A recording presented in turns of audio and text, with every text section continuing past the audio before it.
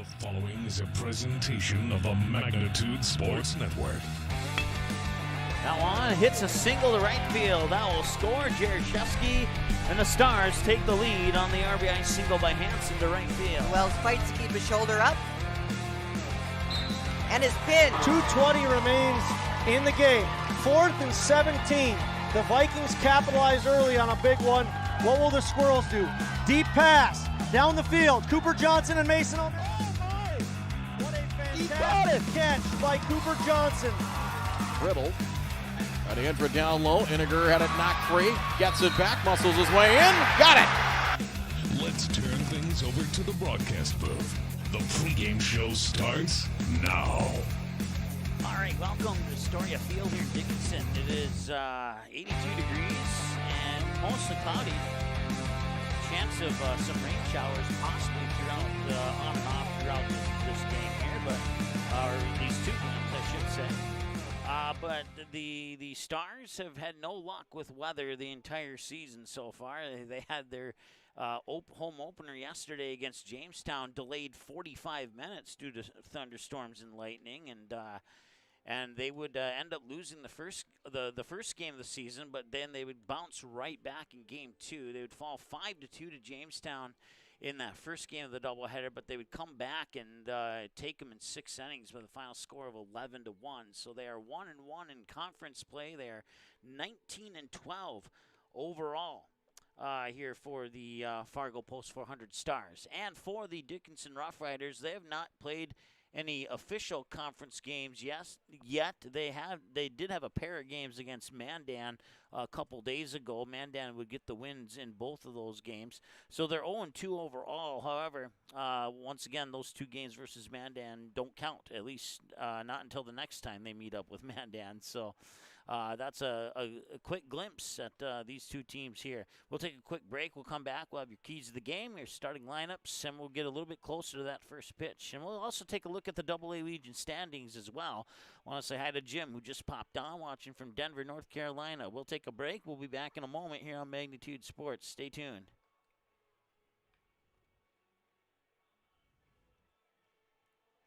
Does a ghost pepper wing that doesn't send you into tears make any sense? Sure does to us. That's why Popeye's ghost pepper wings are more flavorful than fireful. Because in NOLA, we like to taste our food, not cry over it. We don't make sense. We make chicken. Love that chicken from Popeyes. We know it's a difficult conversation, but you can give your family peace of mind by sharing your final wishes. Does a ghost pepper wing that doesn't send you into tears make any sense? Sure does to us. That's why Popeye's ghost pepper wings are more flavorful than fireful. Because in NOLA, we like to taste our food, not cry over it. We don't make sense. We make chicken. Love that chicken from Popeyes. At Popeyes, we've got a feast for your family. Whether it's spicy or mild fried chicken or tenders, our brand new homestyle mac and cheese, or any of our other delicious sides, there's something for everyone at the table. Try it today and earn points with Popeyes Rewards. Do you have a teen ready for driving lessons? Don't know what they need to do or when things need to be done? If busyness keeps you from driving with them, then Gotta Go Driving School is the place to call. Jeff Weber at Gotta Go Driving School has been teaching driving lessons to all age groups since 1991. Call Jeff at Gotta Go Driving, 238-0236. Jeff will tell you to start planning ahead now. Don't wait. Got a new driver? Then it's Gotta Go Driving School. Talk to Jeff or go online at gottagodrivingschool.com.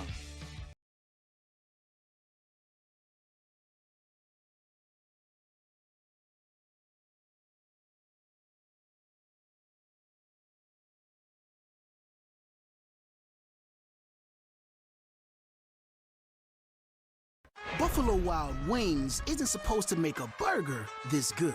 Like, you might even forget we have wings good. So we threw in 6 boneless wings for $1 as a reminder. Buy any burger, get 6 boneless wings for $1. Only at Buffalo Wild Wings. Abby says she wants to marry a B-Dubs Honey Barbecue wing. We get the sweet, tangy allure of honey barbecue sauce, but you can't marry a chicken wing. What are you going to serve at the wedding? Their family? 26 sauces and seasonings at Buffalo Wild Wings.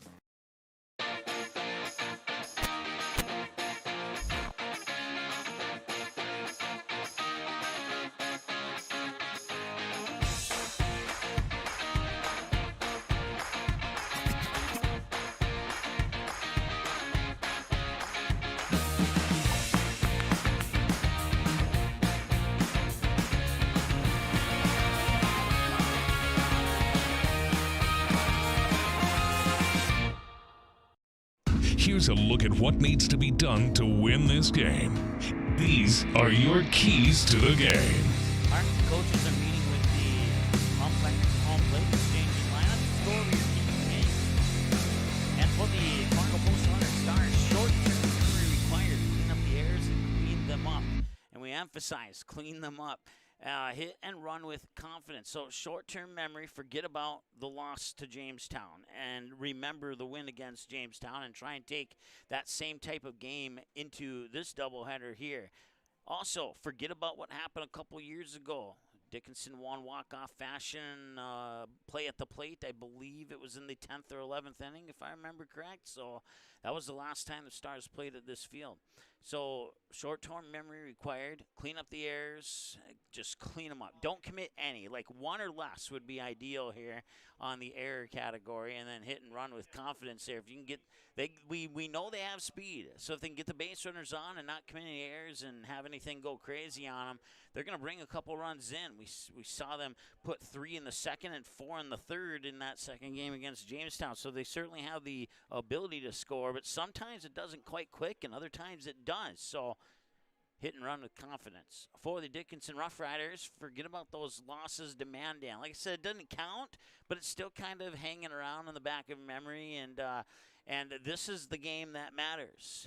Make sure you pitch to the edges. That's where you're going to get the most strikes against the Stars, and then make the Stars pay for any errors that they may commit. And when I say make them pay, I mean that, because the Stars are 19-12 overall, but they could easily be 24-7 or 27-4 if they would just clean up the errors. Like, they were in a lot of those games that they lost, but they lost them because of the errors. So if the Stars commit errors, make sure that if you're on the Rough Riders team, that you make them pay for those errors that they commit.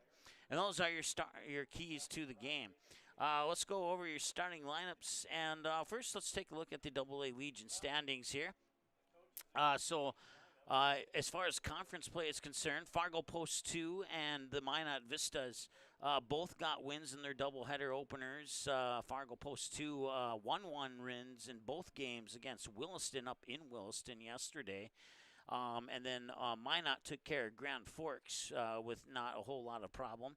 And the Stars, they split with Jamestown, so the Stars are sitting at 3 with the Eagles at 4. And then Bismarck and Dickinson and Mandan and West Fargo have not officially played any conference games yet, so that's all to be determined. And then you got Grand Forks and Williston at the bottom sitting at 0-2 with 2-game losing streaks. And that's a look at your 2023 North Dakota AA Legion standings. All 10 teams this year, so all 10 that you see on the screen, will play in the state tournament.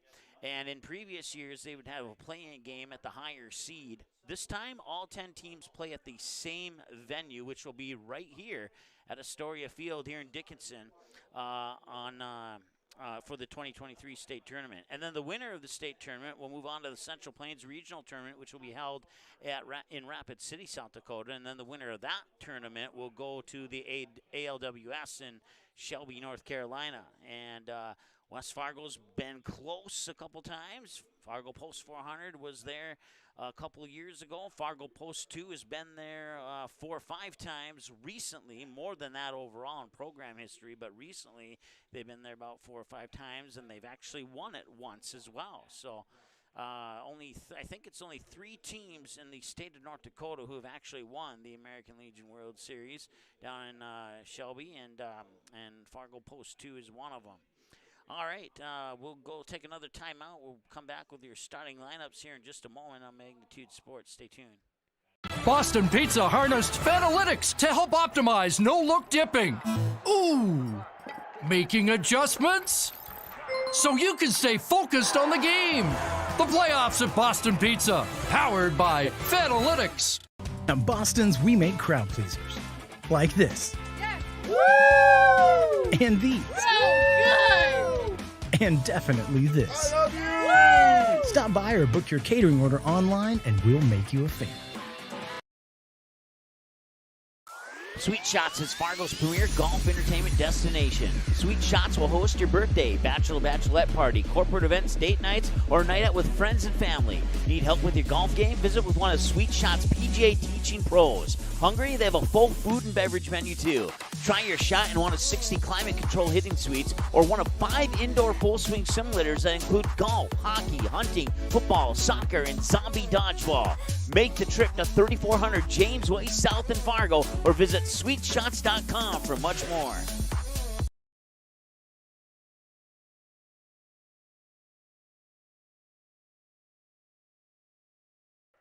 Game time is now only minutes away. Let's take a look at your starting lineups for this matchup.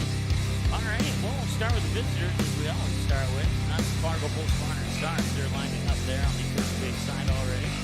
1, 2, and 3 in the batting lineup. Shortstop Caleb Christensen, second baseman Matt Bryant, and the center fielder Kobe Hansen. In the middle of the order at 4, 5, and 6 is the first baseman Logan Sullivan. Designated hitter Andre Work, third baseman Eli Mock. Bottom of the order at 7, 8, 9. Right fielder Gunnar Majerus, catcher Jack Demers, and left fielder Jackson Ammerman. On the mound for the Stars will be Jake Jaroszewski. And for the Dickinson Rough Riders, Carson Weiler, number 7, the third baseman, will bat first. Jace Kovash will bat second in the shortstop position. Batting third is Isaac Daly, the starting pitcher. Middle of the order, 4, 5, 6, center fielder Colin Cheddar. First baseman Caden Krieg. Left fielder Jeremiah Jellick. And the bottom of the order at 7, 8, 9 is the catcher Landon Olson. The right fielder Davin Seibel. And the second baseman Jack Price. National anthem now. We'll take a break. We'll be back with the rest of your pregame show in just a moment. Doolittle's Wood-Fired Grill is an experience that ignites your senses, featuring wood-fired rotisserie cooking. Grilling meat over an open flame creates that savory wood-roasted flavor, while the rotisserie rotation results in juicy and succulent meats. Doolittle's even has an outdoor fire pit that creates a relaxing setting to wine and dine for any occasion. Visit DoolittlesRestaurants.com for a full menu or to make a reservation. Doolittle's Wood-Fired Grill, 2112 25th Street South in Fargo, or call ahead at 701-478-2200.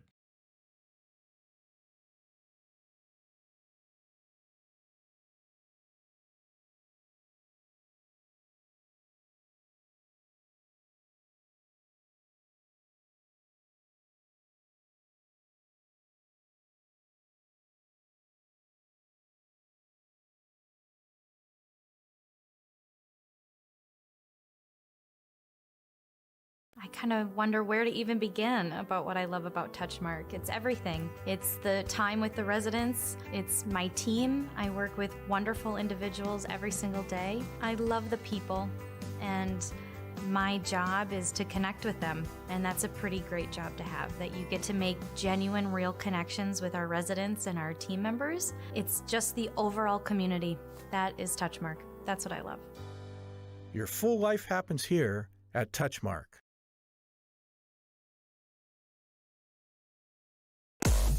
All right, welcome back. There's a good look at Isaac Daly. He'll be your starting pitcher here for the Dickinson Rough Riders.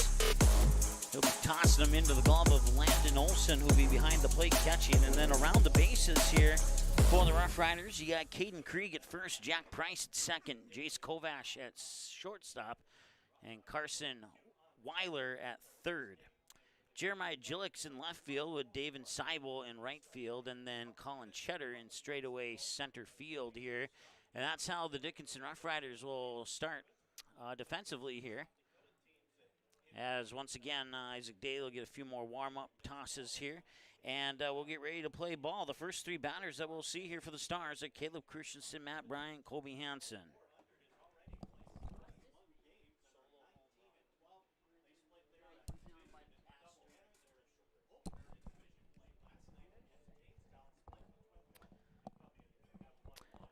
Once again, we want to thank our sponsors, including Santana Concrete, Popeyes, Touchmark, Gotta Go Driving School, Sweet Shots, Buffalo Wild Wings, MTW Towing of West Fargo, Goldmark Commercial Real Estate, Tommy's Express Car Wash, Doolittle's Wood-Fired Grill, Bar 9, Dakota Fins and Feathers, Boston's Pizza and Barcode for making broadcast coverage possible here of the Stars all season long. 82 degrees right now here in Dickinson with the threat of rain on the horizon. Dickinson 0-2, a 14-4 loss, and a 4-3 loss to the Mandan Chiefs in non-conference play. So this is their first conference game. They are 0-0 in conference play. And once again, the opening bracket of the state tournament starts right now. You could honestly put it that way if you wanted to. We'll put it that way for sure. All right, so we're ready to go here. Caleb Christensen's the leadoff batter.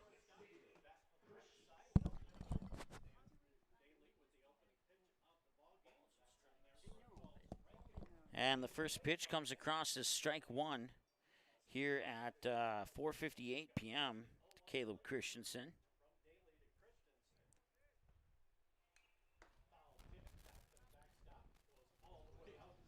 So now strike two. So no 2 count here to Caleb Christensen. Once again, Matt Bryant's the batter on deck.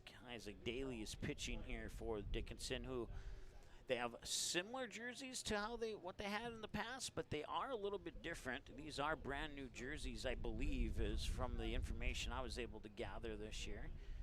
So they're a little bit lighter gold, I guess is how I would describe it, compared to previous years where they had a little bit darker gold. So Christensen will sign himself a 1-pitch extension to his plate appearance here on that fouled away pitch, and he'll remain 0-2 here in the early going of the top of the first. Still looking to cross the 1-minute mark of this broadcast, and that one's inside, and we'll see ball one. So 1 ball and 2 strikes now here to Caleb Christensen.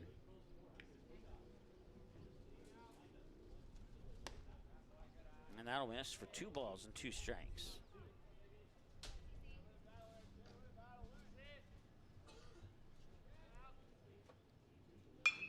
And Christensen, he will head it out towards right field. Running after it there is Seibel. He makes the catch as he loses his hat. Now number 1.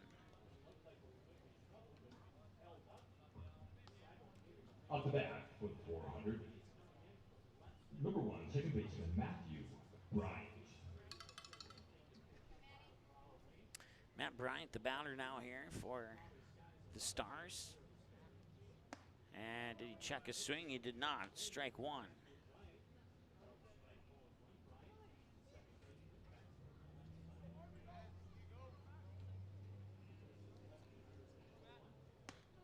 That's strike 2. That was a nice curveball that broke to the inside on the inside edge of the plate. So Daly now on pitch number 9 already. Swinging and maybe got a piece of it. Drop third strike, and he'll be thrown out on the 2-3, and that will be out number 2. And that will bring up the next batter here for the Stars, Colby Hansen. Off the bat, center fielder number 2, Colby Hansen. Colby Hansen, towards the end of spring training, hit a solo shot to left field. He fouls this one off for strike number 1. 10 pitches now for Daly. 8 of them have found the strike zone. Once again, the strike zone is anything that's not a ball or a hit by a pitch. And the 0-1, and this one right back to Daly. He will turn around and underhand toss it over there to Krieg for the 1-3 ground out. And that brings us to the middle of the first inning. Most score on the Stars scored 0 runs. No runs on no hits, no errors, nobody left on base. And we go now to the bottom of the first. It'll be Carson Wheeler, Jason Bobash, and Isaac Daly, your starting pitcher, or first 3 batters. It's the first inning. Give me a moment, and we'll be back in a moment here on Magnitude Sports. Hey, it's Mike with Magnitude Sports. Check out this channel right here, Dakota Fins and Feathers Outdoors. It's owned and operated by a family in Bismarck, North Dakota that I've known for over 2 decades. Kids have grown up into fine young men, and during their high school careers, some of them even played games that were broadcast on Magnitude Sports. If you like hunting, fishing, general outdoor life, sunrise, sunset, everything hunting and fishing related, dogs, hunting dogs, they're the best. Then check out the channel and show them some love. Go to Fins and Feathers Outdoors. Subscribe to them today.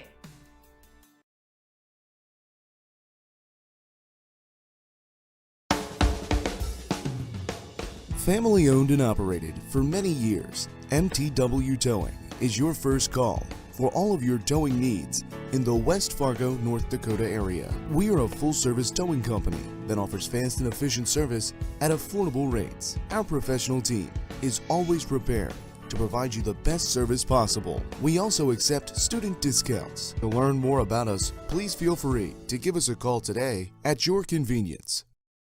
All right, welcome back. Jake Jaroszewski on the mound warming up here for the Post 400 Stars. He will not be batting. You'll only see him on the mound, at least to start the game anyway. And he will be tossing him into the glove of Jack Demers behind the plate catching. And then around the bases, you got Logan Sullivan at first, Matt Bryant at second, Caleb Christensen, the shortstop, Eli Mock over at third. In the outfield, Jackson Ammerman in left. You got Gunnar Majerus in right, and Colby Hansen straightaway center field here at Astoria Field is how the Stars will line up defensively for Game 1 of this doubleheader. So once again, they're 1-1 in conference play. They would love to come away with a pair of wins here and move to 3-1 overall. And then depending on what happens with Fargo Post 2, they would have a chance to potentially move up into first place already. It's still early in the season, of course, here. But they got to take care of business here on the western side of North Dakota first before they worry about any of the rest of that stuff. Once again, it's Jake Jaroszewski on the mound, and the first pitch is in for a strike. It's 0-1 here to Carson Weiler. Want to say hi to everybody watching the game from Frank's in South Fargo. Our friend Sean and all of his good buddies watching the game and cheering on the Stars from South Fargo. And so thanks so much to the staff at Frank's for putting the game on there. We appreciate that. 1 ball and 1 strike here to Carson Weiler. And now that one's popped up, fouled away, and it's strike 2.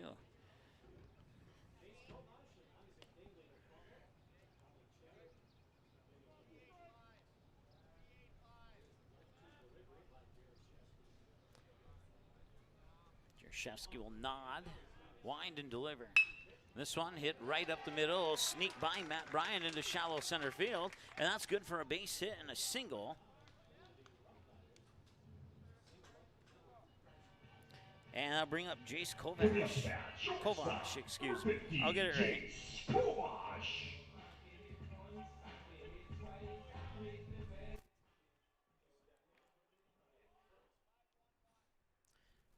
Jace Kovash, 2 for 6 lifetime on Magnitude Sports with a pair of hits to left field. One of them coming just shy of a home run.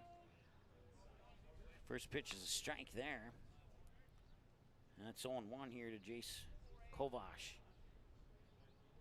Moves Isaac Daly into the on-deck circle here. Jaroszewski, 4 strikes on 5 pitches. Tries the pickoff attempt there on Weiler, and that one will be unsuccessful.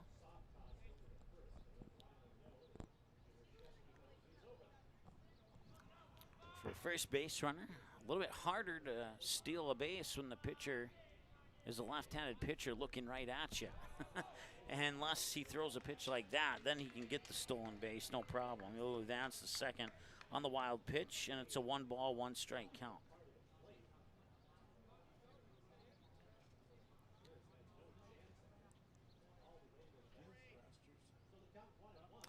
So now the first runner of the game is in scoring position here for either team. And up to second, that one goes into center field, but scooping it up will be Colby Hansen, and Weiler will stay right where he's at.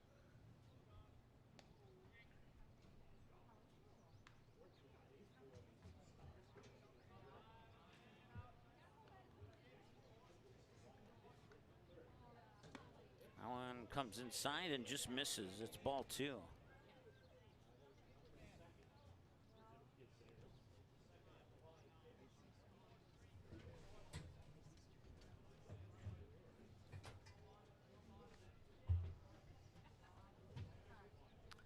Two-1 delivery, swing and a miss, strike 2 or even.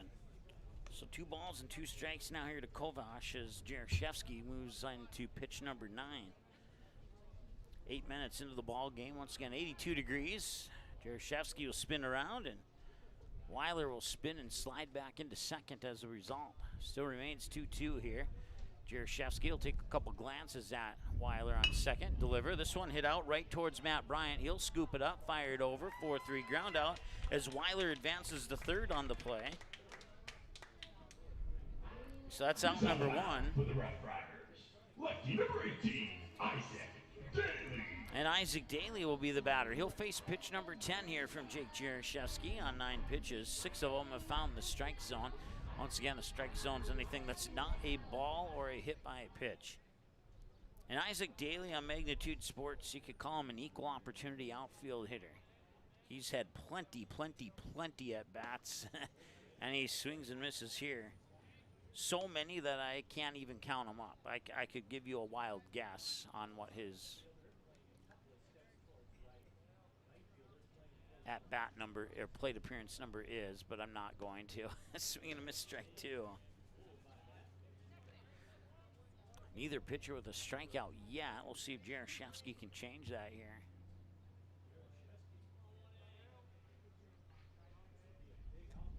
Yeah, swing and a miss, and that's the first strikeout of the game for Jake Jaroszewski.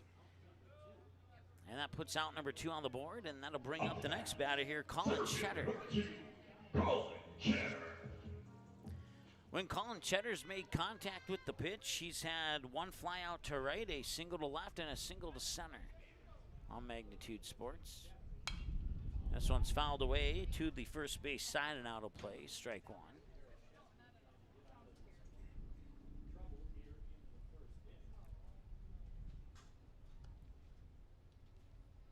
Once again, standing on third is Carson Weiler.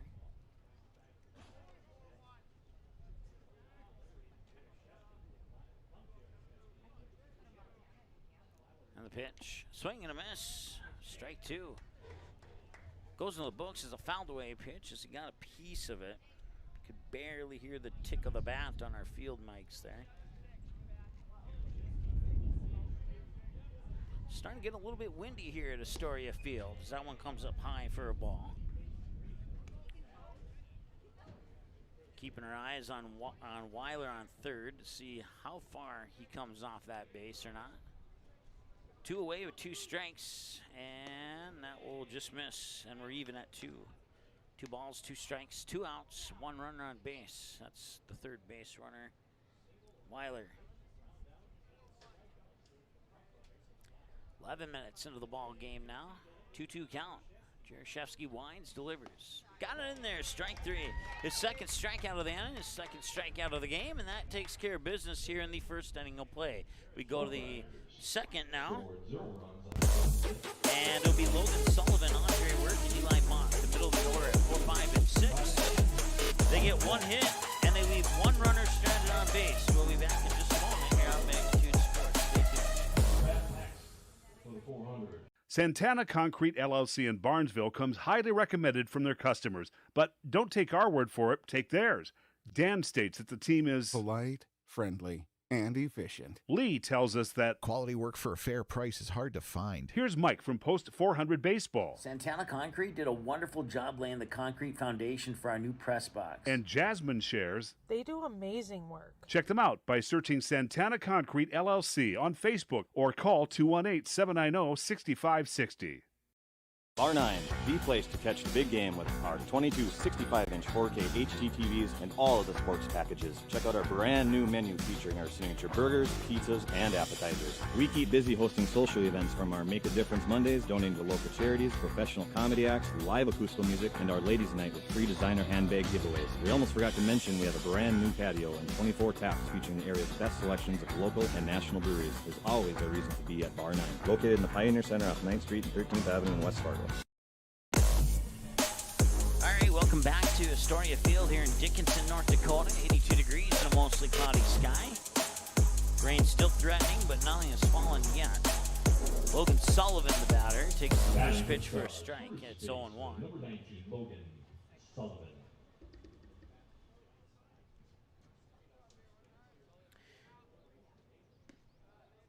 Took Daly 11 pitches to get through the top of the first. And now 2 pitches later, he's at a 1-ball, 1-strike count here on Logan Sullivan.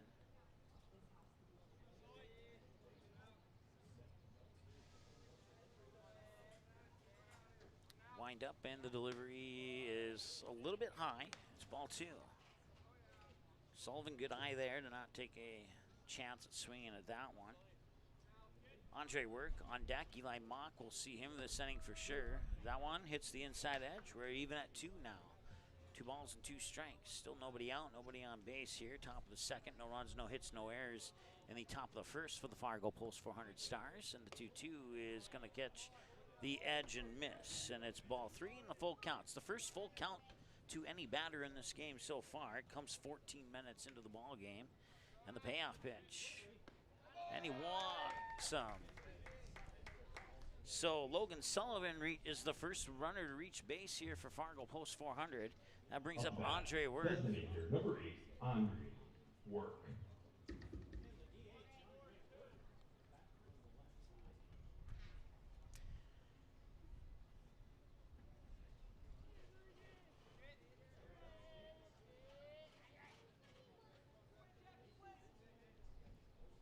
Andre Work, the designated hitter.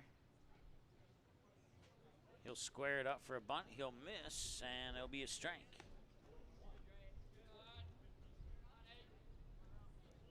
Nobody out, looking to get Sullivan up into scoring position here. Been doing a lot of bunting this season in the 2 games yesterday against Jamestown, and now they're already showing it here against Dickinson. Will he square up again? We'll have to wait and see, as the pickoff attempt will not be there in time, and Sullivan gets back in time. Work the DH in the number 5 spot. He will square up again, and he'll miss that one. Now it's strike 2, and that will eliminate the bunt. He's going to be swinging or taking the pitch from here on out, unless his coach has something up the sleeve I'm not aware of.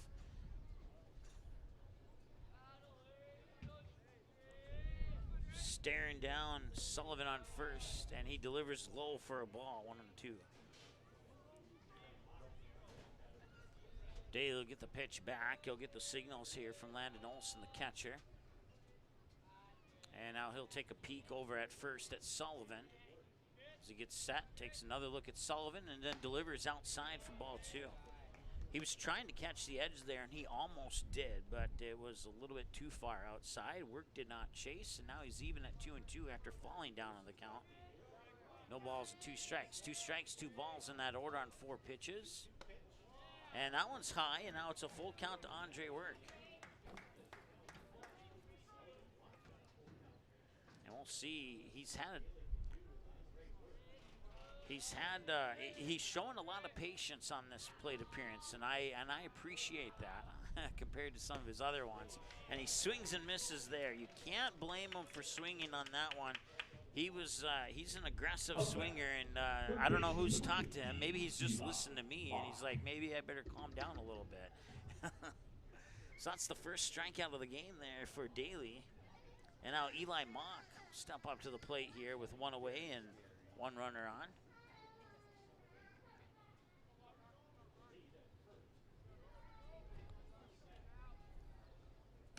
And that pitch is outside for a ball, 1-0.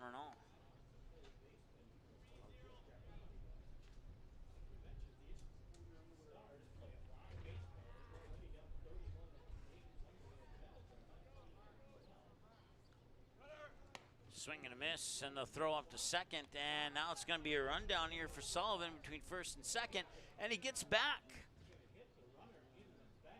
Or did it hit him? I guess the no call yet from the umpire. No out, no safe call, so he's safe. He got back to first. I don't know how he did that, but he did. So Stars get a little bit of a lucky break on that opportunity there.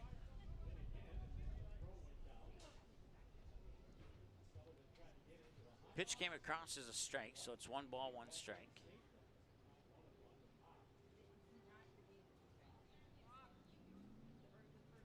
One, and that one's hit beautifully inside the third base line and fair. Sullivan moves up to second. He will head into third. They'll put on the brakes there, and Eli Mock's on with a double to left field. And that's exactly what the doctor ordered here.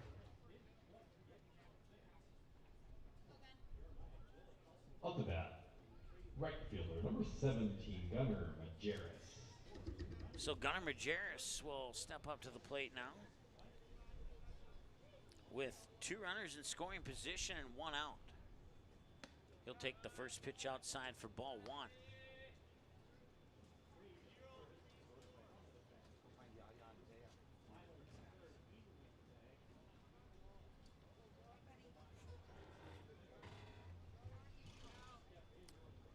windup in the 1-0, and he will not check his swing. He's even at 1 with the strike.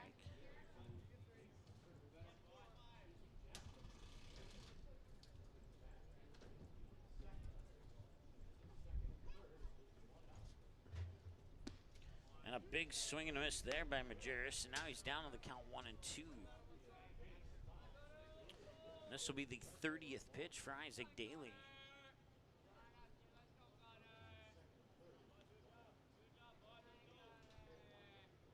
1-2 delivery. High, and it hit him. It hit him in the elbow, and now load the bases for Jack Demers.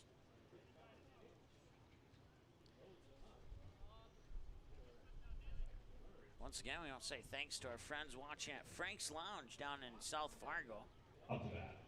And thank the crew and staff at Frank's Lounge for putting the game on. Appreciate it.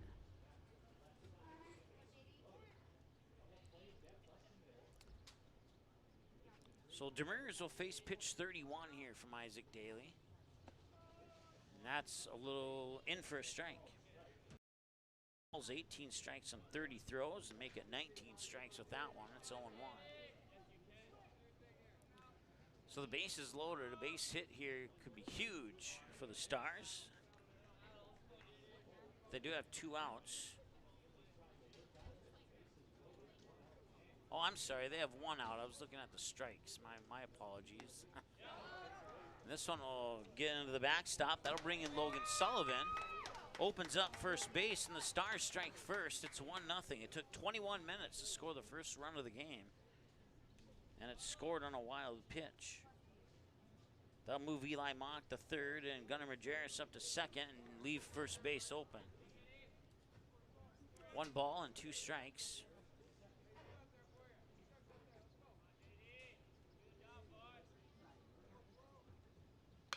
And Demers will hit it foul down the first base side. The count will remain right where it's at. 1 ball and 2 strikes.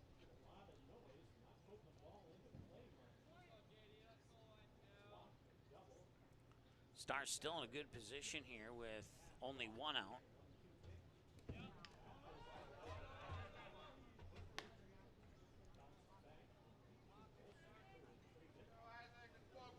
Pitch came across as a ball. It's 2 balls and 2 strikes.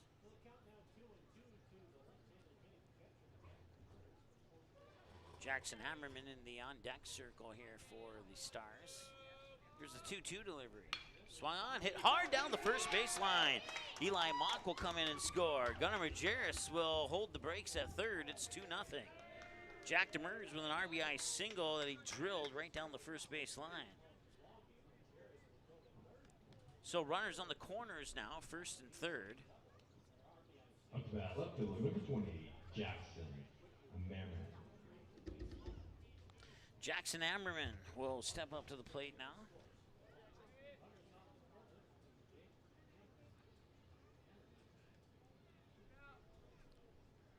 Jackson Ammerman like center and right center field when he's at the plate. 1 ball, no strike here to Ammerman. Caleb Christensen moves into the on-deck circle here for the Stars, and if he can reach base here with no double plays happening, that would turn us back to the top of the order here for Fargo Pulse 400. This one fouled off, and now Jack Demers will have to make the 74-foot trip back to first base. 1 ball and 1 strike. And we already have a visit to the mound here in the top of the second for the Dickinson Rough Riders. This visit to the mound brought to you by the Marsh McLennan Agency of Fargo. Visit their website at marshmma.com to learn about the services that they can provide for you in the Fargo-Moorhead and the surrounding areas. Once again, the website is marshmma.com. This visit to the mound has been brought to you by the Marsh McLennan Agency of Fargo. So once again, to reset, you got runners on the corners. You got Demers on first, Majerus on third, and it's 1 ball, 1 strike, 1 out here to Jackson Ammerman.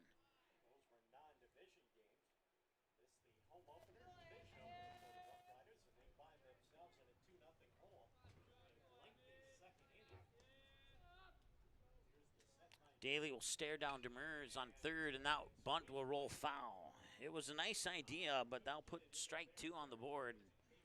Now they're going to have to come up with another plan here.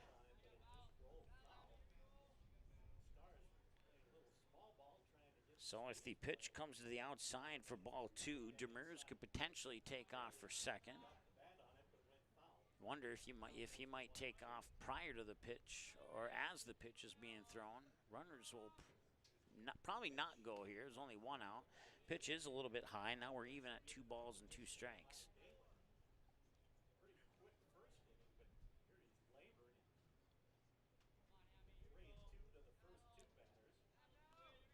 Third baseman playing right on the edge of the green there.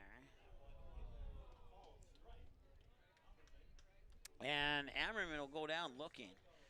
That is strikeout number 2 for Isaac Daly, the second out of the inning now. Brings up Caleb Christensen as we return to the top of the order. Christensen would fly out to right field last time he was at the plate.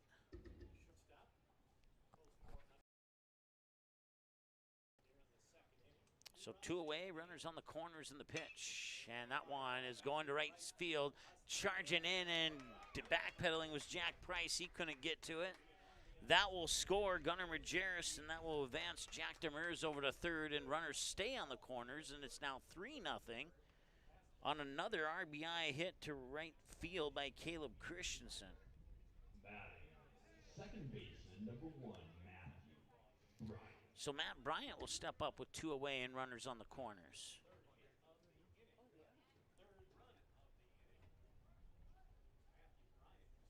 So 3 runs on 3 hits so far.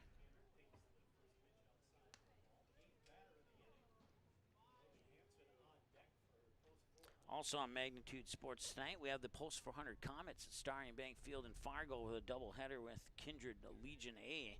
And then we have Kindred Legion B taking on the Oak Grove Jacks at Viking Varsity Field in Kindred. So a total of 5 games for you here on Magnitude Sports this afternoon and early evening. Or late afternoon and evening, probably the better way to put it.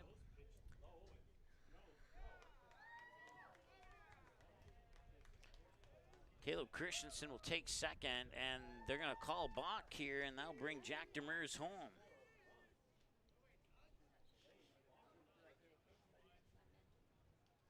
So now the lone runner is Caleb Christensen on second. And the Stars have taken a 4-0 lead here. Bryant was thrown out on a drop third strike last time he was at the plate. It looked like Bryant was hinting about squaring up there, but that will miss for ball 2.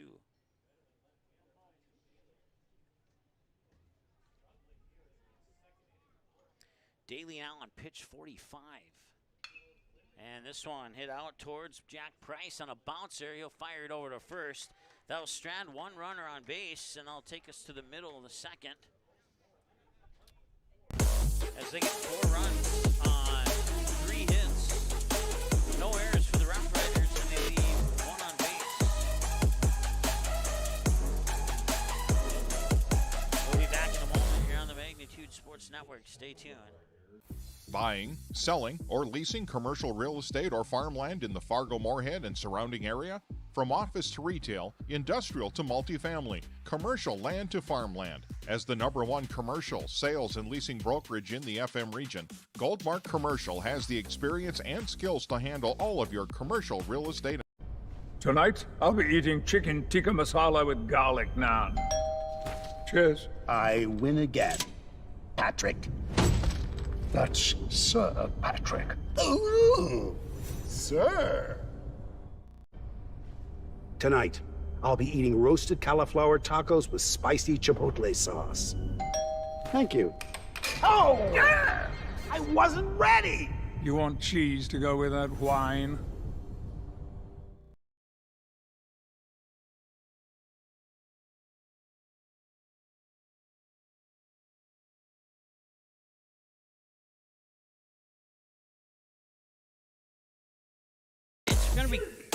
It's going to be Caden Krieg stepping up to the plate now here as we approach the 30-minute mark of this ball game. 4-0 lead for the Fargo Post 400 Stars. 4 runs on 3 hits. They leave 1 on base in the top of the second. Neither team scores in the first, and now we move to the bottom of 2 here with Caden Krieg as the batter, and he takes the first pitch for ball 1.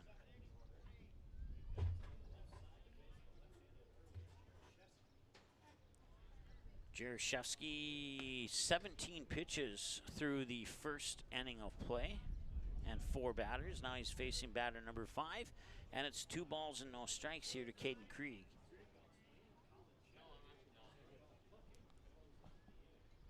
So this will be the 20th pitch now here for Jaroszewski. And that one's fouled away for a strike. It's 2-1. On 20 tosses, it's 13 strikes and 7 balls.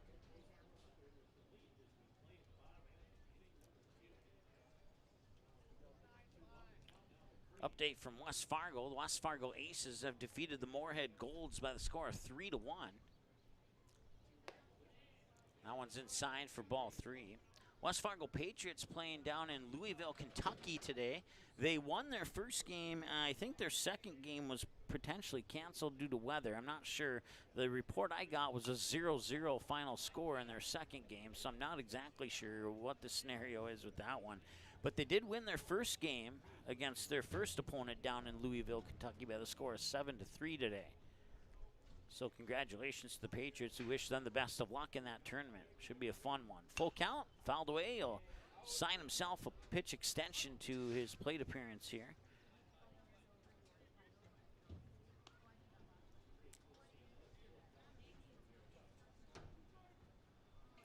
So full count, 3-2 here to Krieg. This is the first full count batter for Jaroszewski today. And he'll walk him as he pushes it to the outside. And that puts Krieg on base and brings up the new batter, Jeremiah Gillick. Coming up to bat, wearing 1-0, left fielder, Jeremiah Gillick. All right, Jeremiah Gillick will step up to the plate here. 31 minutes into the ball game to face pitch 25 from Jake Jaroszewski. Runner on first. Once again, it's Caden Krieg here for the Rough Riders, trailing 4-0 in the bottom of the second here at Astoria Field in Dickinson, as that one's fouled away into the netting off the first base side for strike 1.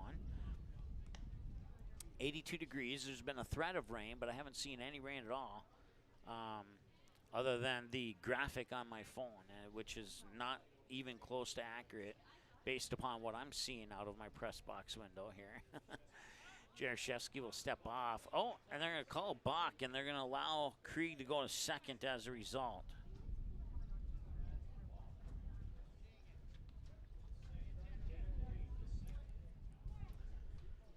So down 4-0, you get a free pass to second, puts a player in scoring position. A base hit here by Gillick could get Dickinson on the road. Did he check his swing?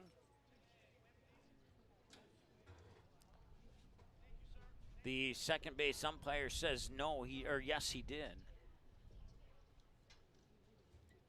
That was kind of a tough one to call because Jaroszewski jammed up Gillick high up in the inside there, and even though he tried to check his swing, he also tried to avoid getting hit by that pitch as well. So sometimes that can throw your bat around further than you want it to, and then that sometimes causes a strike even if that's not what you were hoping for. 1 ball and 2 strikes now here to Jeremiah Gillick. Once again, Caden Krieg, the runner on second here for Dickinson.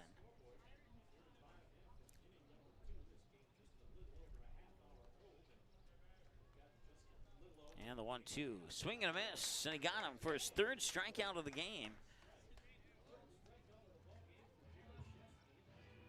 And that will send Landon Olson to the batter's box here for Dickinson Rough Riders. He'll face pitch 29 from Jaroszewski. 33 minutes into the ball game now, still 4-0 in the bottom of the second. Jaroszewski will look back at Krieg on second. Now he'll do it a second time. Now he'll throw back over there. Ooh, that was close, but Krieg able to get his right foot onto the bag just at the perfect time. And he gets back safely. So the pickoff attempt is unsuccessful there. We'll see if they try it again after getting that close the first time. Jaroszewski will deal. And he deals a swing and a miss for strike 1.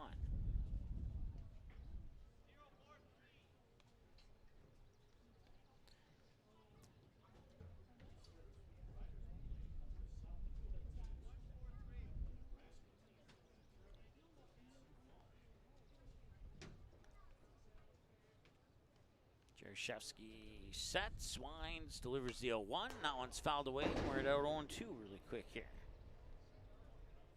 So the last 2 batters in a row, he's gotten to an 0-2 count on a pair of fouled away pitches.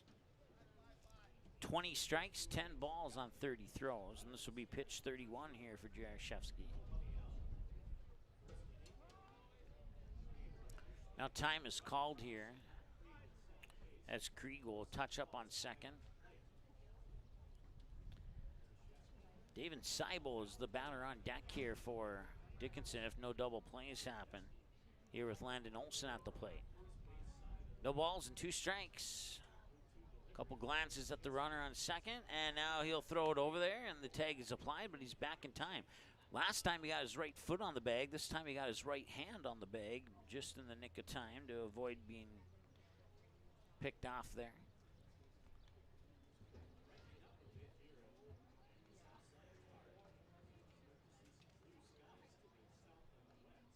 And the 0-2 delivery. Swing and a miss, and he got strikeout number 4. And that is out number 2 on the... Up to bat, he's a Rough Rider, right fielder, number 6, David Seibel. And David Seibel will step up to the plate.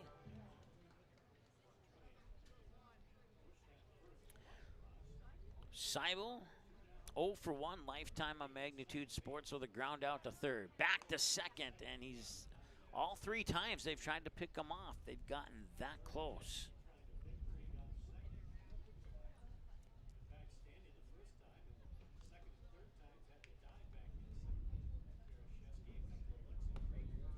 And he'll miss the inside edge for ball 1 here to Seibel. Seibel representing batter number 8 in the lineup here for Dickinson.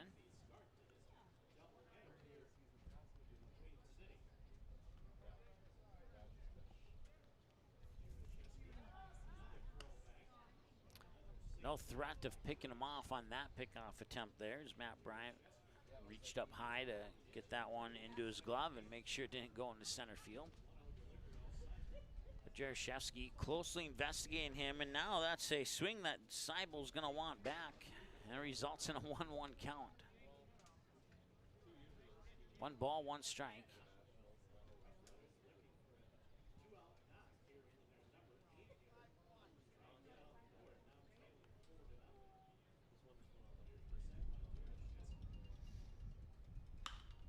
This one's sent up center field. Kobe Hansen's tracking it, and he makes the grab, and that ends the 2nd inning of play. So the flyout for Seibel will send Dickinson to get their gloves, and it'll bring up Kobe Hansen, Logan Sullivan, and Andre Worth. Batters 3, 4, and 5. When we return after this here on the Magnitude Sports Network. Be right back in just a moment. Rough Riders, 0. Now batting, number 5. Nice seats. $50 though? Hey, this dude got his seat for only $20 on Game Time. Whoa. Game Time tracks ticket prices in real time and finds you all the best last-minute deals, so you can get tickets for up to 60% off. 60% off? Mystical ballpark voice? Yeah. That guy freaks me out. Download Game Time now. Come on, do it. Buying, selling, or leasing commercial real estate or farmland in the Fargo-Moorhead and surrounding area? From office to retail, industrial to multifamily, commercial land to farmland. As the #1 commercial, sales, and leasing brokerage in the FM region, Goldmark Commercial has the experience and skills to handle all of your commercial real estate and farmland needs with the highest levels of customer service and marketing around. Trust the experts at Goldmark Commercial Real Estate to lead your team to success.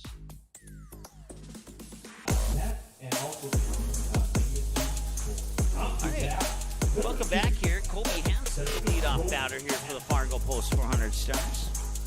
I want to say thanks to the Dickinson PA announcer for giving us a shout out, letting fans know that they can watch the game here on Magnitude Sports. Certainly appreciate that. Once again, Kobe Hansen grounded out right back to Isaac Daly on a 1-3 last time he was at the plate. This one, he's going to send right over to Jack Price. Price will sidearm it over to Krieg for the 4-3 ground out, and that's out number 1. So now Logan Sullivan, he was walked last time he was at the plate. He will step up to the plate one more time here at the 40-minute mark of the ball game. Moves Andre Work into the on-deck circle. So one away already here, and a big swing and a miss there on a high pitch. Batting for the Stars, first baseman number 19, Logan Sullivan. Or otherwise known as Sully, according to the lineup card in the dugout. I could give you the nicknames for all of them.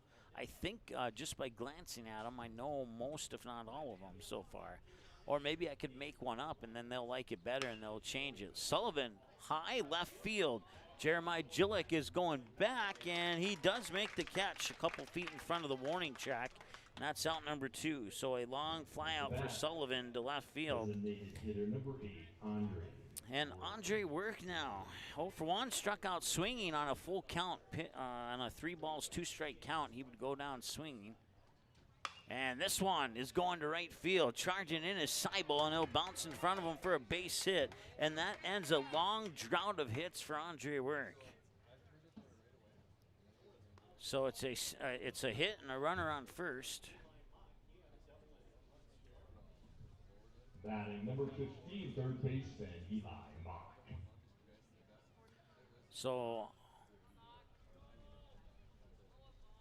the scoreboard in the outfield shows 3. I have 4-0 on 2 sources, so I'm not sure. Oh, they literally just fixed it.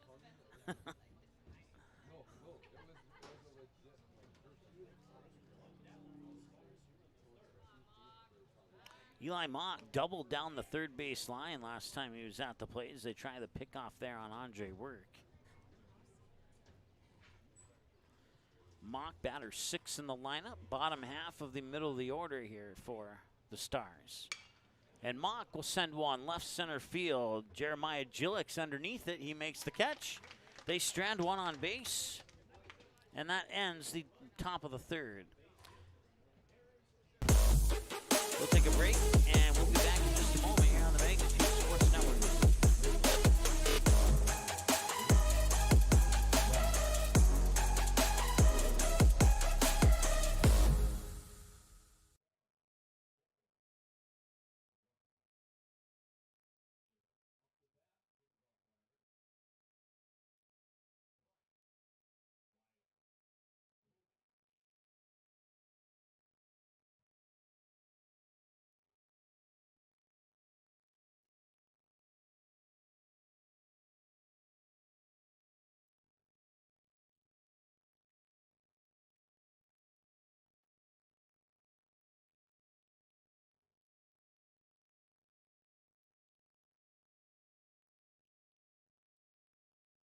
Does a ghost pepper wing that doesn't send you into tears make any sense? Sure does to us.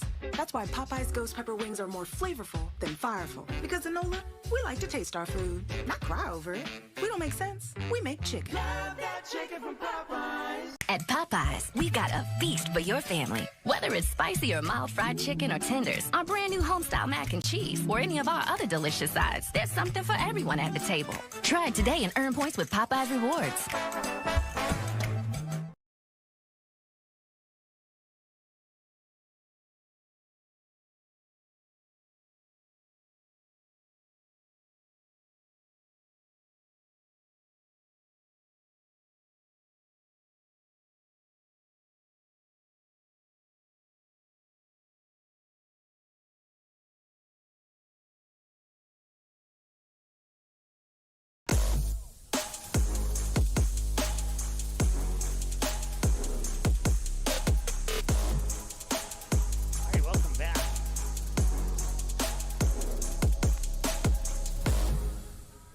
Welcome back once again here just to Astoria Field here in Dickinson. Taking a peek in at Starry and Bank Field. The Kindred Vikings have a 3-1 lead over the Fargo Post 400 Comets.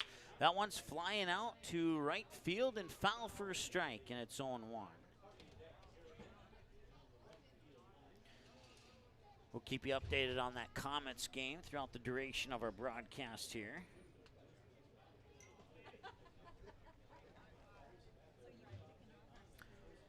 Jack Price, the batter, he fouls it away for that first strike. Actually, there was a couple other pitches there as I was working on something behind the scenes. So it's 1 ball and 2 strikes.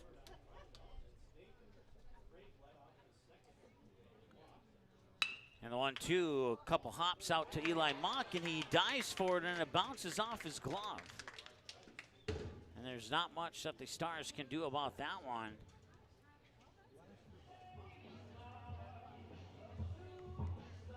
Up to bat, he is the Rough Rider Scout.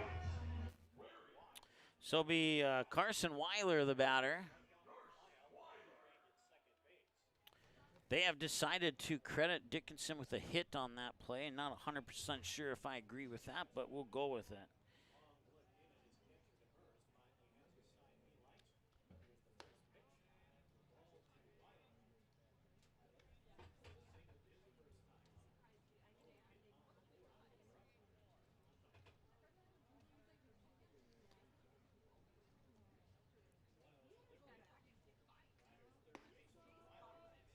And that one is in for a strike. It's 1-1 here to Carson Weiler. He singled on a little grounder up the middle past second base into shallow center last time he was at the plate. Jack Price, the runner on first, and they'll toss it over to Sullivan here to try and keep Price in check on the first base bag.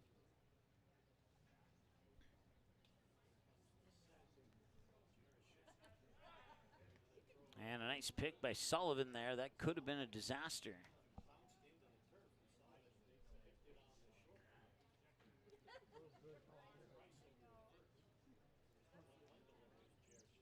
And this one takes a bounce off to second, and now to first. They got it.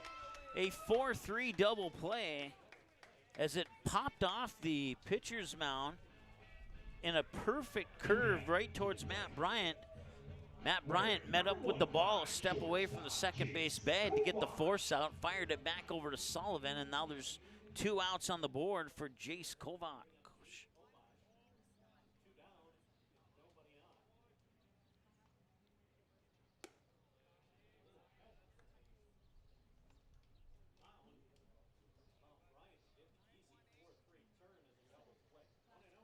Kovac grounded out to Matt Bryant, the second baseman, last time he was at the plate. He'll foul this one back. We're even at 1 ball, 1 strike here for Jace Kovac.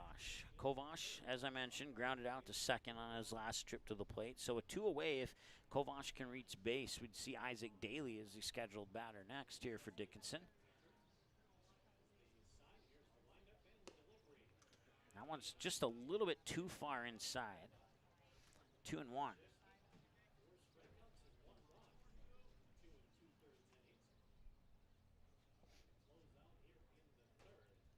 The 2-1 pitch. And that one's hit up towards left field, going deep. It's a rainbow shot there. And at the warning track, he could not make the catch. Jackson Hammerman just over his head, and that'll be another base hit here for Dickinson.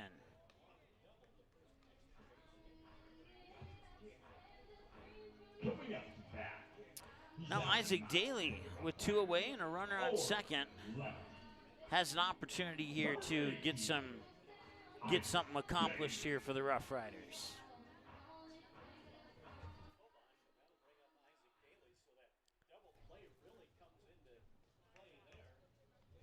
Daly 0 for 1, struck out swinging last time he was at the plate.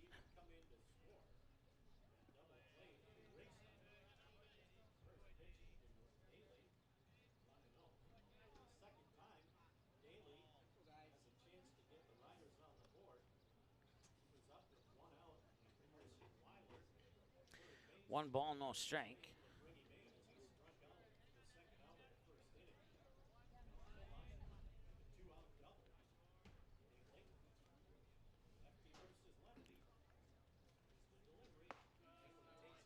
And the strike is called, 1-1. So Jaroszewski now 3 shy of the half-century mark on the pitch count. 48 minutes, 2 minutes shy of 50 minutes of the game. So Jaroszewski will wind and deliver.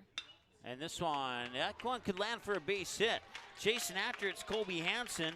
Jake Kovac is going to round third. He will score. Dickinson's on the board. It's 4-1 on an RBI double off the bat of Isaac Daly.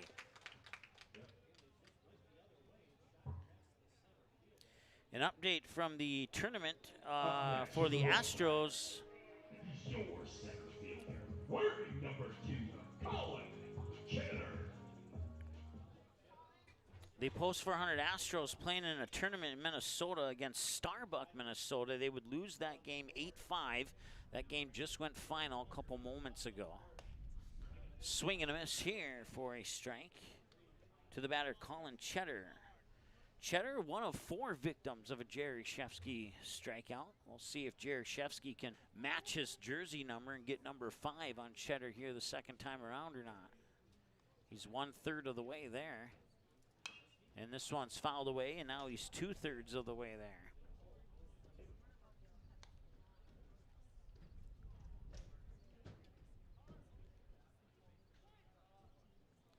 So once again, the Comets in action as we speak, back at Starry Bank Field in Fargo. The Astros playing in a tournament in Minnesota. They lost 8-5 to Starbuck, Minnesota just a few moments ago. And we got the Stars here leading 4-1. As Daly will move to third on a wild pitch, and the pitch will come across as a ball. It's 1 ball and 2 strikes. So Daly now 90 feet away from potentially slicing the Stars' lead in half here. And the pitch fouled away, and that one's out of the park and into the roadway that leads to the parking lot off the first base side. And the count will remain right where it's at 1-2. Caden Krieg is on deck if Cheddar can reach base. And the 1-2. And this one grounded out towards short. Christensen picks it up on the hop. He got it there. At least according to the umpire, he got it there anyway. And that was a tough throw for Christensen, and that prevents the run from scoring. They leave one stranded on base. For a total of 3 in the game. Gunnar Majerus, Jack Demers, and Jackson Ammerman, bottom of the order here when we return after this here on the Magnitude Sports Network. Be right back. Do you have a teen ready for driving lessons? Don't know what they need to do or when things need to be done? If busyness keeps you from driving with them, then Gotta Go Driving School is the place to call. Jeff Weber at Gotta Go Driving School has been teaching driving lessons to all age groups since 1991. Call Jeff at Gotta Go Driving, 238-0236. Jeff will tell you to start planning ahead now. Don't wait. Got a new driver? Then it's Gotta Go Driving School. Talk to Jeff or go online at gottagodrivingschool.com. Buffalo Wild Wings isn't supposed to make a burger this good. Like, you might even forget we have wings good. So we threw in 6 boneless wings for $1 as a reminder. Buy any burger, get 6 boneless wings for $1. Only at Buffalo Wild Wings. Abby says she wants to marry a B-Dubs Honey Barbecue wing. We get the sweet, tangy allure of honey barbecue sauce, but you can't marry a chicken wing. What are you going to serve at the wedding? Their family? 26 sauces and seasonings at Buffalo Wild Wings. Welcome back. Top of the 4th inning. Gunnar Majerus will lead things off. We'll see Jack Demers and Jackson Ammerman this inning as well. Isaac Daly through 3 innings of work, 50 pitches, 32 strikes, 18 balls. Taking a look at other games on Magnitude Sports. Right now, the Oak Grove Jacks lead the Kindred B Legion team by the score of 8-2 with 1 out in the bottom of the 4th, and the Kindred Vikings have the bases loaded at the moment. For the Comets, they are trailing 3-1 in the top of the 6th. Kindred is batting. They have runners on 2nd and 3rd right now and a full count to the batter. This one hit out to right field, and it will drop for a base hit. Gunnar Majerus will find the lone spot out into shallow right field. Good for a single, and a hit is made.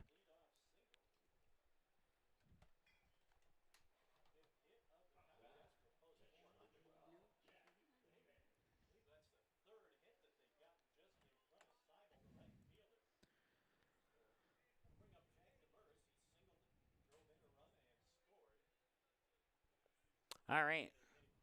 So Majerus on base with the hit to first. Now it's the catcher, Jack Demers. Demers looking to bunt. Snap throw up to first is not in time. Majerus is back. Demers.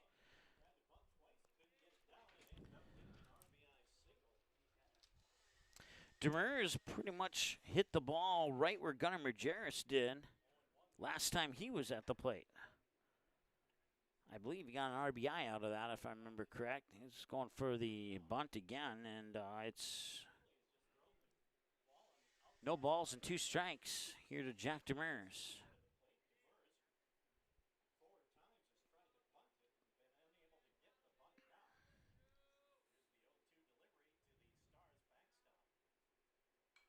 That one's fouled away, and count will stay right where it's at, 0-2.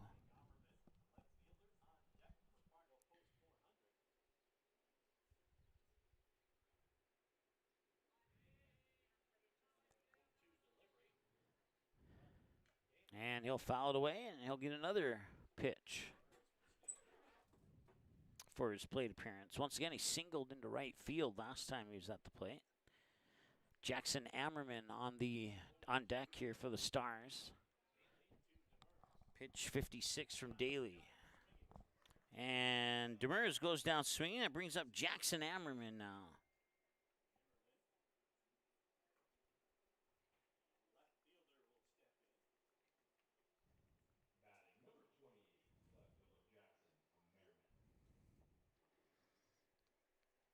Ammerman 0 for 1, struck out looking last time he was at the plate.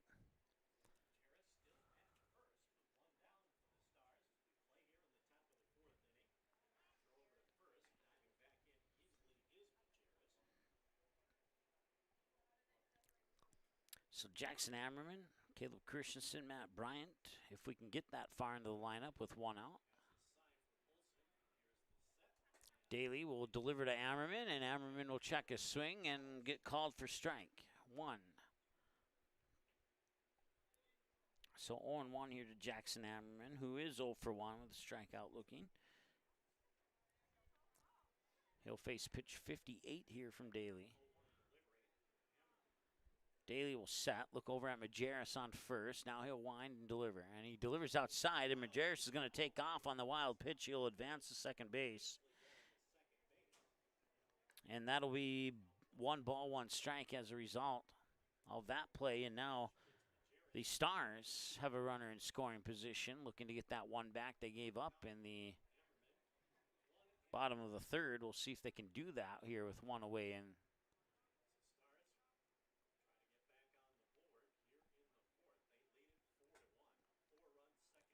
here's the pitch, and that one's a little low, and it's ball 2. 2 balls and a strike. I'm tempted. A friend of mine sent me a video on Instagram the other day of a camera angle that hovers over the batter's shoulder to get a good look at the strike zone at the plate. And I watched it a couple times, and I'm like, I'm pretty sure I could do that with my current setup. And I'm tempted to do it, but then I'd need like a second camera, or I'd need to be on the ball and try and zoom out and catch whatever might happen after the pitch. But 2 balls and 2 strikes the count here to Jackson Ammerman. And Ammerman will hit this out towards Price. That'll be out number 2. So Majerus over to third on the 4-3 ground out. And that is going to be out number 2 and brings up Caleb Christensen. So return to the top of the order one more time here for the Stars. 61 pitches for Daly to get through the first 18 batters for the Stars so far. 2 away, and he delivers inside for a ball here. It's 1-0. Christensen, a fly out to right and a single to right. And Christensen sends it center to Cheddar, and Cheddar's on it, and that will strand Majerus on third, and that will bring us to the middle of the 4th. We will take a timeout here as Christensen plays out to center, and that'll bring up the next batters, 96 and 7 for Dickinson, Green, Gilligan, Wilson. We return after this. Buffalo Wild Wings isn't supposed to make a burger this good. Like, you might even forget we have wings good. So we threw in 6 boneless wings for $1 as a reminder. Buy any burger, get 6 boneless wings for $1. Only at Buffalo Wild Wings. Abby says she wants to marry a B-Dubs Honey Barbecue Wing. We get the sweet, tangy allure of honey barbecue sauce, but you can't marry a chicken wing. What are you going to serve at the wedding? Their family? 26 sauces and seasonings at Buffalo Wild Wings.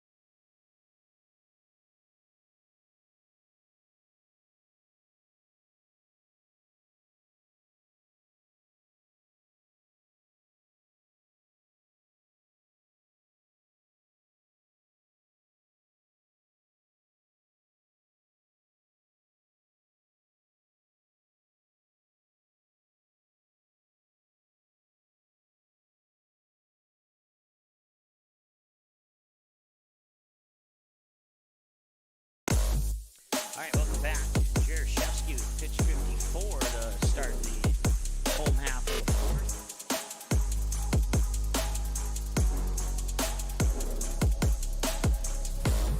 Six runners left on base in this game, 3 for each team so far.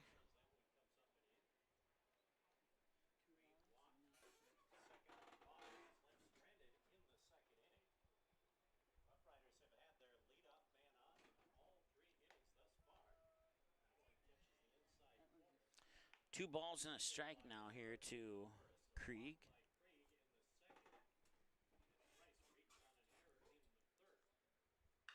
And Krieg down the first base line. Sullivan dives, keeps it, throws it to Sullivan, or Jaroszewski, excuse me, and they get it out. They get him out. So it'll be a 3-1 ground out at first on a nice diving play by Logan Sullivan. And that'll bring up the next batter here for Dickinson. It's Jeremiah Gillick. Gillick, the superstar of the state tournament a couple years ago when he made a diving catch in center field that another Fargo team disagreed with. We'll put it that way. And that is a story that will be burned in my memory for as long as my memory works for me. Let's put it that way. 1 ball, no strike here for Gillick. And this one will be 2 balls and no strikes now to Gillick. Just crossed the 1 hour mark. 1 hour, 2 minutes. Time of the game so far. 2-0 is the count. Jaroszewski delivers and misses again.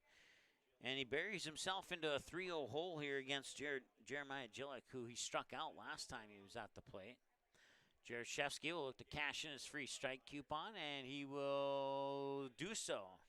3-1. So if he can get 1 more of those, he'd be on track for his 5th strikeout of the game. He has 4 up to this point here. See if he can battle back. Swing and a miss, strike 2, and he does battle back to a full count.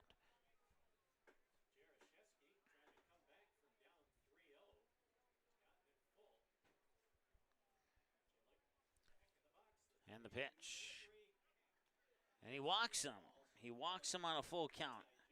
And he will elude strikeout number 5 for a little bit longer. Landon Olson's the batter now with the runner on base. Landon Olson is one of 4 victims of strikeouts for Jake Jaroszewski so far.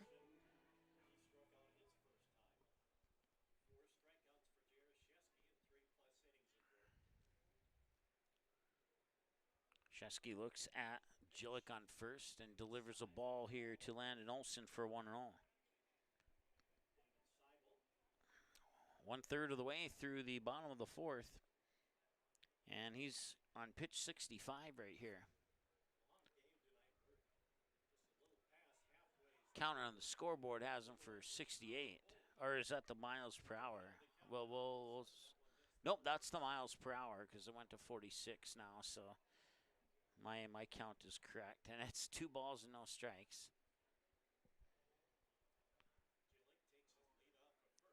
Did not know they had a radar gun here. This one hit out over towards Christensen. To second, he got the pick, and that is the lead runner for out number 2. So Landon Olson will reach on the fielder's choice as they get the lead runner at second on a 6-4 on the force out, and now bring up David Seibel. Flied out to center field into the glove of Kobe Hansen last time he was at the plate. With 2 away now here in the bottom of the 4th, they got 1 on. So Matt Bryant has a quick word with Jaroszewski. 320 down the first base line, as well as the third base line into left field here at Astoria Field. And then straightaway centers, 375. Strike 1 here to Seibel. Once again, he would fly out to center into the glove of Kobe Hansen last time he was at the plate. Now he's down on the count 0-1. Landon Olson will get a little bit of a lead off. Jaroszewski will give him a glare, and now he'll toss it back over, and diving back in is Olson.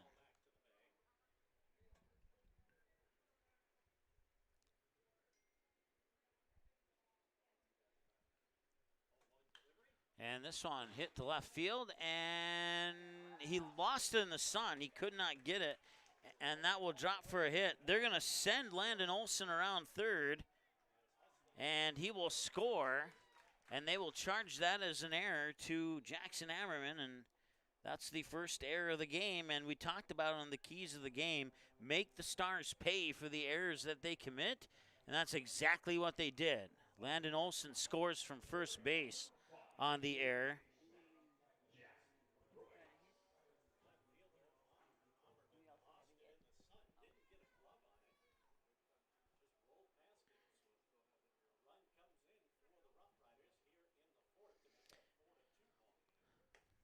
Swing and a miss here for Jack Price. Price, infield single last time he was at the plate.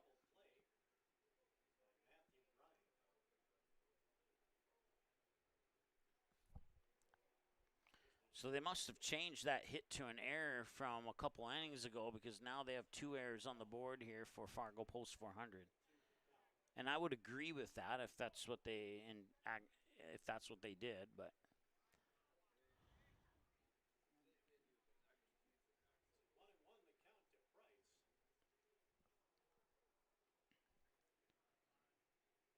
1-1 pitch inside, 2-1.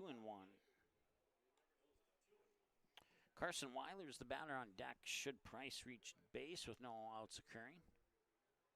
Seibel, the runner on second right now. 4-2s. Dickinson tries to crawl its way back into this one.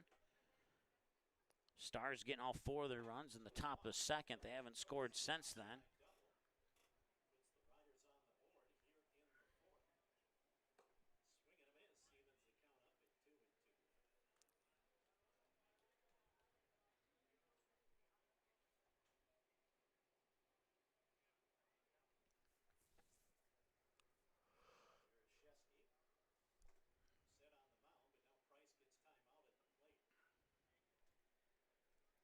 Two 2 with 2 outs and a runner on second and a 2-run ball game. Foul tipped, and did he catch it or did he not catch it? He did not catch it, so it'll be a fouled away pitch.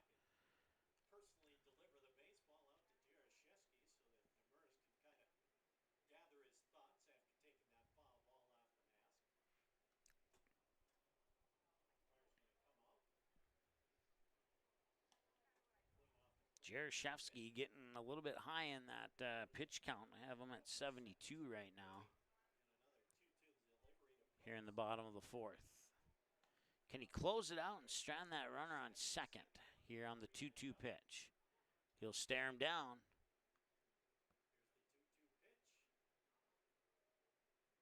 And it's fouled again at the plate.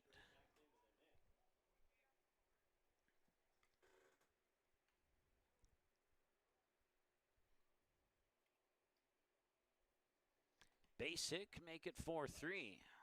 Just the right pitch could keep it 4-2 and send the Stars to the dugout to grab their bats. We'll see if Jaroszewski can do just that here. Swing and a miss, and he got him. And he matches his jersey numbers on strikeouts. He has 5 now, and that ends the 4th.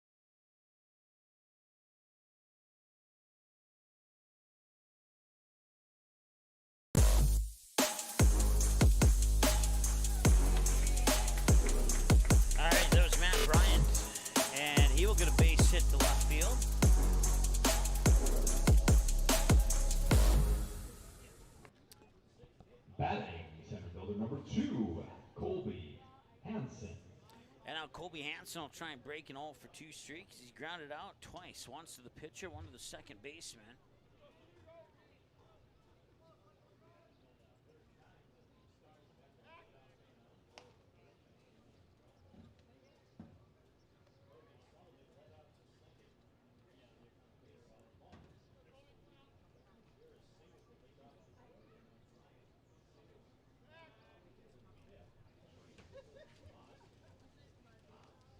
Not much of a pickoff attempt there. That one there for Matt Bryant. Isaac Daly's still on the mound. I have him for 65 pitches with that one. A little bunt down the third base line. He runs it out. And that'll move Matt Bryant to second. Had a good look at that one from behind the base. And he ran that one out with no problem. Number 19, first baseman, Logan Sullivan. So bunt single moves Matt Bryant up to first, or up to second, excuse me. That'll be the 6th hit of the game here for the Stars. Logan Sullivan, a walk and then a deep fly out to left last time he was at the plate.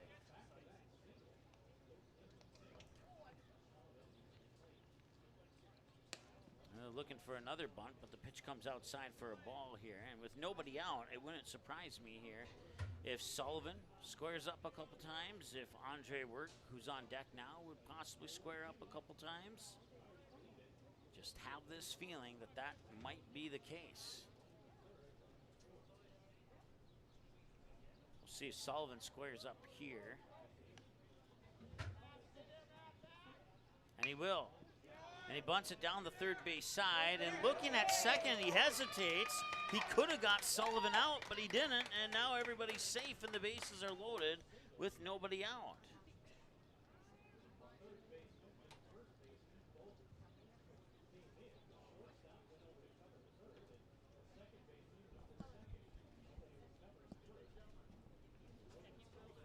And now a visit to the mound here.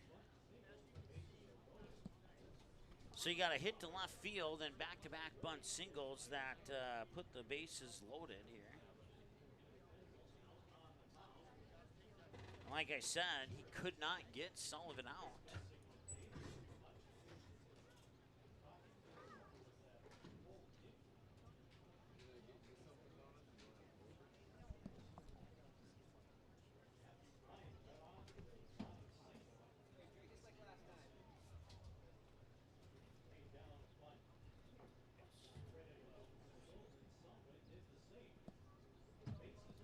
All right, so Andre Work now with the bases loaded. Bat 8, Andre Work. Matt Bryant on third, Colby Hans on second, Logan Sullivan on first. Andre Work, strikeout, and a single to right. And this one comes behind him. All the runners will stay put. It's ball one.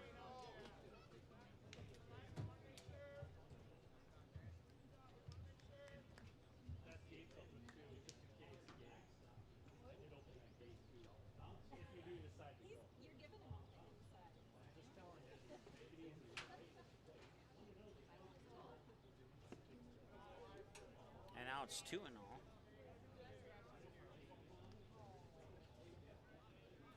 Eli Mock is the batter on. Bases loaded, nobody out. That last visit to the mound for Dickinson brought to you by the Marsh McLennan Agency of Fargo. Visit their website at marshmma.com.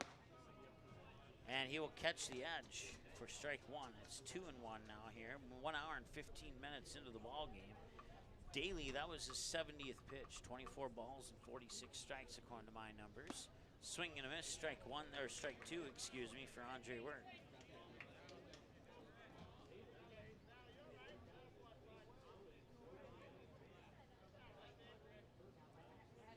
And the pitch. Swing and a miss. And he will be frustrated with that one.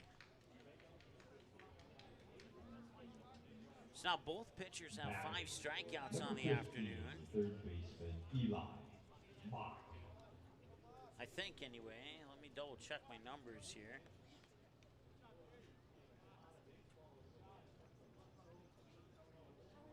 Yeah, you should have 5 strikeouts. And that's a hit to left field. Eli Mock will score Matt Bryant. And the base is loaded on an Eli Mock RBI single.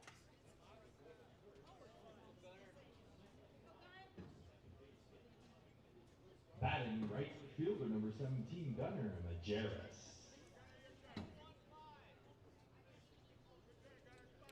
So now Gunnar Majerus 1-for-1, hit by a pitch and a single to right last time he was at the plate. The Stars now lead 5-2 here in the top of the fifth.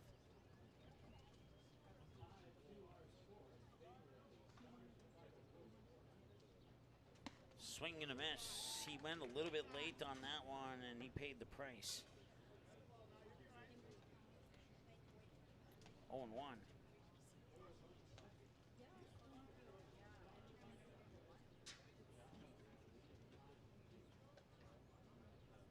Here's the 0-1 delivery. This one fouled back, 0-2.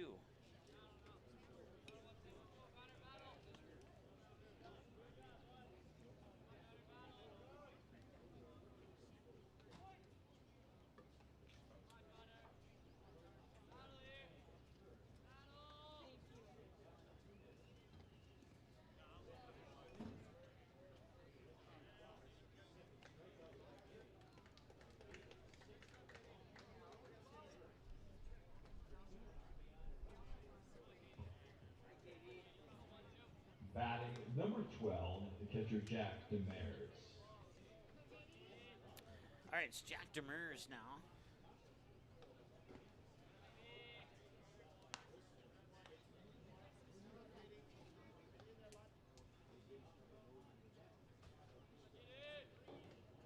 As Daly has 6 strikeouts. And he has 1 ball, 1 strike here to Jack Demers.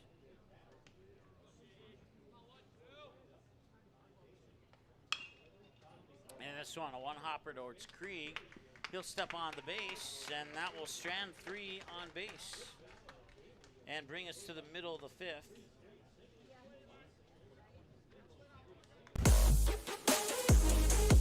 They get 1 back of the 2 they gave up in the third and the fourth. They built 5. Now batting, number 5. Nice seats. $50 though. Hey, this dude got his seat for only $20 on Game Time. Whoa. Game Time tracks ticket prices in real time and finds you all the best last-minute deals, so you can get tickets for up to 60% off. 60% off? Mystical ballpark voice. Yeah. That guy freaks me out. Download Game Time now. Come on, do it.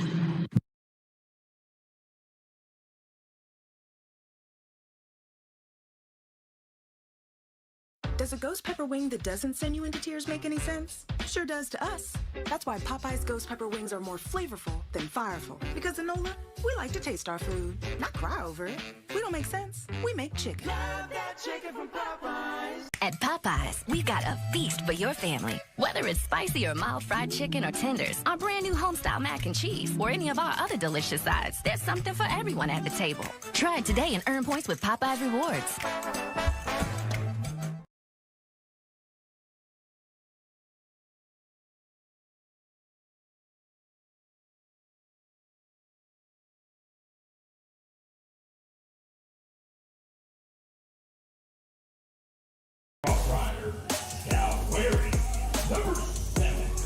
All right, welcome back to Astoria Field here in Dickinson, North Dakota.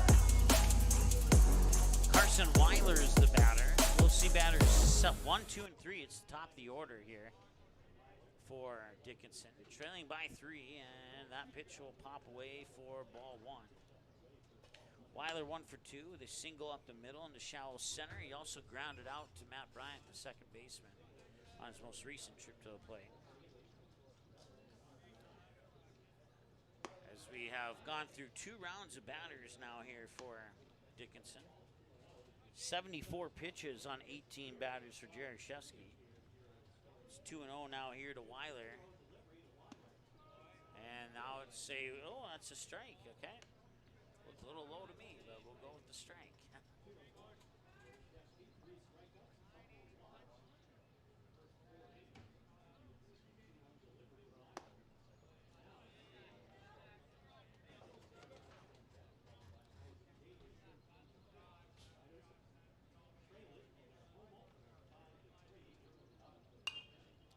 one's fouled back, and that one will go over the roof of our broadcast station here. And it'll be 3-2.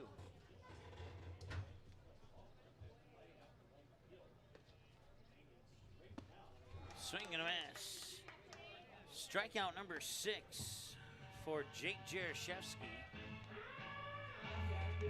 Up the bat, shortstop, wearing number 15, Jake Kovash.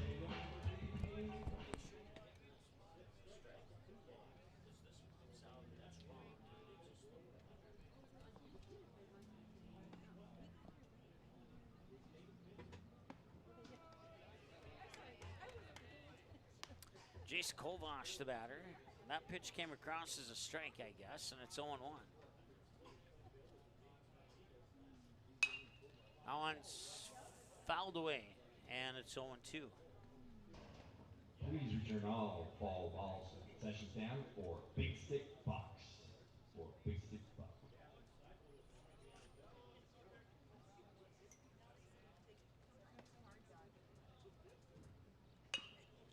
And this one comes off the handle of the bat. It's almost the equivalent of a bunt. He could not get it over there. It was a nice attempt, though, by Jaroszewski as he delivered a lightning bolt over to Logan Sullivan, and that was probably the best strike thrown of his career, but he just couldn't quite get it over there. Kovash with a little too much speed.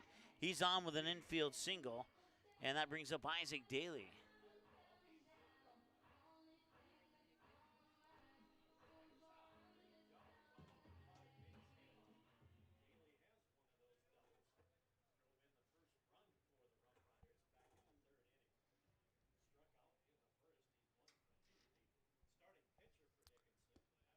Pitch is a little bit low and out for a ball, and it's 1-0. So the scoreboard shows 7-4 for hits. It should be 8-5, according to my numbers anyway. But we'll go with it. And that's a strike there from Jaroszewski to Daly. So pitcher versus pitcher battle here. It's 1 ball, 1 strike.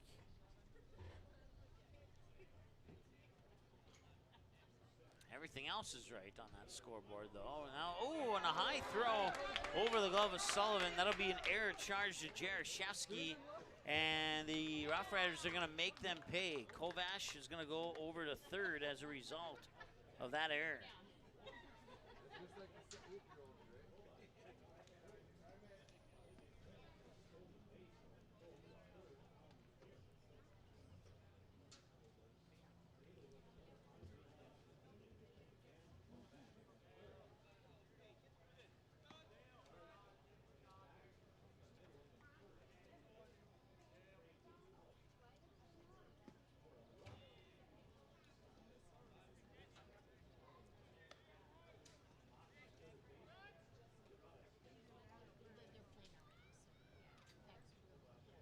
Two balls and a strike.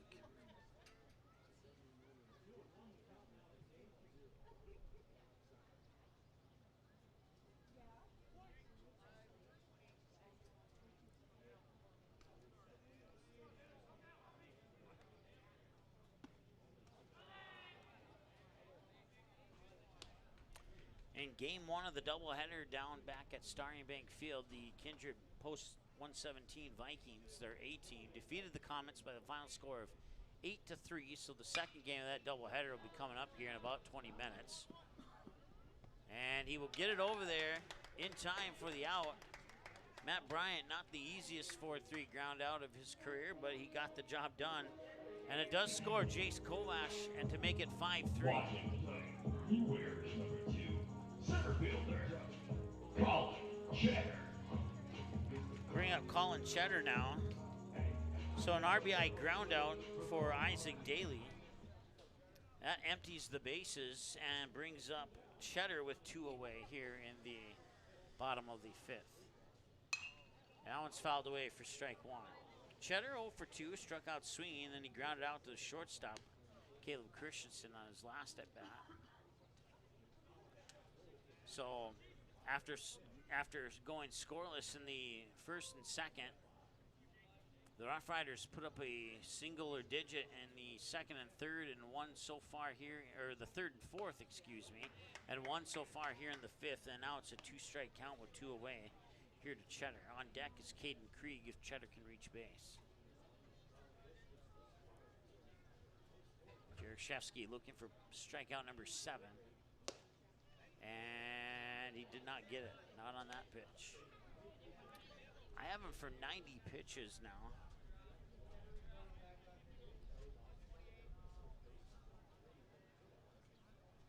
Here's the 1-2.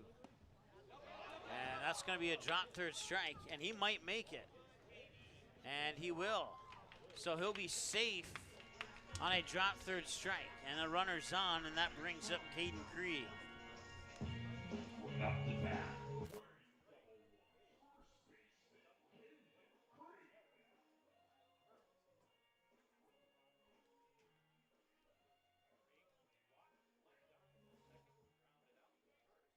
So Caden Krieg represents the tying run here for Dickinson. Hour and 27, runner goes, throw to second a little high. If it had been a little bit lower, he may have been able to apply the tag in time. Cheddar moves into scoring position with the stolen base, and the pitch comes across for ball 1 to Caden Krieg.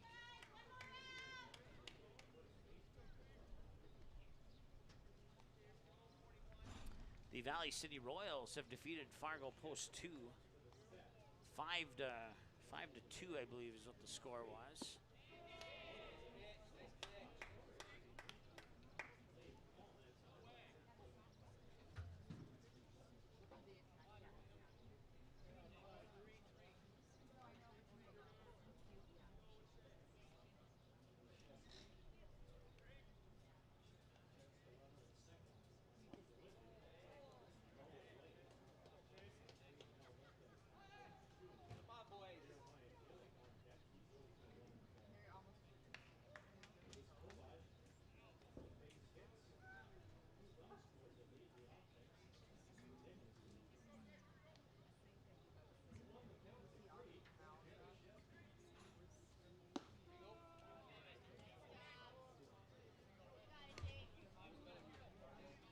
Two balls and 2 strikes.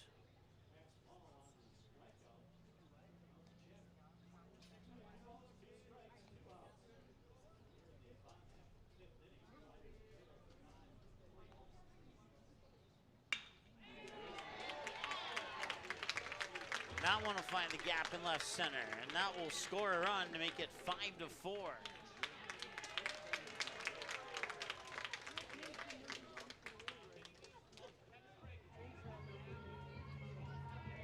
Give me off the bat. Wire number 10, left field.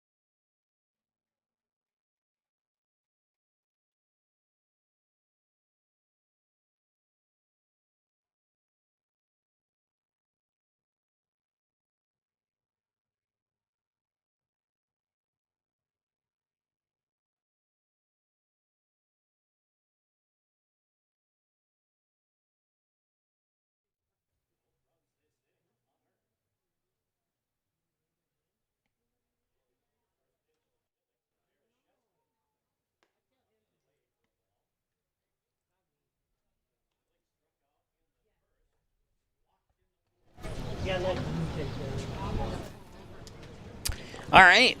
Sorry for the delay in action there. Had to take care of some behind the scenes things.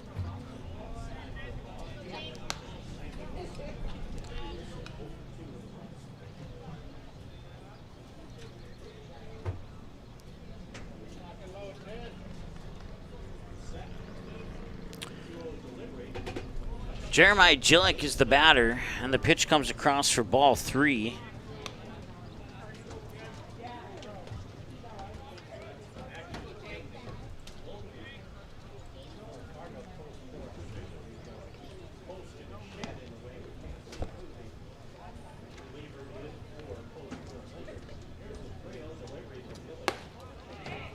And now it's a walk here as Jaroszewski just tossed his 100th pitch on that walk. 61 strikes here, and that's likely going to do it for Jaroszewski. 39 balls, 61 strikes on 100 pitches, gave up 4 runs on 6 hits, stranded 4 runners on base, is responsible for Krieg on second and Jillick on first, should they come around and score. And the new pitcher here for the Fargo Post 400 Stars is going to be the super senior, number 14, Jacob Topp. So Jacob Topp will get some warm-up pitches here as he will come in relief for the 100 pitch thrower, Jake Jaroszewski. And the visit to the mound, along with the pitch and change, is brought to you by the Marsh McLennan Agency of Fargo. Visit them online at their website at marshmma.com. to learn about the services that they can provide for you in the Fargo, Moorhead, and surrounding areas.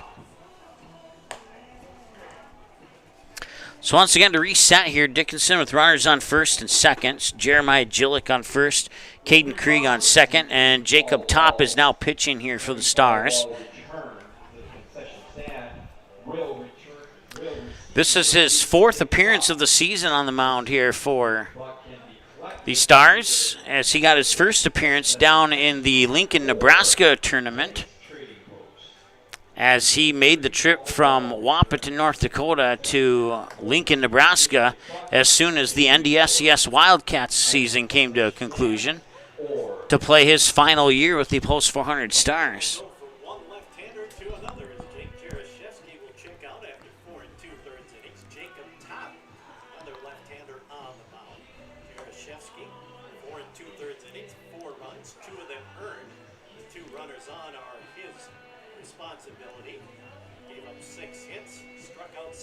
Top of a few more warm-ups here.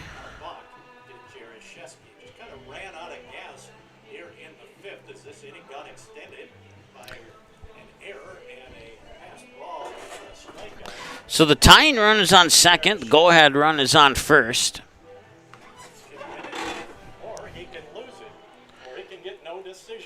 Update from Kindred. The Oak Grove Jacks now in the bottom of the 6th with a 16-2 lead over the Kindred Vikings. So we'll keep you up to date on that one. The second game between the Kindred Post A and Fargo Post 400 Comets should be starting in, I'd say, 15 to 20 minutes approximately from now. They apparently shut down that watch link, so we apologize. There's going to be a different watch link for that second game between the Kindred Vikings and the Post 400 Comets. So once again, we apologize for that. We usually keep doubleheaders on the same watch link if they feature the same 2 teams. But sometimes things happen. Not the end of the world.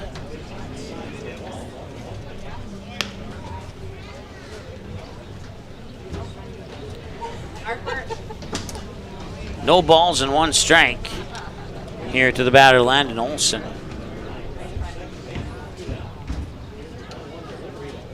Oh, I'm sorry. It was 1-1. They were just delayed on the scoreboard in the outfield is all. 1-2 now with the fouled away pitch.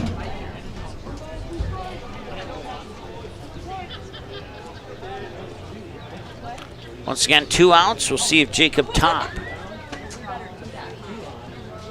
can get, I think it's the 7th or 8th. And this one lifted up. Left center field, going after it's Colby Hansen, and he makes the catch. That ends the 5th after they strand 2 on base, and we go now to the 6th here on Magnitude Sports. At the end of 5, Rough Riders scored 2 runs. So pair runs come in the bottom of the 5th. They sneak within 1, and we got a tight ball game here with 6 outs remaining for both teams. And we'll see if the Stars can get some runs added back to their side of the scoreboard when we return after this here on Magnitude Sports. Do you have a teen ready for driving lessons? Don't know what they need to do or when things need to be done? If busyness keeps you from driving with them, then Gotta Go Driving School is the place to call. Jeff Weber at Gotta Go Driving School has been teaching driving lessons to all age groups since 1991. Call Jeff at Gotta Go Driving, 238-0236. Jeff will tell you to start planning ahead now. Don't wait. Got a new driver? Then it's Gotta Go Driving School. Talk to Jeff or go online at gottagodrivingschool.com.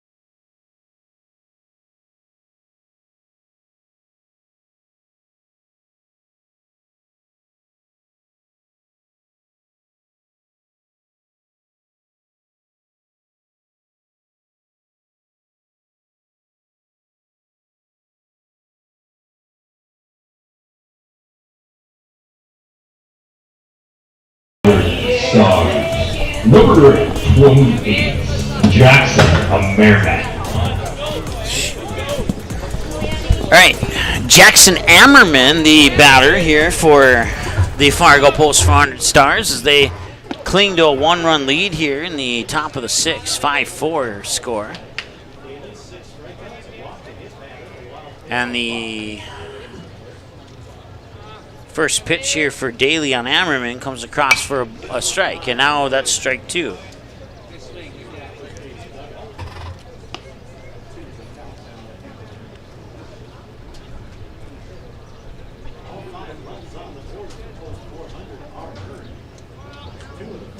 Swing and a miss, and he will strike out. Or he will not strike out, I guess.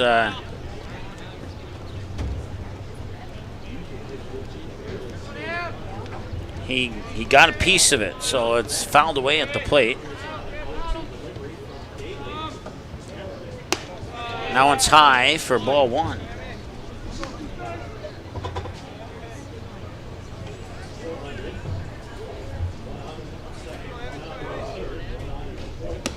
And that's inside for ball two.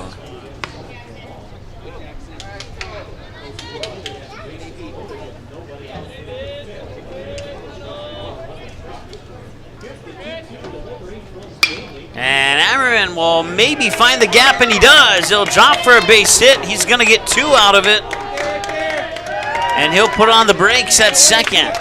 On a 2-2 pitch, Ammerman gets a double to right field. And Caleb Christensen steps up to the plate now.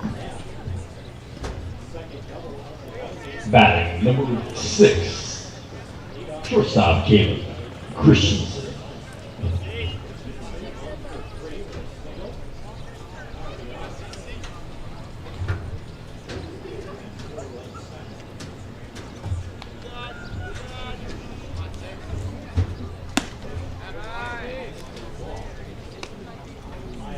One and 0 here to Christensen, who's 1 for 3. A fly out to right, a single to right, and a fly out to center. And his fourth trip to the plate tonight with Ammerman on second base. And it did not break, and a miss outside for ball two.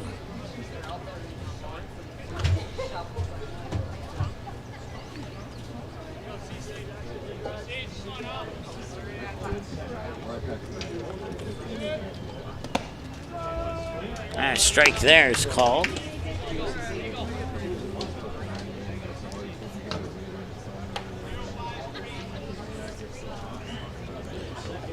I have Daly with pitch 89 coming up, according to my numbers.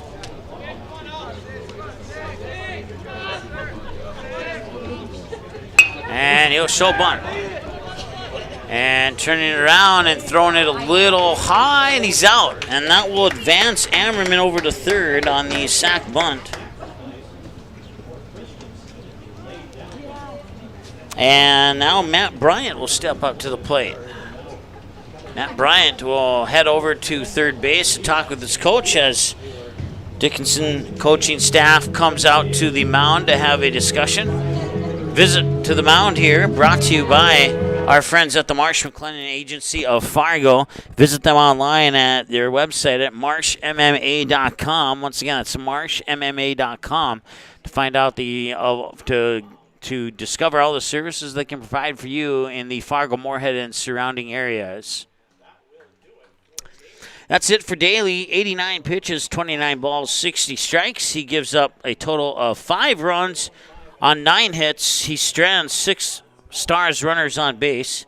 He will be responsible for Ammerman on third should he come in and score. And then we could close the book on Daly for sure. And now, heading on to the mound here for Dickinson is going to be Kevin Olson. And we will take a break and be back in just a moment here on Magnitude Sports. Stay tuned. Boston Pizza harnessed Fanalytics to help optimize no-look dipping.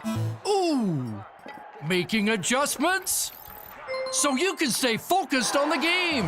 The playoffs at Boston Pizza, powered by Fanalytics. At Boston's, we make crowd pleasers. Like this. Woo! And these. So good! And definitely this. I love you! Stop by or book your catering order online and we'll make you a fan. Sweet Shots is Fargo's premier golf entertainment destination. Sweet Shots will host your birthday, bachelorette party, corporate events, date nights, or a night out with friends and family. Need help with your golf game? Visit with one of Sweet Shots' PGA teaching pros. Hungry? They have a full food and beverage menu too. Try your shot in one of 60 climate control hitting suites or one of 5 indoor full swing simulators that include golf, hockey, hunting, football, soccer, and zombie dodgeball. Make the trip to 3400 James Way South in Fargo or visit sweetshots.com for much more.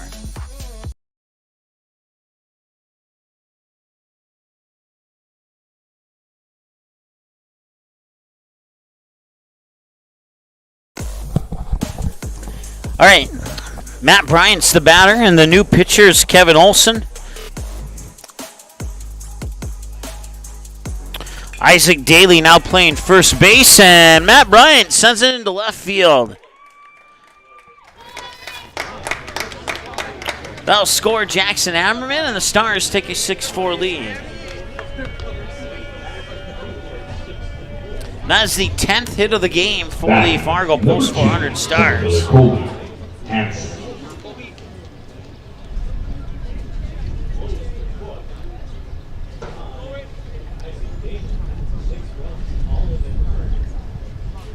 So we can close the book now on Daly.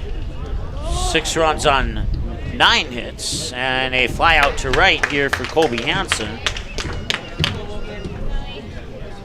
That'll be out number 2. Matt Bryant will stay put at first, and now we'll see Logan Sullivan.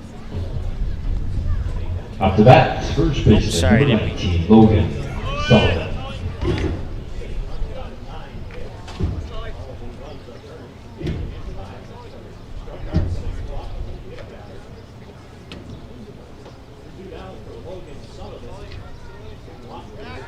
Pickoff attempt at first was close, but Bryant back in time.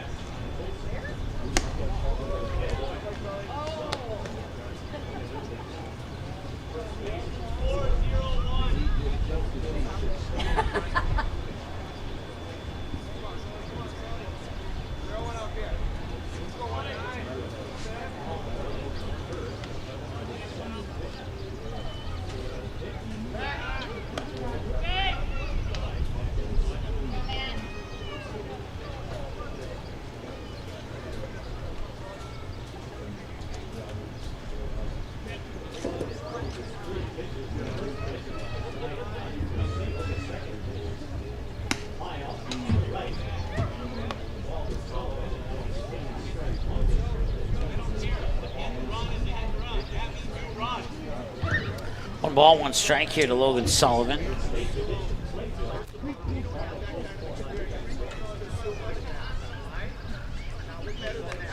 Pickoff attempt there, Matt Bryant.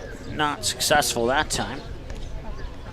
Once again, 2 outs here in the top of the 6th, and a 2-run lead for the Stars over the Rough Riders.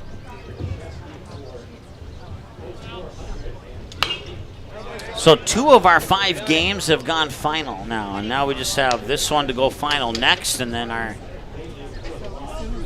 4th and 5th games will go final a little bit later this evening.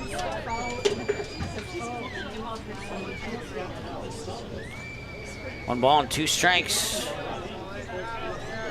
Another pickoff attempt on Bryant. Sullivan 1 for 2 with a walk, fly out to left, and a bunt single. Last time Sullivan was out, he would bunt it third base side. Carson Weiler would pick it up, and he would not be able to make a throw to first because there was nobody covering first, and Logan Sullivan was able to reach base on a bunt single, and at that point in the game, it would load the bases for the Stars. Right now, 2 away and a runner on first is all the Stars have to work with. Pitch is high. We're at a full count of 3-2.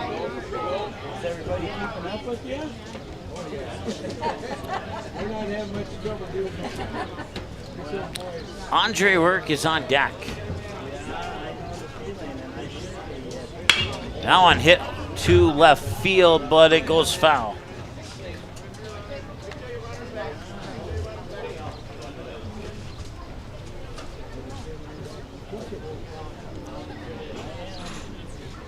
Ball, strike, fouled away, ball, and fouled away in that order on the pitches so far here to Sullivan. This is pitch number 7 of the at-bat. And he'll walk him.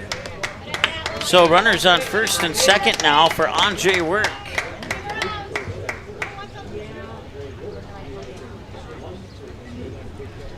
And we talked about on the keys of the game, short-term memory required here, and Andre Work really needs to make sure his short-term memory kicks into gear here soon. You see, he started the season hot with hit after hit after hit after hit. And then he went into a long drought. He got a single to right field earlier in this game, but outside of that, it's been sandwiched by 2 strikeouts.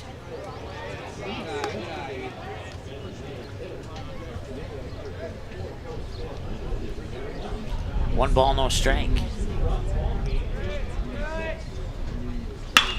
Andre Works going to right field. He's going deep, and that one is gone. It is a 3-run home run for Andre Work, and the Stars take a 9-4 lead. Or is it not a 3-run home run? Is it a ground rule double? It's a ground rule double. My apologies. It's only 2 runs instead of 3. So we'll take 1 run off the board. It's 8-4. I did not see it bounce over the wall.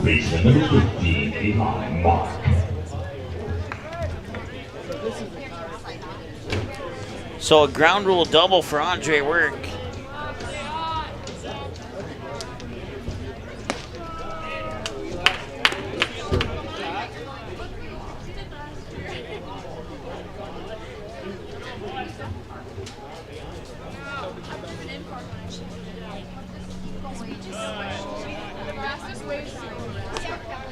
Eli Mock the batter now. 1 ball, 1 strike.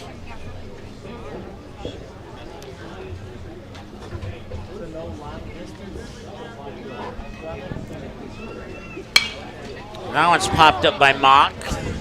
Third base side. Backpedaling is wide. Checked out the shortstop. Kovash, and he'll make the catch. They'll strand 1 on base, and that'll bring us to the middle of the 6th. 8-4. The Stars get 3. Mid-6th inning. We have a post 400 Stars scoring 3 runs on 3 hits with no rough errors. And we'll be back. Doolittle's Wood-Fired Grill is an experience that ignites your senses, featuring wood-fired rotisserie cooking. Grilling meat over an open flame creates that savory wood-roasted flavor, while the rotisserie rotation results in juicy and succulent meats. Doolittle's even has an outdoor fire pit that creates a relaxing setting to wine and dine for any occasion. Visit DoolittlesRestaurants.com for a full menu or to make a reservation. Doolittle's Woodfire Grill, 2112 25th Street South in Fargo, or call ahead at 701-478-2200. Why do I choose to work here? It's the people. It's the feeling that you get when you've been gone for a weekend and everybody's genuinely happy to see you and you're so happy to see them too. They are wonderful. The staff is wonderful. They are so friendly. They're so happy all the time. It's a family. It's just that overall culture that we have. It's a great culture and I'm very lucky to be a part of it. Your full life happens here at Touchmark.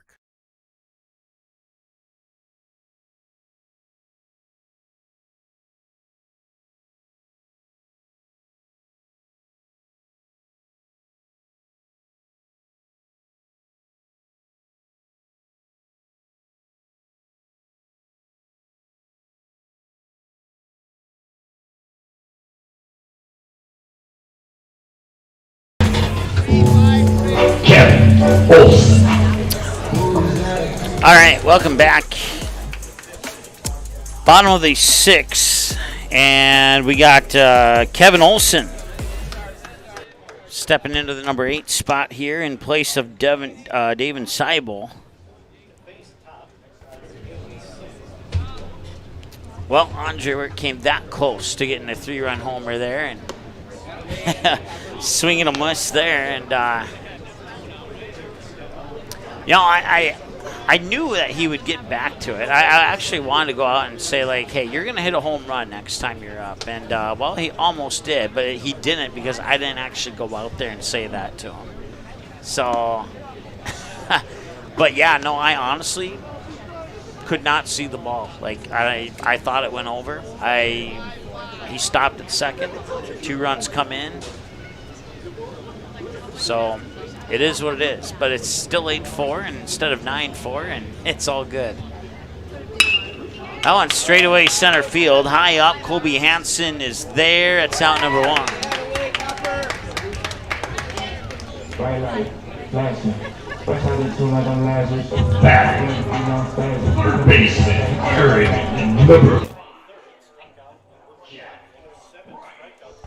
All right, Jack Price will step up to the plate now here for Dickinson.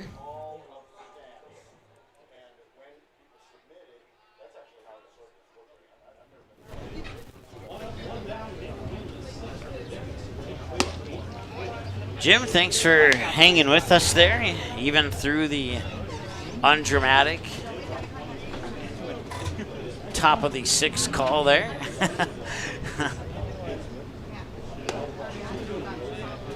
It's not the first time. It probably won't be the last time, but that's okay. 2-0 now here to Jack Price.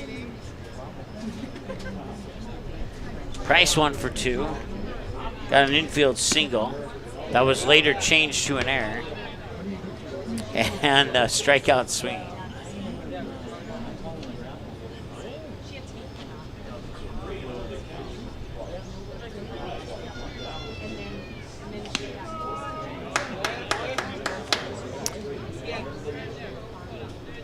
So 3 balls and a strike now here to Jack Price. Swing and a miss. Strike 2.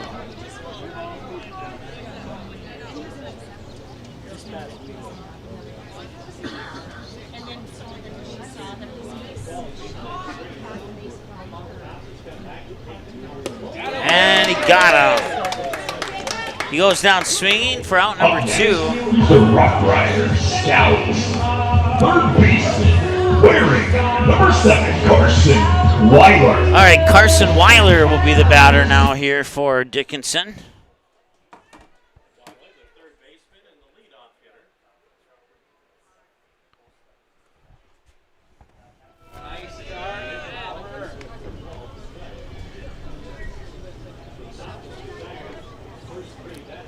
Babe Ruth final just coming in. Hankinson defeating Northern Cass 6-5. Keep you updated on those scores as they come into us. 1-1 here to Carson Weiler, who's 1 for 3 with a single to center, and a ground out to the second baseman, and a strikeout swinging. And he'll make the pick, and he got it. A 6-3 ground out. That ends the 6th inning of play. At the bottom of 6, Rough Riders scored 0 runs on 0 hits with no stars. All right, Gunnar Majerus, Jack Demers, and Jackson Ammerman are the batters due up. We'll be back in a moment here on Magnitude Sports. Stay tuned. Fargo Post 400 Stars 8. And the Dickinson Post. Santana Concrete LLC in Barnesville comes highly recommended from their customers. But don't take our word for it, take theirs. Dan states that the team is polite, friendly, and efficient. Lee tells us that quality work for a fair price is hard to find. Here's Mike from Post 400 Baseball. Santana Concrete did a wonderful job laying the concrete foundation for our new press box. And Jasmine shares they do amazing work. Check them out by searching Santana Concrete LLC on Facebook or call 218-790-6560.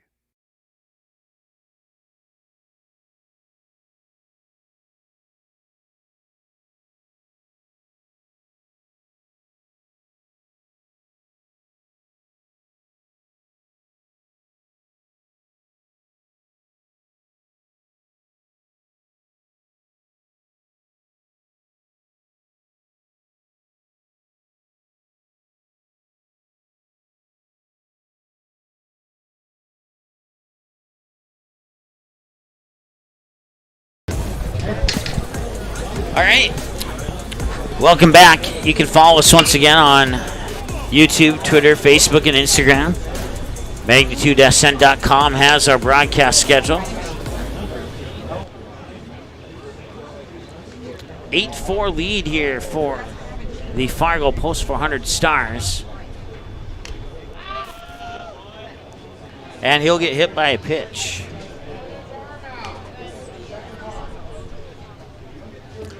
Jack Demers is the batter. No, hang on. They're gonna swap him out. It's gonna be Malachi Wurmeyer who'll step into the number 8 spot. Malachi Wurmeyer's first plate appearance of the game.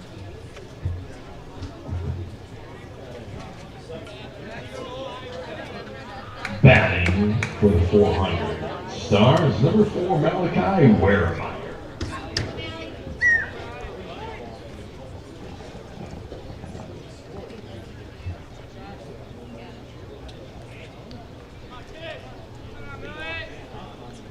And Wurmeyer will bunt down the third base line. Picked up there by the pitcher, and he'll throw it over, and that will advance Majerus over to second. So another sack bunt. It's about the 7th or 8th or 10th bunt of the game here for the Stars. But it gets the job done.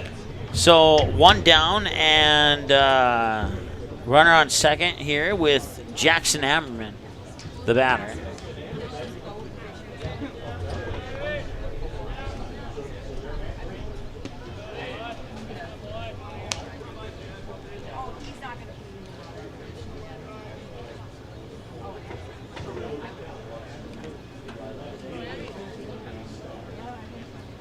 And Ammerman will hit a hard one on 2 bounces to third. He'll look the runner at second and get him out for the second out. So it goes into the books as a 5-3 ground out. Runner stays put at second. And now it's Caleb Christensen. Shortstop, number 6, Caleb Christensen. So 2 away now, and a chance for Caleb Christensen. If he can get a base hit, that could potentially add an insurance run here for the Stars. Take the first pitch for a ball. It's 1-0. The second game between the Post 400 Comets and Kindred Legion A has just gotten underway. So that one's early in the first. Majerus will advance to third as the pitch comes across for a ball, and it's 2-0.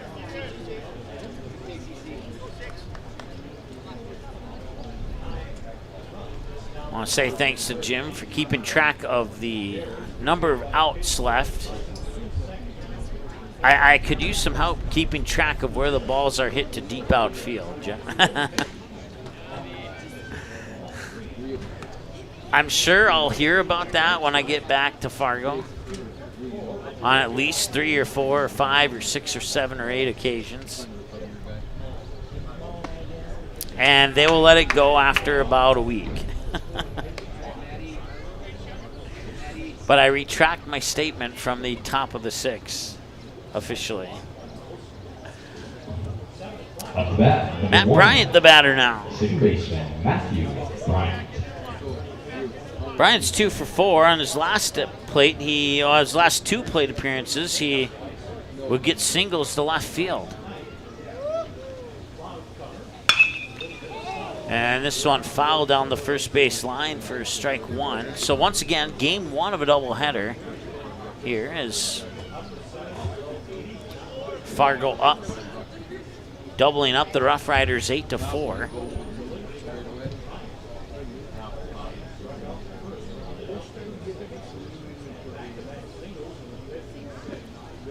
And that one will miss for a ball. It's 1-1.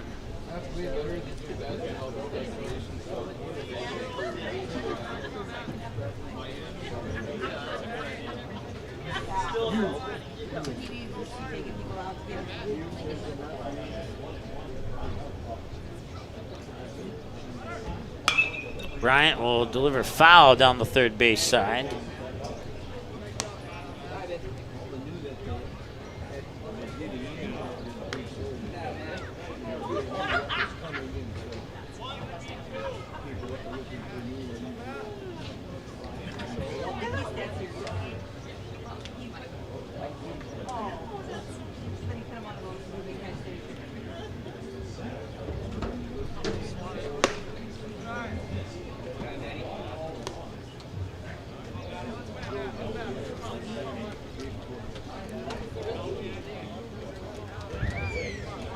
We've crossed the 2-hour mark of the ball game now. We're at 2 hours and 3 minutes here in game 1 of this doubleheader.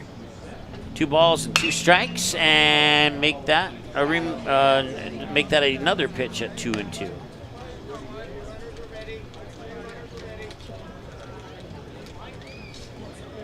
Two away, runners on the corners. Gunnar Rajaris on third, Caleb Christensen on first. Can they get that insurance run that's sitting 90 feet away? They might. And it's batted down and everybody will be safe. It's an infield hit from Matt Bryant that scores Majerus to give Bryant an RBI, and it makes it 9-4, bringing up Colby Hansen.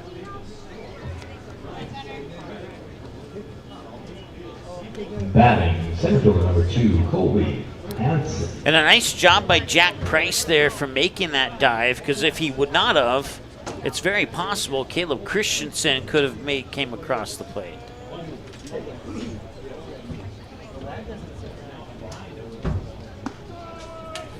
And the pitch is in for a strike. Colby Hansen is 1 for 4.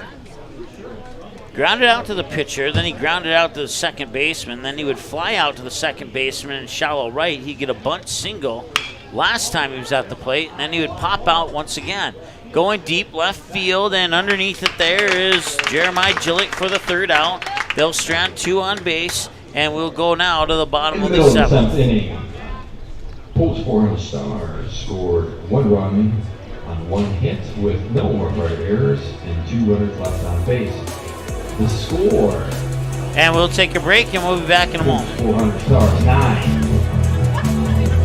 Dickinson Post 3 Rough Riders. Hey, it's Mike with Magnitude Sports. Check out this channel right here, Dakota Fins and Feathers Outdoors. It's owned and operated by a family in Bismarck, North Dakota that I've known for over 2 decades. Kids have grown up into fine young men, and during their high school careers, some of them even played games that were broadcasted on Magnitude Sports. If you like hunting, fishing, general outdoor life, sunrise, sunset.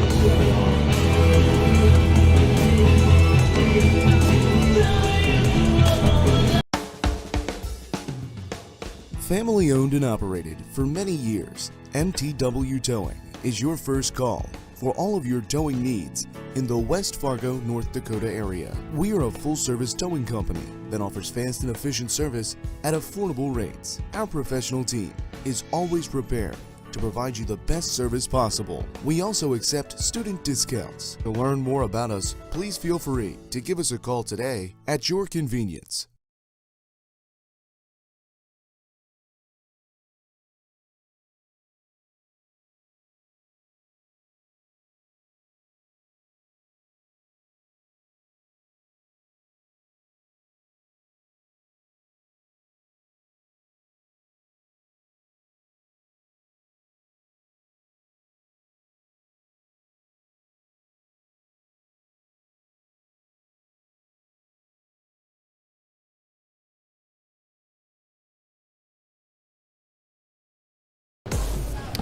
All right, it's 1 ball and no strike here.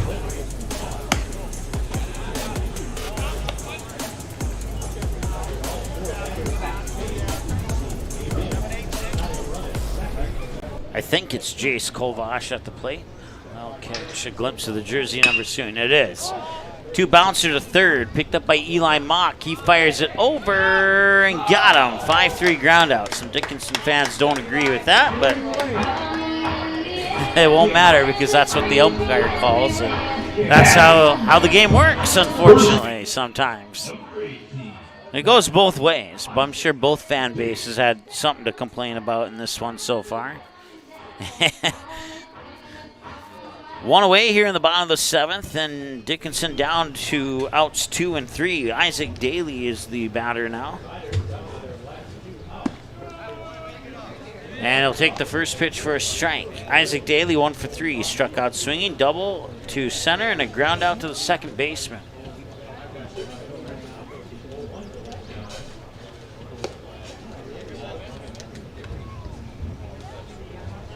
One to count now here to Daly.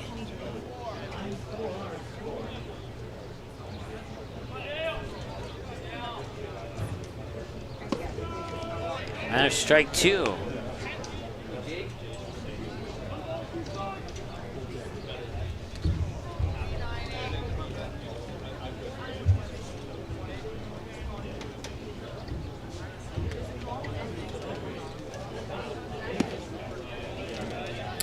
Two balls and 2 strikes.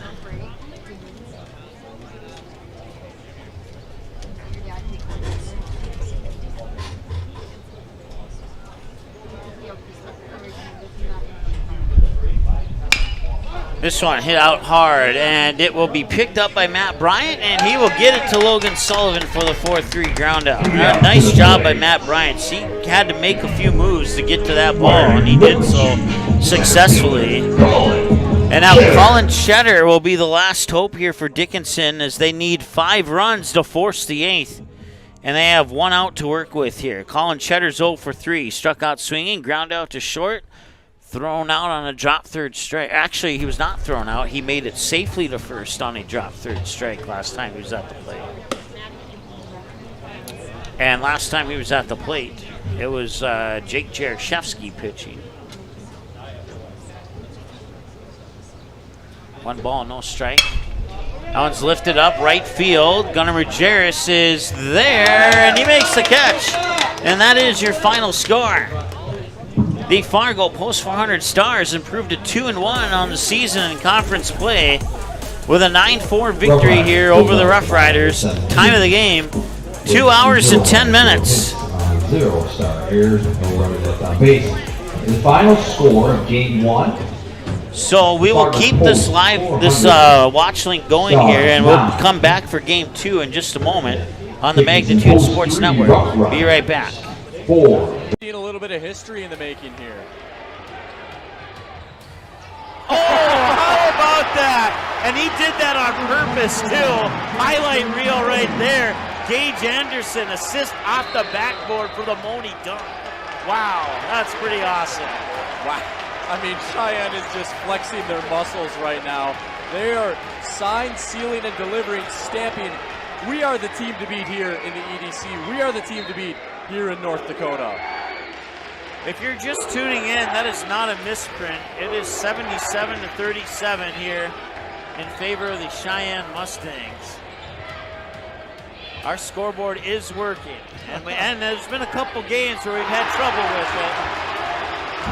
Now it's 80-37. Jackson Moni hits another one. Let's count them up here while we have the opportunity. 1, 2, 3, 4, 5, 6, 7, 8, 9, 10, 11, 12, 13, 14 three-pointers for the Mustangs here in this contest. And we still got just shy of 7 minutes to go here. Here's Bainbridge. Lost the ball and a chance for... At the buzzer, he scored! Zach Bregman on the layup off the turnover! And what a way for Barnesville to walk it off!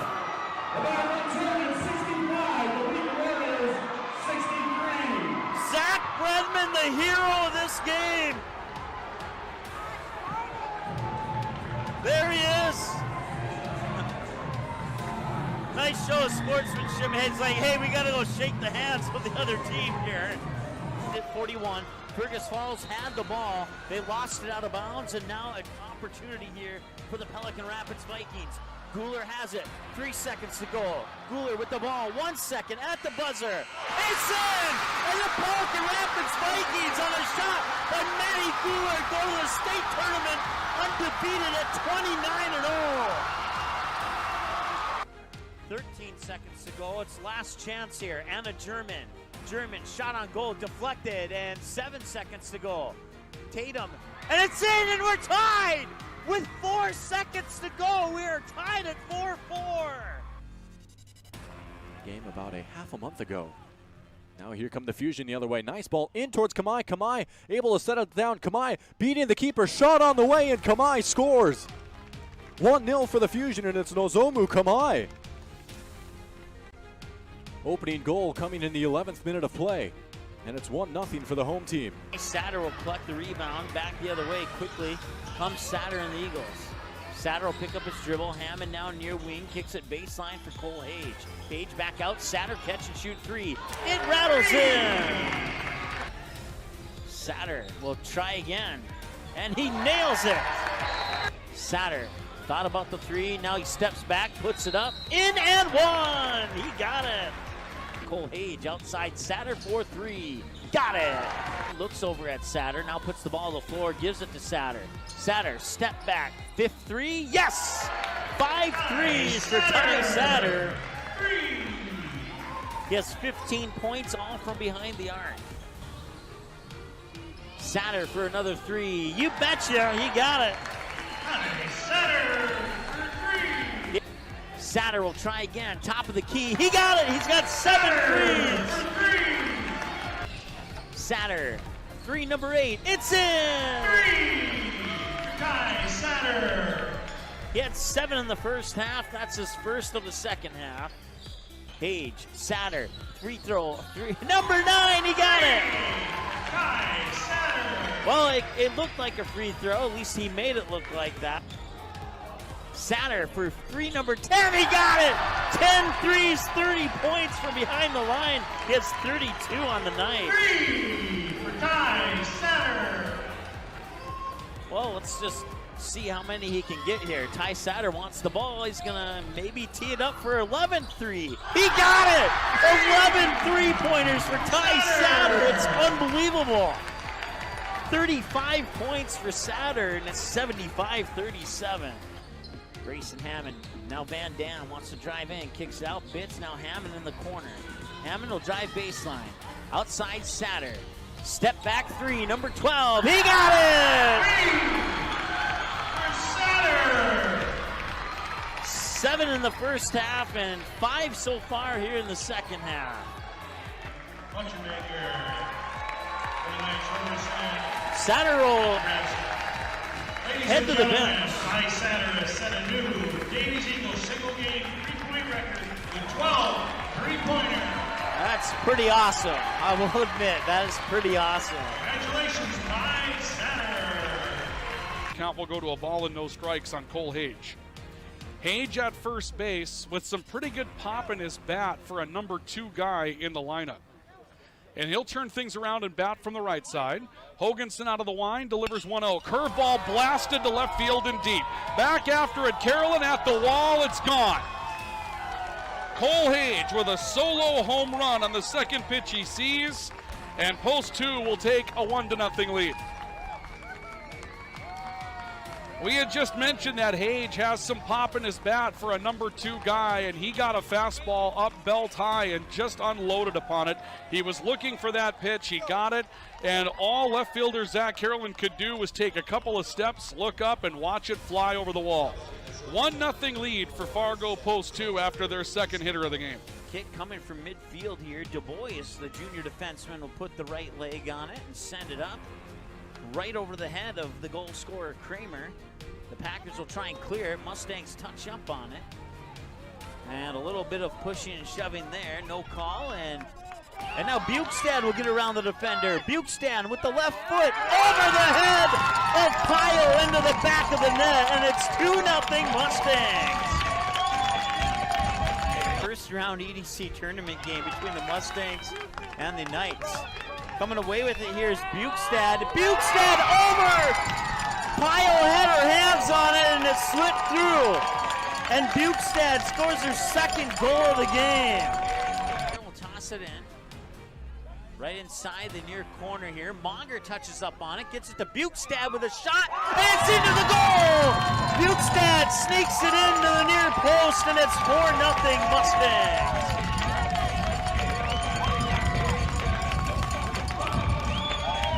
Bukestad with the hat trick, and she's had a great night tonight.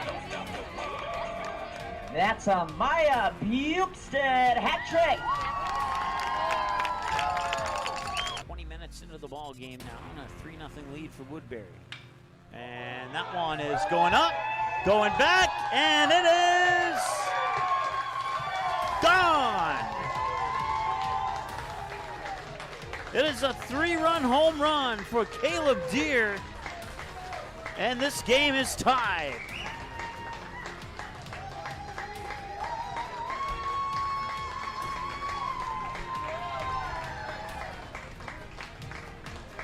Sets up, blown away.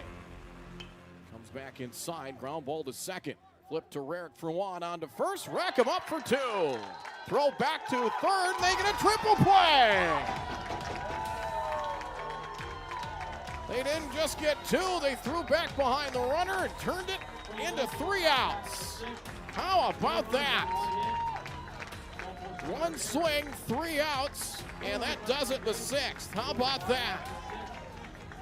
It will go 4, 6, 3, 5 on the triple play. And just like that, 3 outs. And one swing, Hasbargen cleans it up. It goes Hansen to Rarick to Beiswinger and then back to Mock. Everybody in the infield got their turn. They do get a turnover. They have an opportunity to tie the game, and they do. Paige Pearson with the basket underneath to tie it at 63. 17 seconds to go. Outside, Katie Johnson for a 3. Yes, she got it with 5 seconds to go. Katie Johnson hits the 3. 66-63, back the other way. No, it's off the mark. Pullman sent it up, and it just rattled off the left side of the rim. And Perham Yellow Jackets will hang on. Bryant on first, Grant Matter on second, Oliver Luck on third, and Chayton Sen hits this one deep to left field, all the way back, and it is gone. It is a grand slam for Chayton Sen. And Chayton Sen gets the Stars within striking distance of this game once again.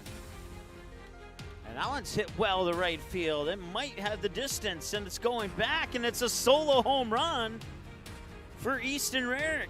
Hilbert will deliver pitch number 9, and that one's hit high and deep left field, going back, and it is gone. It is a second grand slam for the Stars. And it is now 13-12. As Easton Rarick with 2 home runs in this game, a solo shot on his last at-bat, and a grand slam here to pull the Stars within a run. 66 yards for the win in 30 seconds with 1 timeout. Tackle under center. Rolls to his left. Plants, fires, pass, completes. Near sideline, pitch and catch. Making the catch there is Josh Peterson, has the first down to the 49-yard line. That play took up 5 seconds. Receiver left, Hackle and shotgun. Ball at the 48. Hackle fires right side, complete. The hook and ladder. Richter to his feet. He could go. Richter to the house.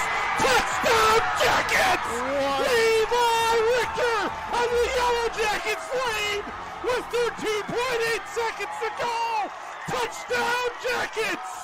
What a play! And the Yellow Jackets lead! Woo! Holy crap! They'll charge that as an error. At least I believe they will, to the shortstop. To the top of the order, batting now, shortstop. So Burke scores, Clemenson to third, O'Lean to second on that error. Brennan Hammond 1 for 1, single into left field last time he was at the plate. Reset the count here for him. That one hit hard to left field. It's going deep, and it is gone! It is a grand slam for Brennan Hammond, and the West Fargo Patriots have busted this one open.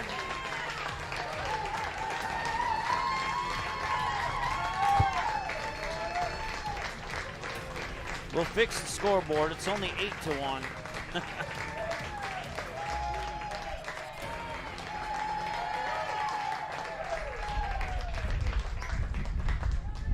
One ball, no strike here to Matt Mollick, who's 0 for 2. A fly out to left, a fly out to right. It was actually Caleb Deere who caught that one, and now he might fly out to center. And he flies out to left. Trey Stalker makes the catch. The West Fargo Patriots are your 2022 Gopher Classic champions. Go to face Griffin Stahl in the double overtime period faceoff. I was really loud. I couldn't hear myself in my headphones there. And we're underway in double overtime. Tiffany Johnson at Healing Touch Chiropractic in West Fargo, and our friend Sean Carlson at Town and Country Credit Union. Shot from the plate, ricochet, in, and it's gonna go to the Packers, Dalton Bosser. He will score the goal, and he will go and celebrate with the fan section here. It ricocheted on its way to the net and kind of did a loop around Ryan Robinson. And the Packers win it in double overtime, 4-3. And the goal is going to go to Dalton Bosser. He had 2 assists on the night. Now he gets the game winner in double overtime. And that one is going to left field. It is gone. It is a grand slam. Andy Mott takes it to left, and he will touch them all. That is the only grand slam of the tournament so far, and Andy Mott comes up big here for the Post 400 Stars. And this one popped up. Can Oliver Luck send them to Shelby? They can!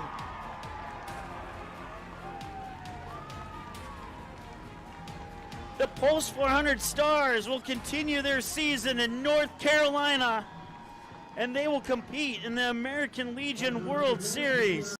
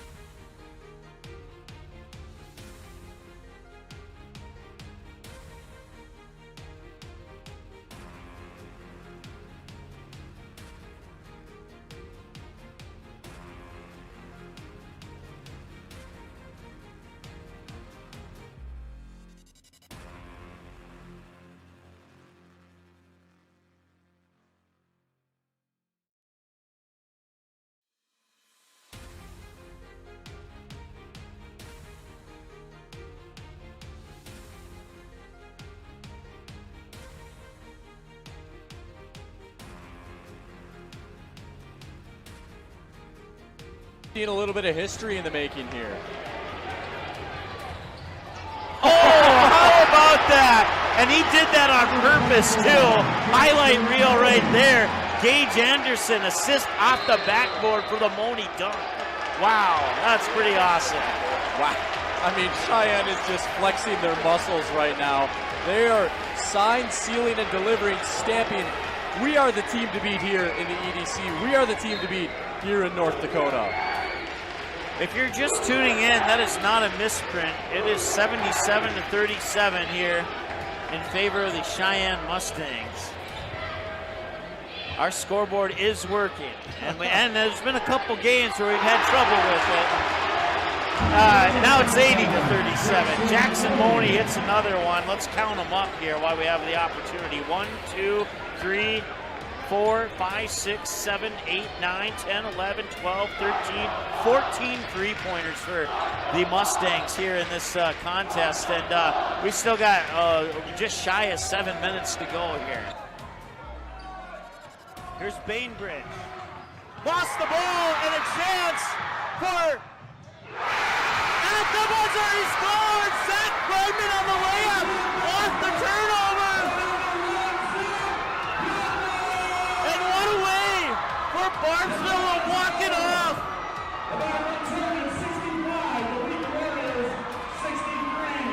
Zach Bregman, the hero of this game! There he is. Nice show of sportsmanship. It's like, hey, we got to go shake the hands of the other team here. At 41, Fergus Falls had the ball. They lost it out of bounds, and now an opportunity here for the Pelican Rapids Vikings. Guler has it. 3 seconds to go. Guler with the ball. 1 second at the buzzer. It's in! And the Pelican Rapids Vikings on a shot by Matty Guler go to the state tournament undefeated at 29-0. 13 seconds to go. It's last chance here. Anna German. German shot on goal, deflected, and 7 seconds to go. Tatum, and it's in, and we're tied! With 4 seconds to go, we are tied at 4-4. Game about a half a month ago.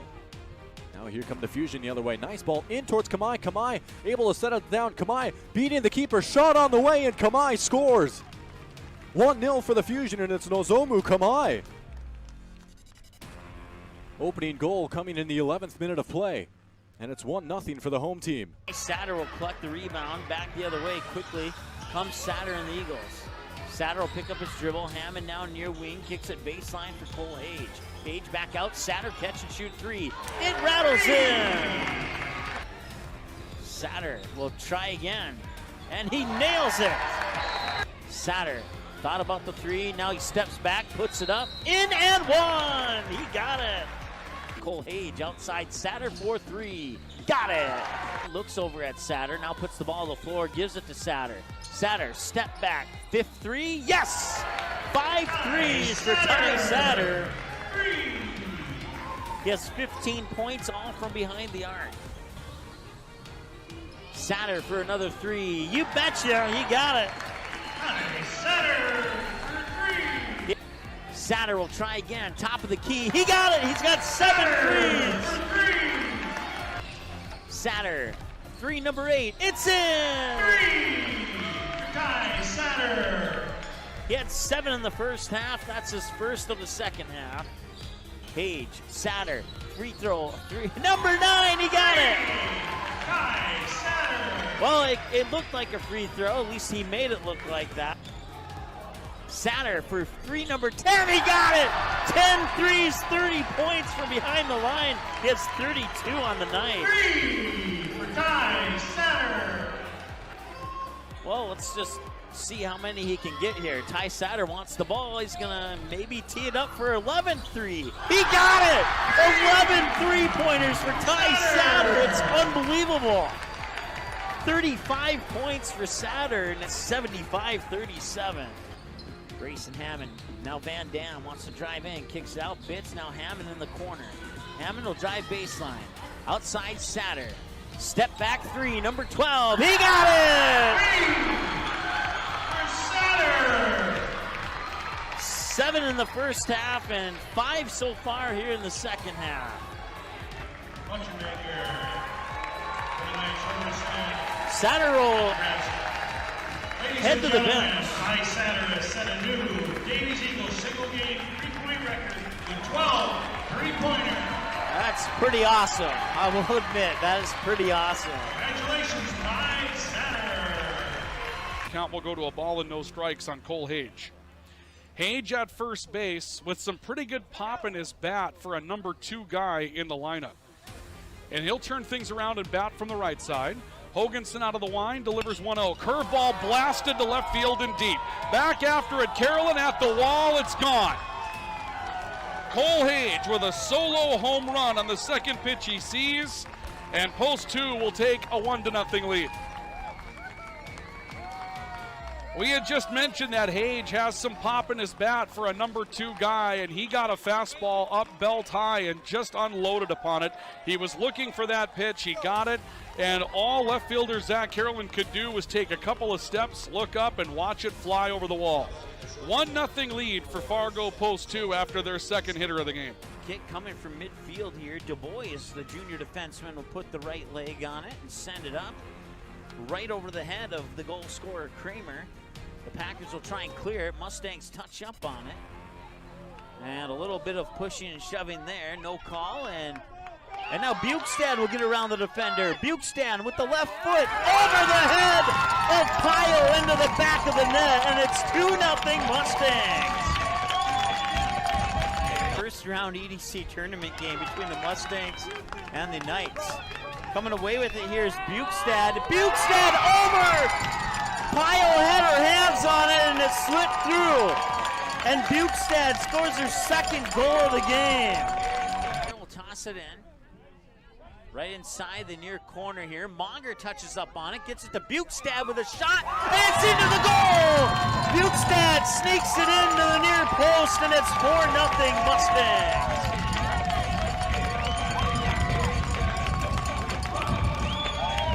Bukestad with the hat trick. And she's had a great night tonight. That's a Maya Bukestad hat trick. 20 minutes into the ball game now, and a 3-0 lead for Woodbury. And that one is going up, going back, and it is gone. It is a 3-run home run for Caleb Deere. And this game is tied.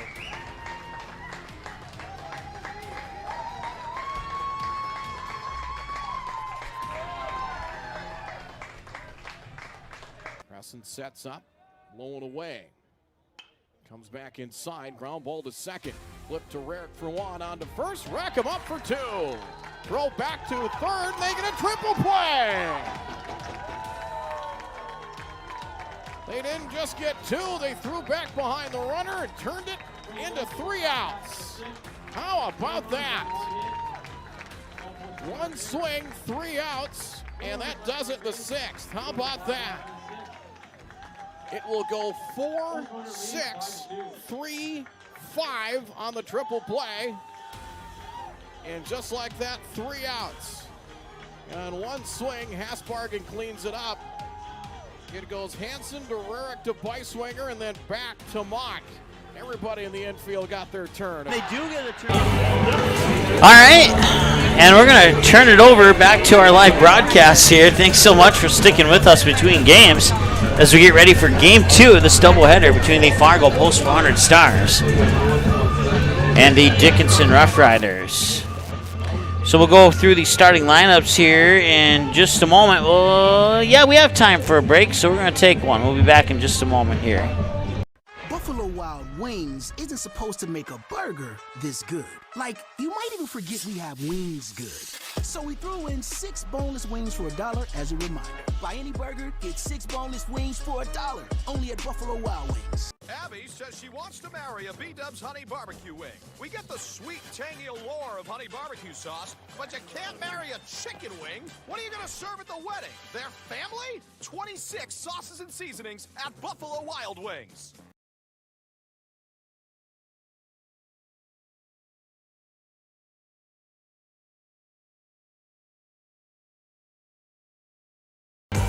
All right, welcome back as we get ready for game number 2 here. Let's go over your starting lineups for Dickinson. On the mound will be Carson Weiler. He'll be batting first. Second and third, first baseman Isaac Daly. Shortstop, Jace Kovash. Middle of the order, 4, 5, and 6 is right fielder Caden Krieg. Left fielder Colin Cheddar. And center fielder Jeremiah Jellick. The bottom of the order, 7, 8, and 9, catcher Landon Olson. Second baseman Camden Kubis. and the third baseman, Jack Price. For the Fargo Post 400 Stars, 1, 2, and 3 is shortstop Caleb Christensen, second baseman Matt Bryan, left fielder Kobe Hansen, middle of the order 4, 5, 6, first baseman Logan Sullivan, designated hitter Andre Work, third baseman Eli Mock, and the bottom of the order at 7, 8, and 9, right fielder Gunnar Majerus, catcher Malachi Wermeyer, and center fielder Jake Jaroszewski. The starting pitcher for the Post 400 Stars will be Chayton Sen.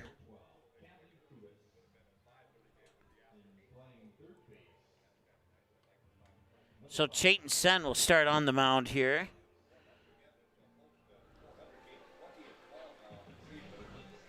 As we got to make another adjustment for our microphones here. And I don't know what the heck is going on. It's frustrating, I'll be honest.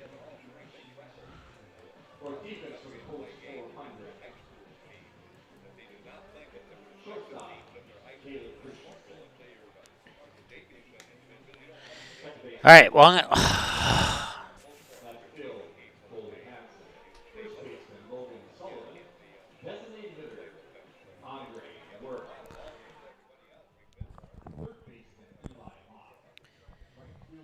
testing 1, 2.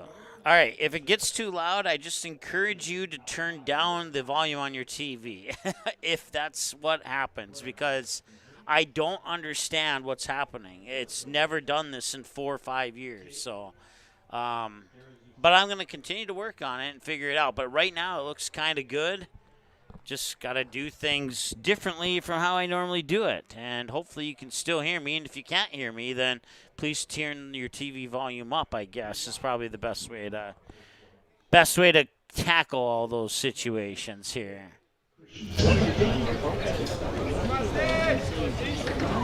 So Caleb Christensen will be the leadoff batter.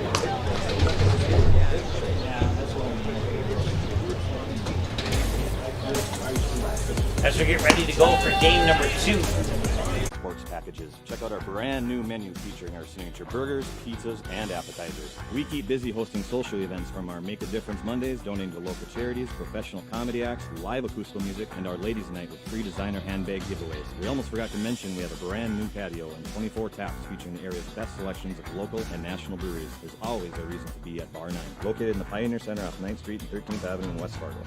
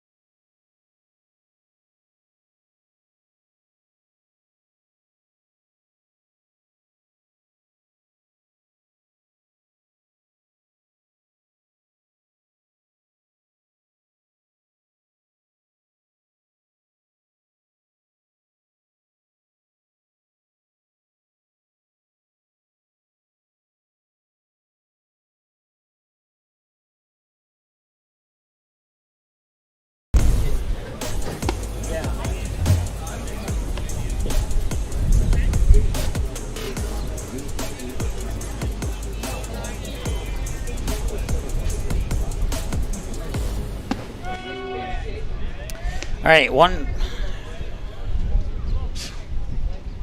Well, the video's fixed. Still working on the audio portion of it there, but 1 ball, 2 strikes here, and now a hit out towards center. And falling down, making the catch is Gunnar Majerus in right field. That is out number 1. Batting next, who's the Rough Riders station? One of our lefties, number 18.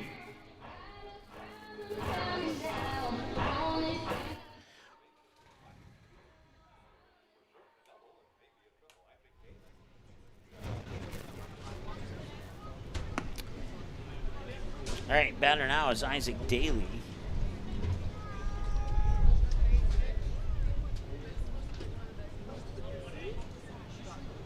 Swing and a miss for a strike, and it's 1-1.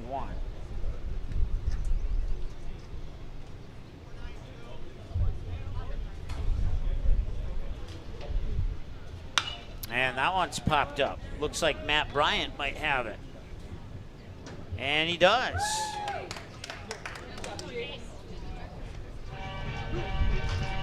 I'll bring up Jace Kovash. He's a Rough Riders shortstop, wearing number 25. Jace Kovash.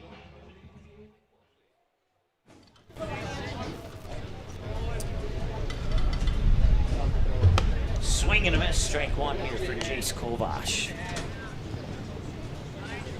Once again, we thank you for bearing with us through the video freeze there for a little bit.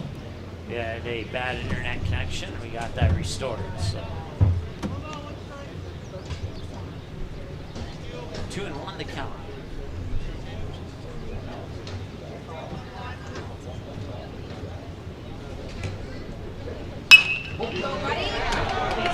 That one's going to right field for a base hit. Kovash going for second. He'll make it in standing. He's got himself a double. Bring up Caden Krieg now. And Jim confirms that we are back now. Thank you, Jim. He's crossing his fingers for us. And I appreciate it. Number 11, right fielder. My fingers are tied up right now. Go, Craig.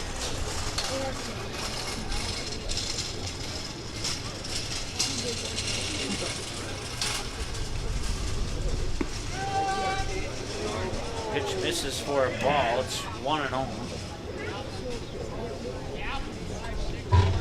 Or I'm sorry, I guess it was a strike. It's 0-1.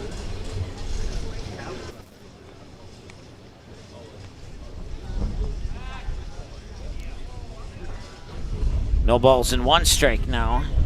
I think, or it's not. I don't know what's wrong.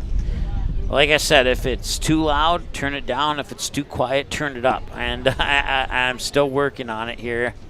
You may be able to tell I'm a little bit frustrated. Hopefully I'm hiding it well. 1-1 here to Caden Krieg.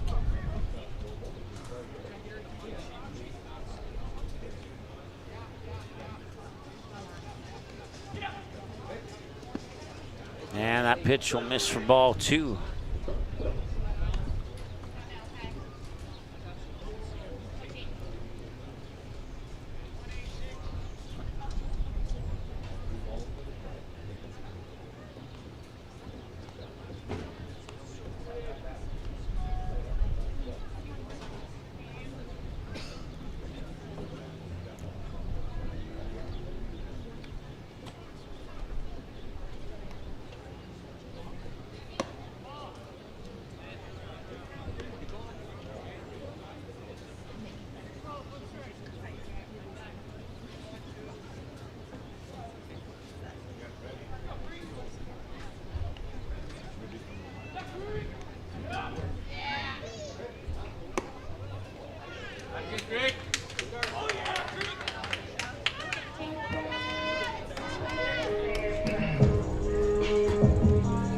Batting, left fielder number 2, Colin Cheddar.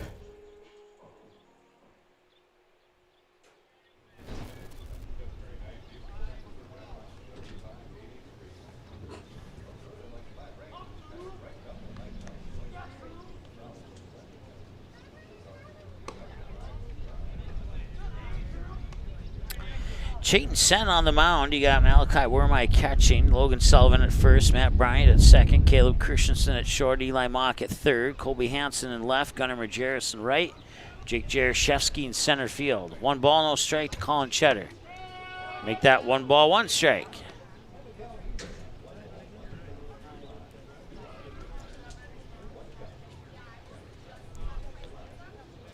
Okay, I'm going to take your word for it, Jim, and I'm just going to go away from the settings here and and pretend, because, yeah, I think I'll just take the final out of this inning off, and then I'll come back in the top of the second like nothing happened.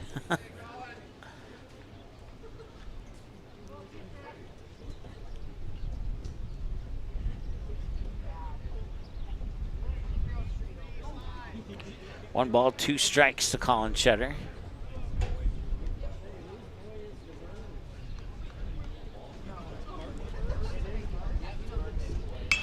And this one's sent to right field. Gunnar Majerus tracking it down. He makes the catch. That ends the first.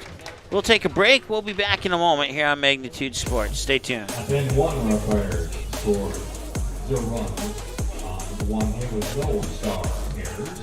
With 2 runners left on base and score. The Star 0, the Rough Rider 0. Again, the concession stand will be closing the top of the 3rd inning. Does a ghost pepper wing that doesn't send you into tears make any sense? Sure does to us. That's why Popeye's ghost pepper wings are more flavorful than fireful. Because in NOLA, we like to taste our food, not cry over it. We don't make sense. We make chicken. Love that chicken from Popeyes. At Popeyes, we've got a feast for your family. Whether it's spicy or mild fried chicken or tenders, our brand new homestyle mac and cheese, or any of our other delicious sides, there's something for everyone at the table. Try it today and earn points with Popeyes Rewards.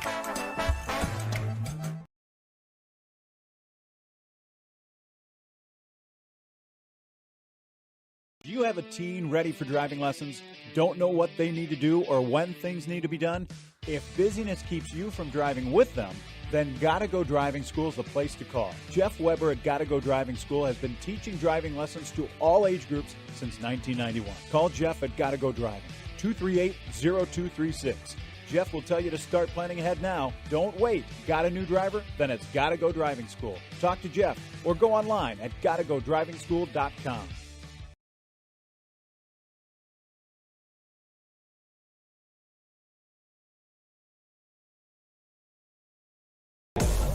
Sullivan. All right, welcome back. We are in the top of the second. The batter is Logan Sullivan, I think. Yes, it is. We're at 4, 5, and 6 as the Stars went 1, 2, 3 in the top of the first. They do not have a hit because of that. I don't know why I thought they did, but first inning over with. That's how I'm looking at it. There's a strike. So 2 balls and a strike here to Logan Sullivan, who absolutely loves left field. Does have a couple hits to center, but he's going to pull this one. Nice grab there by Jake Price, and a high throw, and now Logan Sullivan's going to move to second. And he'll stop there as he ran into Isaac Daly. He looked a little frustrated on that run with Daly. I'm not exactly sure if that was intentional or unintentional. I couldn't quite tell from the body language that I was seeing. Referee officials didn't call anything, so must have been unintentional. And now the Dickinson coach is going to come out and have a chit-chat here with the official. The runner, in theory, has a clear path to the base unless the player guarding the base has the ball.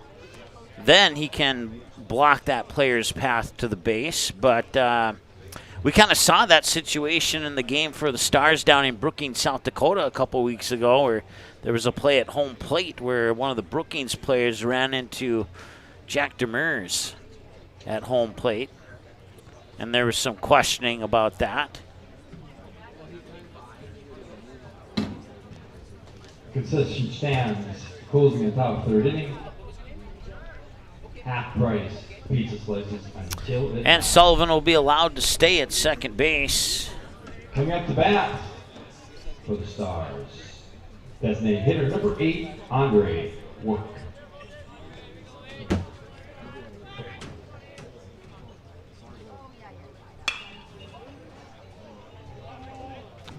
That one's going foul, and it'll drop for a strike.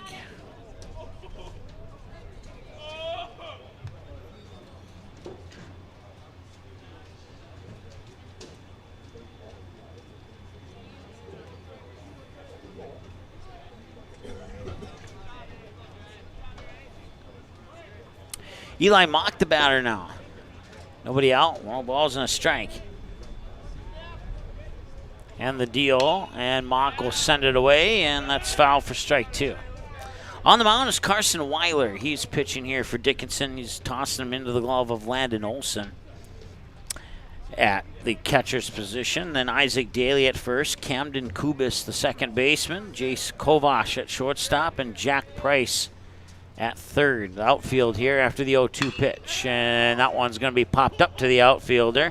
Left field Colin Cheddar's calling off center fielder Jeremiah Gillick. And right fielder Caden Krieg will watch Cheddar make the catch for out number 1. And that'll bring up Gunnar Majerus. Batting, third baseman number 15, Eli Mock.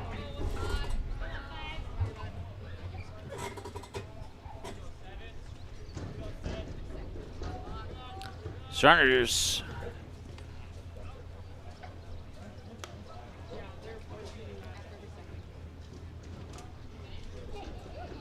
runner on second.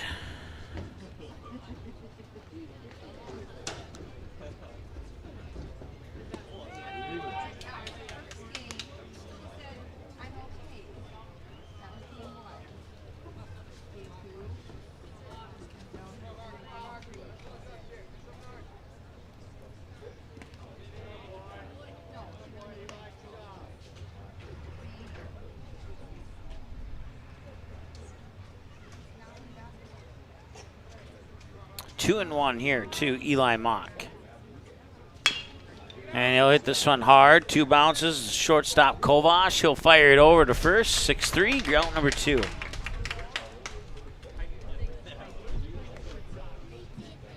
Batting right fielder, Gunnar Majerus.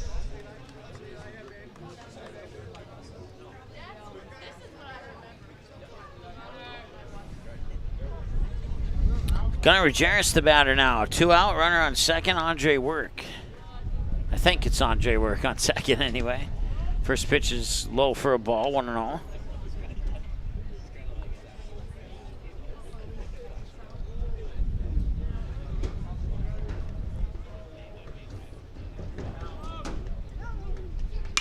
And Majerus sends it to right field. Caden Krieg is there, but it's over his head. And Andre Work will come in and score.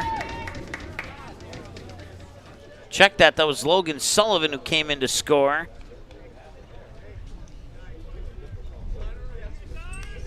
Gunnar Majerus with a RBI double. Had the wrong base runner on base for some reason.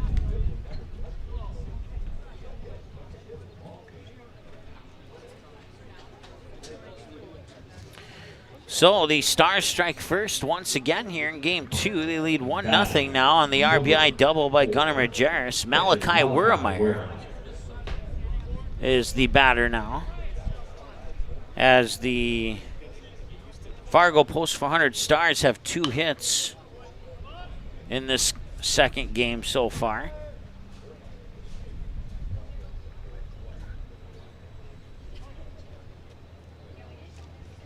Two hits on 1 Dickinson error so far and 1 run. That one fouled away third base side. 0-2 as a result here to Malachi Wurmeyer.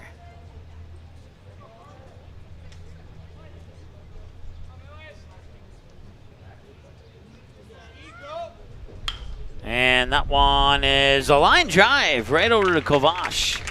Kind of a soft pop out to Kovash, probably the better way to describe that. They'll strand 1 on base, and we'll go now to the middle of the second. 1 rough rider here and 1 runner left on base. Score. Fargo Post 400. All right, it'll be Gillick along with Olson Kubis. 6, 7, and 8 for the Dickinson. When we return after this, the Stars lead 1-0 after 1.5. We'll be back in a moment here on Magnitude Sports. Stay tuned. you have a teen ready for driving lessons? Don't know what they need to do or when things need to be done? If busyness keeps you from driving with them, then Gotta Go Driving School is the place to call. Jeff Weber at Gotta Go Driving School has been teaching driving lessons to all age groups since 1991. Call Jeff at Gotta Go Driving, 238-0236. Jeff will tell you to start planning ahead now. Don't wait. Got a new driver? Then it's Gotta Go Driving School. Talk to Jeff or go online at gottagodrivingschool.com.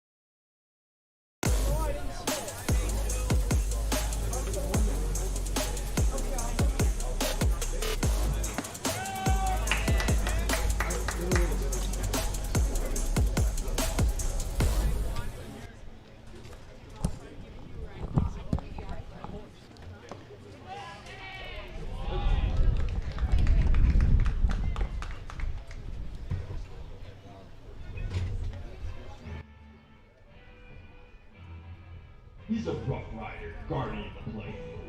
Catcher, we're number 1 for Landon Olson.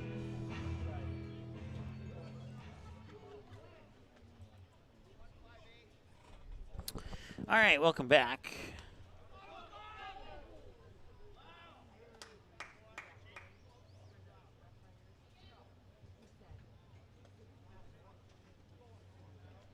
Landon Olson, the batter. Runner on first is Jeremiah Gillick.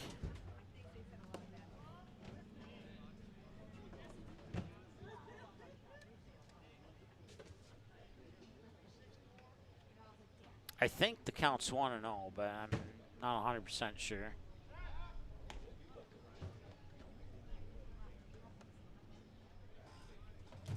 If I say I think the count is something, match it up with what I say, regardless of what that says.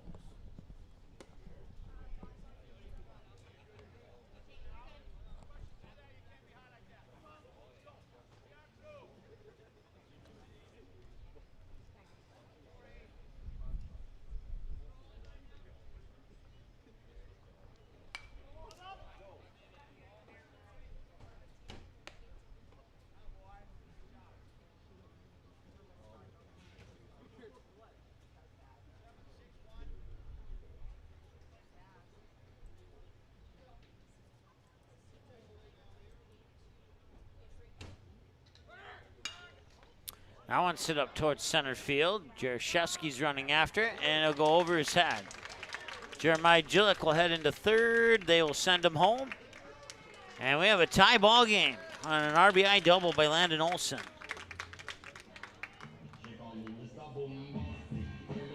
That'll bring up Camden Kubis now. For the Rough Riders.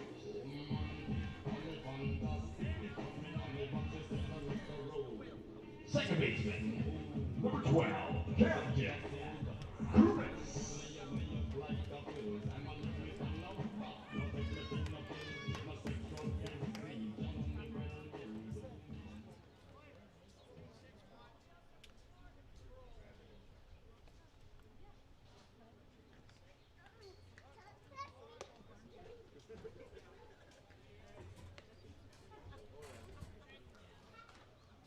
One here in the bottom of the second with nobody out.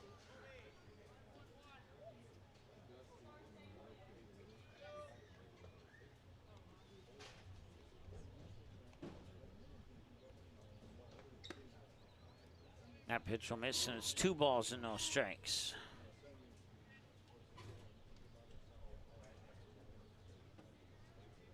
Once again, Camden Kubis is the batter.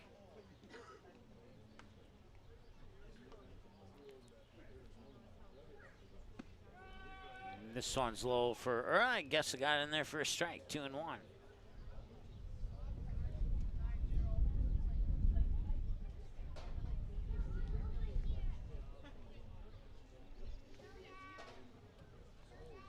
And congratulations goes out to the Oklahoma Sooners. Their game just went final. They have won their 3rd consecutive NCAA softball championship. That's not an easy task to accomplish in the NCAA in the sport of softball. A lot of great softball teams out there.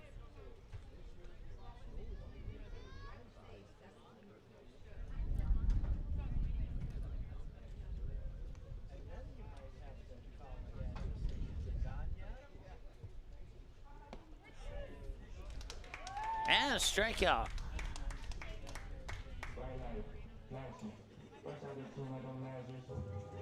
Back, third base, number 5, Jack Bryce.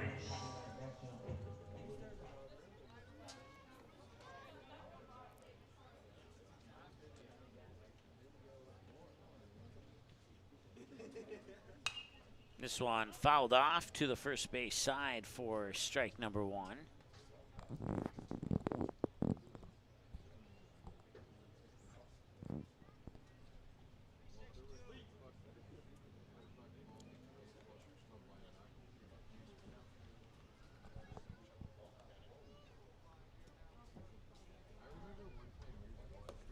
And that's in for strike 2. Nice pitch there by Chayton Sen. Came right down the middle and sliced the plate in half.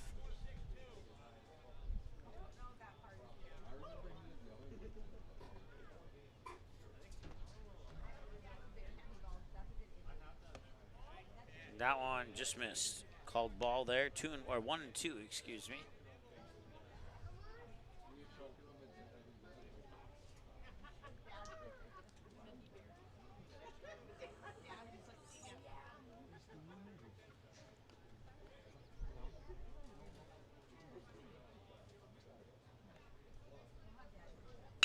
And this one hit right over towards Christensen.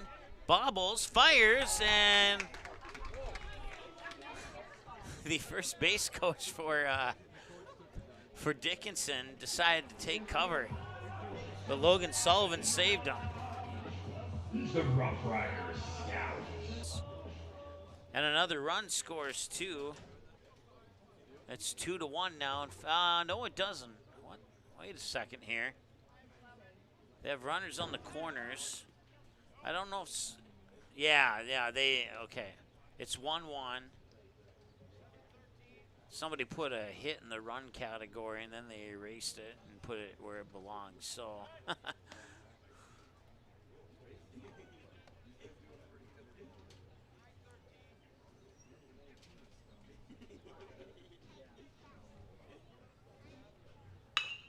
Runners on the corners, and they find the hole into left field. It'll be picked up by Kobe Hansen. And now a run will score.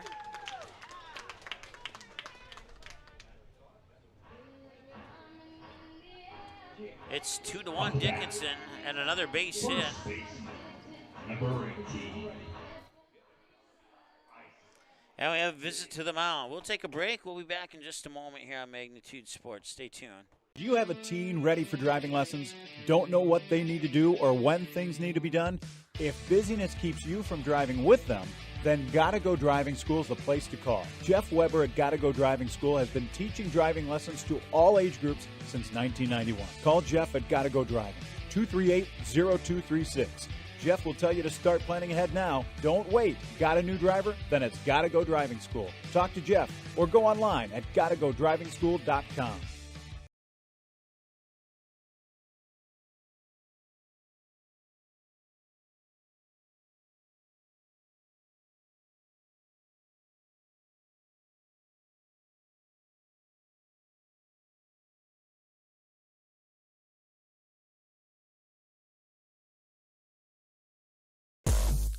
All right, we return. 2-1 lead here for the Rough Riders in the bottom of the second.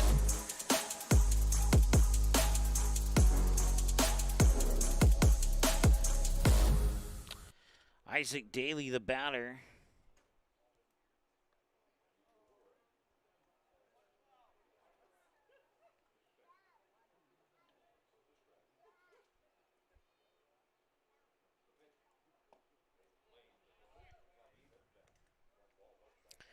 Jack Price on third, Carson Weiler on second. The runners on for Dickinson.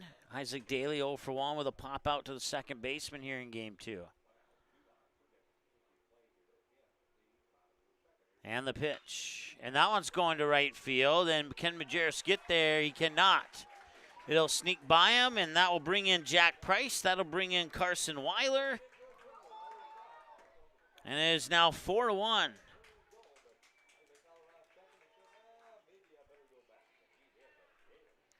And Daly on with a 2-run double.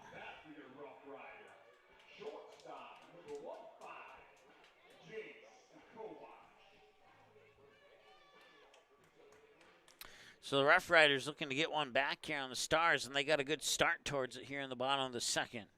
Jace Kovash, the batter.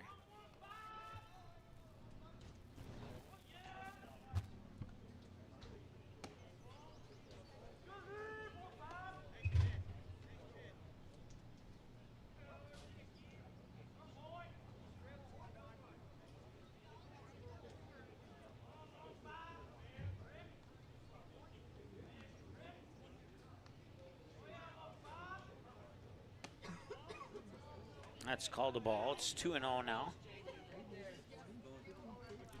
We were having issues with the Kindred. Let's try that again. We were having issues with the Kindred Comets second game. That is fixed now. You can watch that on YouTube. It's available. I was able to log in and fix it. So 2-1.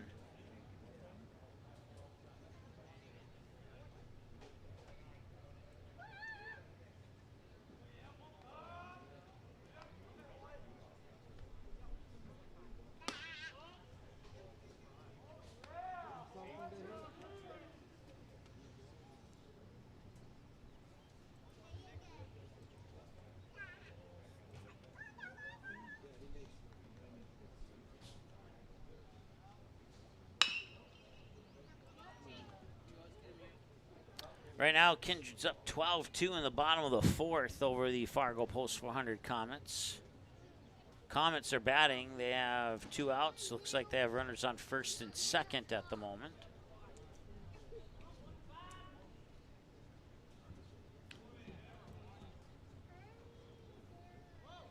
(3-2) here on the count.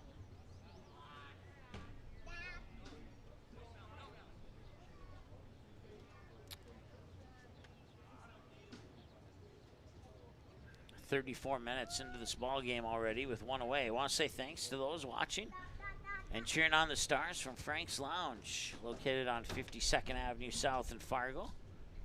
Thanks for having the game on there, and thanks for bearing with us through that video freeze earlier.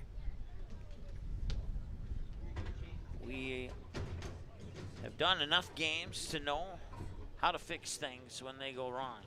At least I know how to do it. That one's popped up and fouled back, and that's good for the strike remaining right where, the count remaining right where it's at.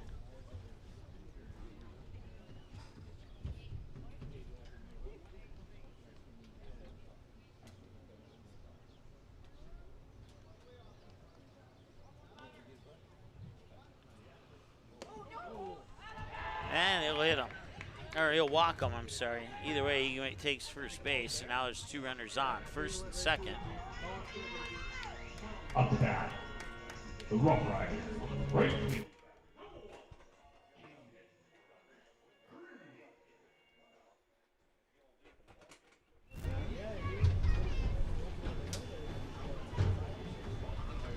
And we have a visit to the mound. It's brought to you by the Marsh McLennan Agency in Fargo.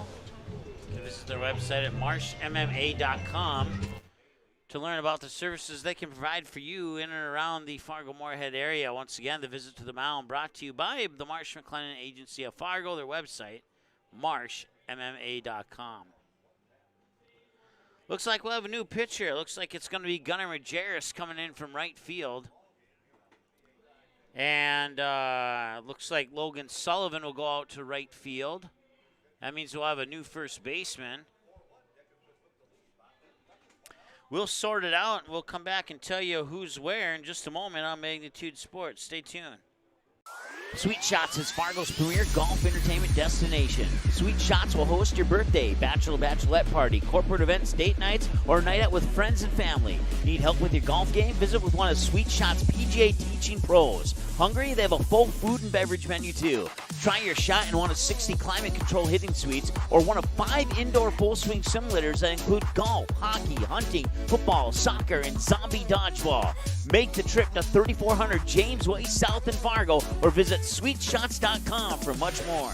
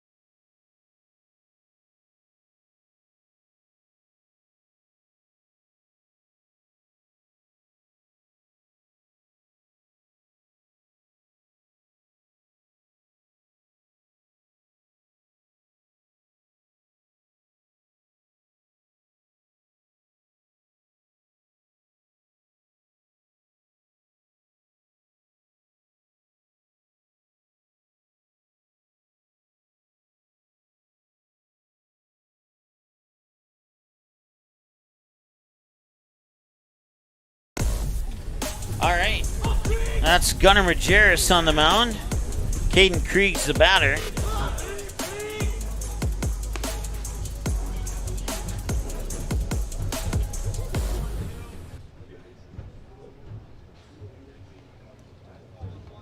(4-1) is your score. And the runners advance up to third, throws off the mark, and he's safe.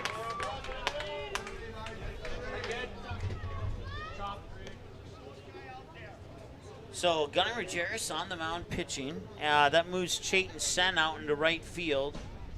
And those are your only 2 changes. Everybody else in their original positions.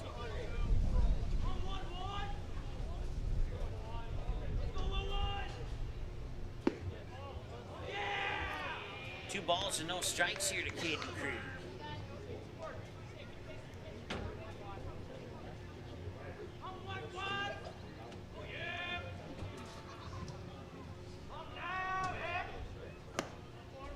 And he'll walk him. Walk him on 4 pitches.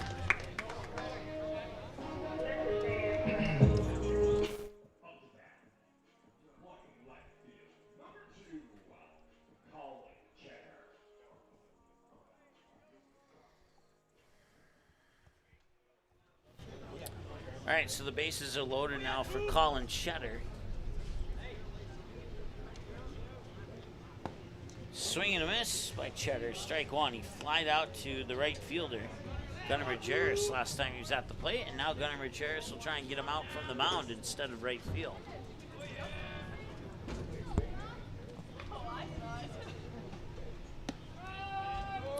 And he caught the edge. It was a delayed strike call, but a strike nonetheless, and it's 0-2. That last pitch coming across at 56 miles per hour here for Majerus. He'll wind up and deliver, and this one hits the bat high, right field. And Chayton Sen's there for the catch. Tagging on third is Isaac Daly. He will score. It's 5-1 on the sac fly to right.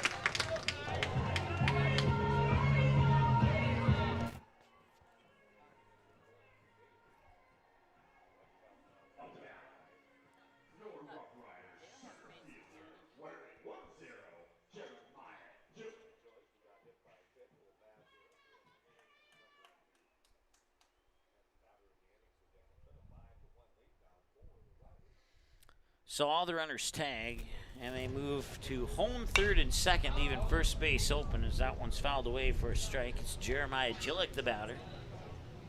So the Rough Riders now have a 5-1 lead here in game 2 of this doubleheader, dropping the first game.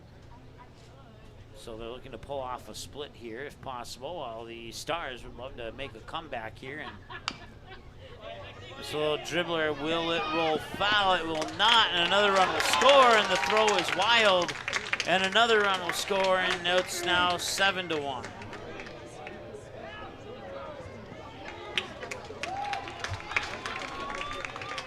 Well, we talked about in the keys to the game, make them pay for the errors, and it's the errors that are costing Fargo Post 400 right now.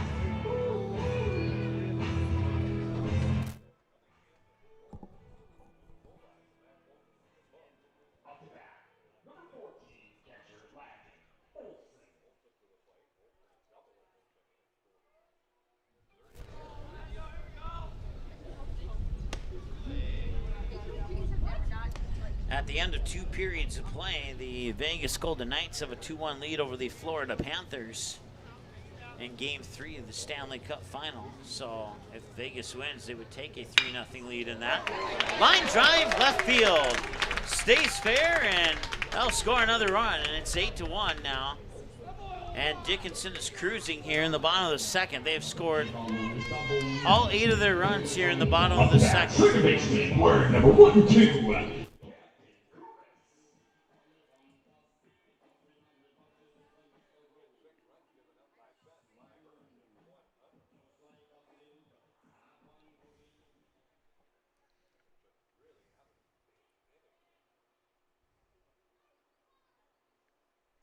Camden Kubis, I believe, is the batter. And it is.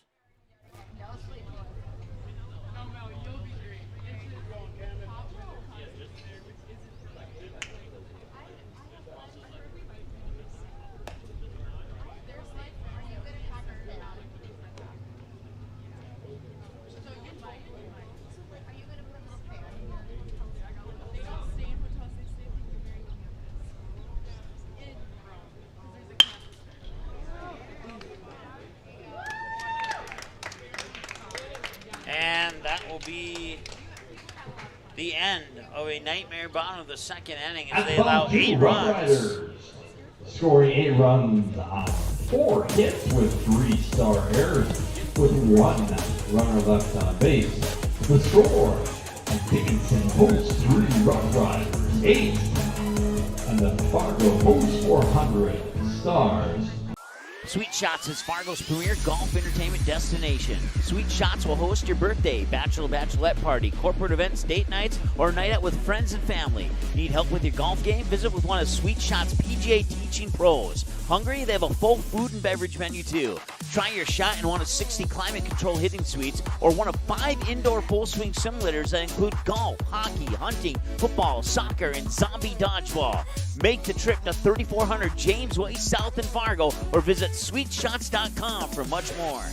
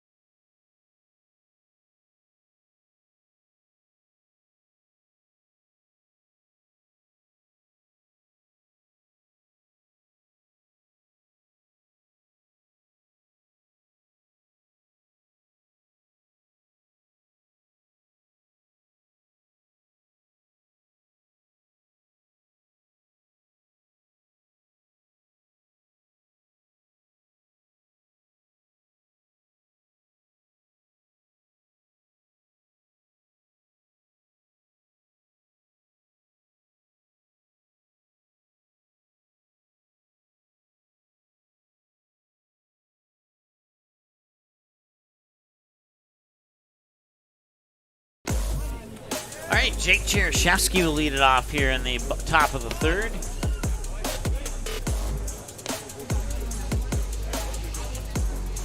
All 9 runs scored in the second. And we have an 8-1 game now. And it's a quick 2-0 count here to Jake Cherishevsky.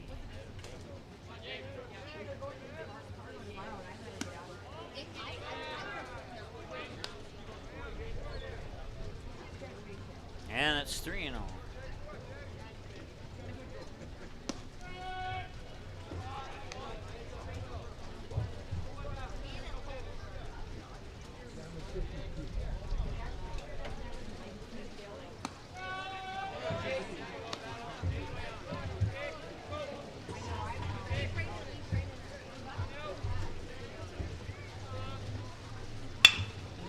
That one will find its way into left field, and Cherishevsky's on with a base hit. It's their 4th hit of the game. On the bat, shortstop, number 6, Caleb Christensen.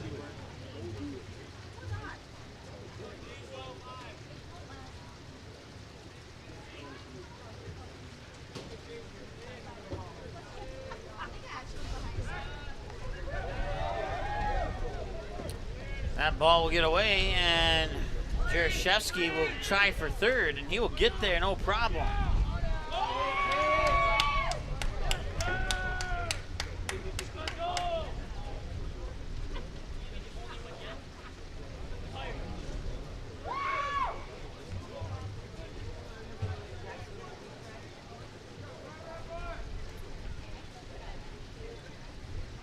It sounds like it's raining, but visually I can't confirm that.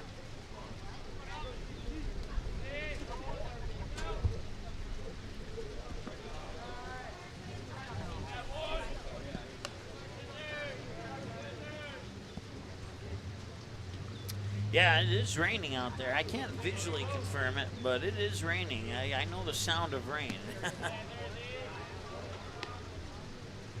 2 balls, no strikes. Caleb Christensen, the batter. 3 balls, no strikes. Jake Cherishevsky, the runner on third. 90 feet away from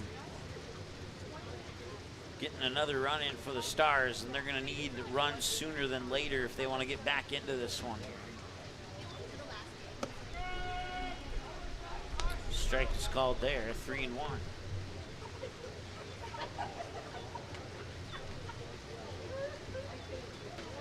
And that'll walk them.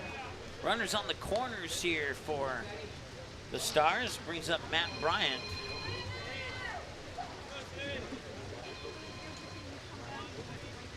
Batting, second baseman, number 1, Matthew Bryant.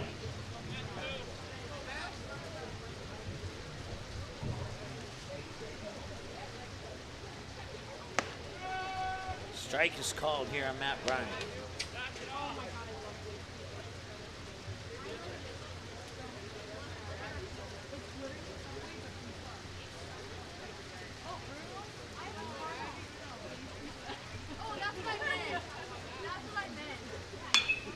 Bryant going to left field, and he'll drop for a base hit. Cherishevsky will come in, and Christensen is going to be held at third. It's a double for Matt Bryant.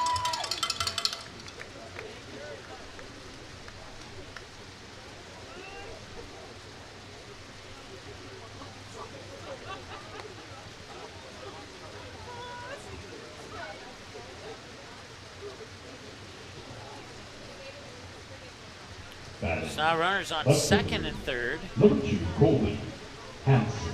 It's 8-2.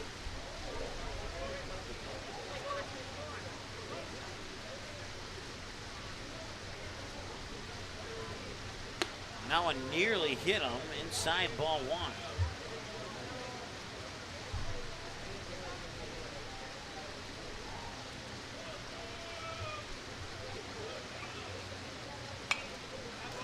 That one's fouled off, and we're at 1-1 now. So the Stars might have something clicking here. We'll see if they can continue to get base hits here. This one fouled off. Nobody out, runners second and third. They've already gotten one across here in the third. A base hit would be huge. It would cut the lead in half. And hard hit the third. And there's no one at third, and now the bases are loaded, and nobody's out. It'll be a fielder's choice for Colby Hansen as they hold the runner at third. Batting, number 19, first baseman, Logan Sullivan. It's now Logan Sullivan, who has a single to right field in this game. Has the bases loaded with nobody out. Swing and a miss, strike one. You got Andre Work on deck. Actually, no, we don't. We have Chayton Sen on deck.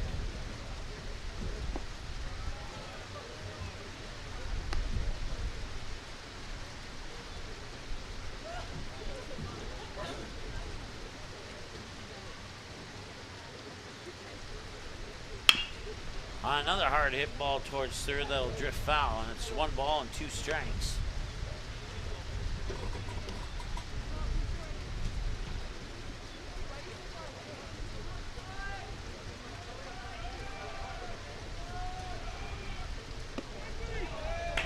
And they're going to call strike 3 there. So they'll go down looking. That's out number 1. Still got the bases loaded, and it's Chayton Sen stepping up to the plate. Batting number 9, Chayton Sen. Chayton Sen, hard towards third and foul. Strike 1.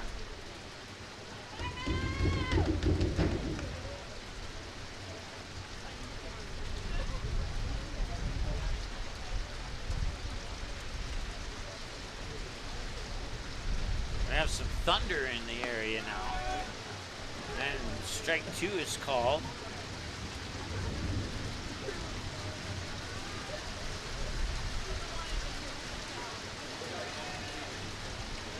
We have a 50% chance of thunderstorms starting at 9 o'clock. That's about 30 minutes from now. Or 10 o'clock for those our friends back home in Fargo. 1-2, and he swings and misses for strike or for out number 2.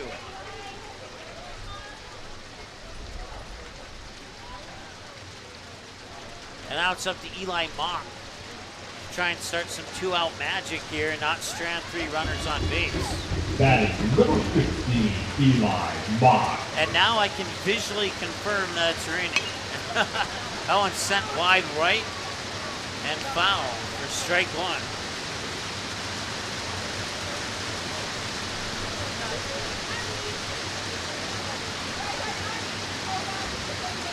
That one misses inside. It's 1 ball, 1 strike.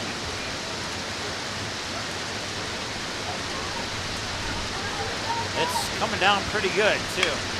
Hit up the middle, and diving for it was Kubis. He couldn't get it. 1 run will score, and that's it.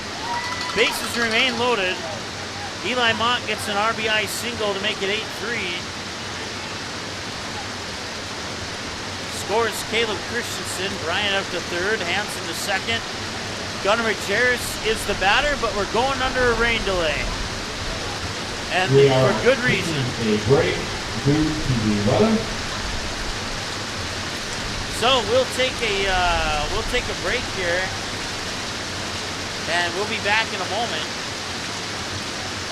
As once again we're going under a rain delay for not sure how long, but we'll be back momentarily here on Magnitude Sports. Stay tuned. Do you have a teen ready for driving lessons? Don't know what they need to do or when things need to be done? If busyness keeps you from driving with them, then Gotta Go Driving School is the place to call. Jeff Weber at Gotta Go Driving School has been teaching driving lessons to all age groups since 1991. Call Jeff at Gotta Go Driving, 238-0236. Jeff will tell you to start planning ahead now. Don't wait. Got a new driver? Then it's Gotta Go Driving School. Talk to Jeff or go online at gottagodrivingschool.com.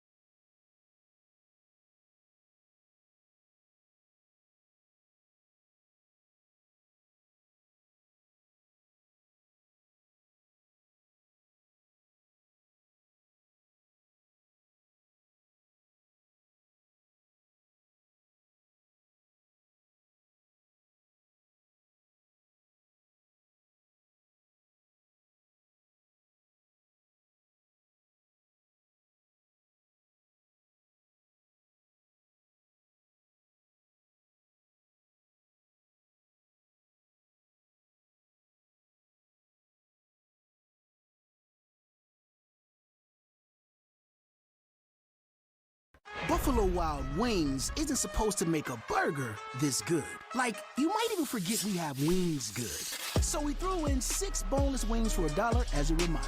Buy any burger, get 6 boneless wings for $1. Only at Buffalo Wild Wings. Abby says she wants to marry a B-Dubs honey barbecue wing. We get the sweet, tangy allure of honey barbecue sauce, but you can't marry a chicken wing. What are you going to serve at the wedding? Their family? 26 sauces and seasonings at Buffalo Wild Wings.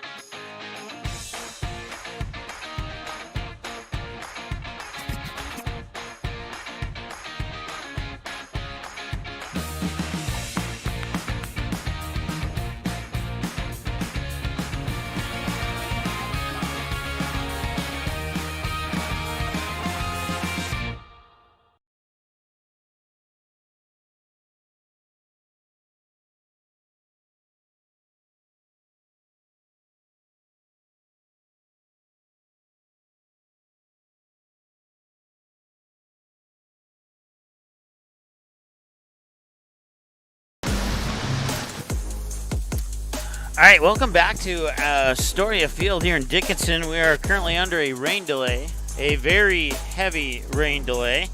Taking a look at the radar here, looks like it's moving from the south heading north as you can kind of hear it there, but due to the fact that there's music playing, I'm not going to let you listen to the rain as much as you may want to and as much as I may want to, but... yeah, looking at the radar, looks like heading from the south, going to the north of Dickinson, up towards the Killdeer area. Got some moderate to heavy rain cells. But I would, if I'm reading this right, it shouldn't stick around long. I think we're talking maybe a 15 or 20-minute delay possibly. So that's kind of what I can tell you. We're at 8:36 local time. So according to... the radar here, this thing should be over and pass through us here by about 9:05. So about, I guess maybe that's a little bit longer than what I originally stated there. So looking at about at least a 23 to 25-minute delay here if the radar is accurate. And we all know that the radar can be very inaccurate as well. So heavy rain and thunder, we haven't witnessed any lightning yet, so that's not an issue, at least not at the moment. To reset, the Dickinson Rough Riders have an 8-3 lead. It was 0-0 after the first. The Stars would get one on the top of the second to take a 1-0 lead, but Dickinson would just pound it on in the bottom of the second. They would score all 8 of their runs in the bottom of the second. And then the Stars would get 2 in the top of the third. Now we have 2 outs in the top of the third as we've hit the 1-hour mark of the game as we enter this rain delay. The bases are loaded when we return to action with 2 away. Matt Bryant's on third. Colby Hansen's on second. Eli Mock is on third. And it's no strikes, no balls to Gunnar Majerus, who's the batter. So when Eli Mock got that single up to the center, up to center field, it scored Caleb Christensen from third, moving Matt Bryant up to third and Colby Hansen up to second, Eli Mock on first. And right after that play completed, the umpires called it, and they went into a break. Once again, it is not a lightning delay. It is just a weather delay with heavy rain and thunder. And the thunder, I haven't heard any thunder recently, but we did hear some thunder during those first 2 outs of the top third inning.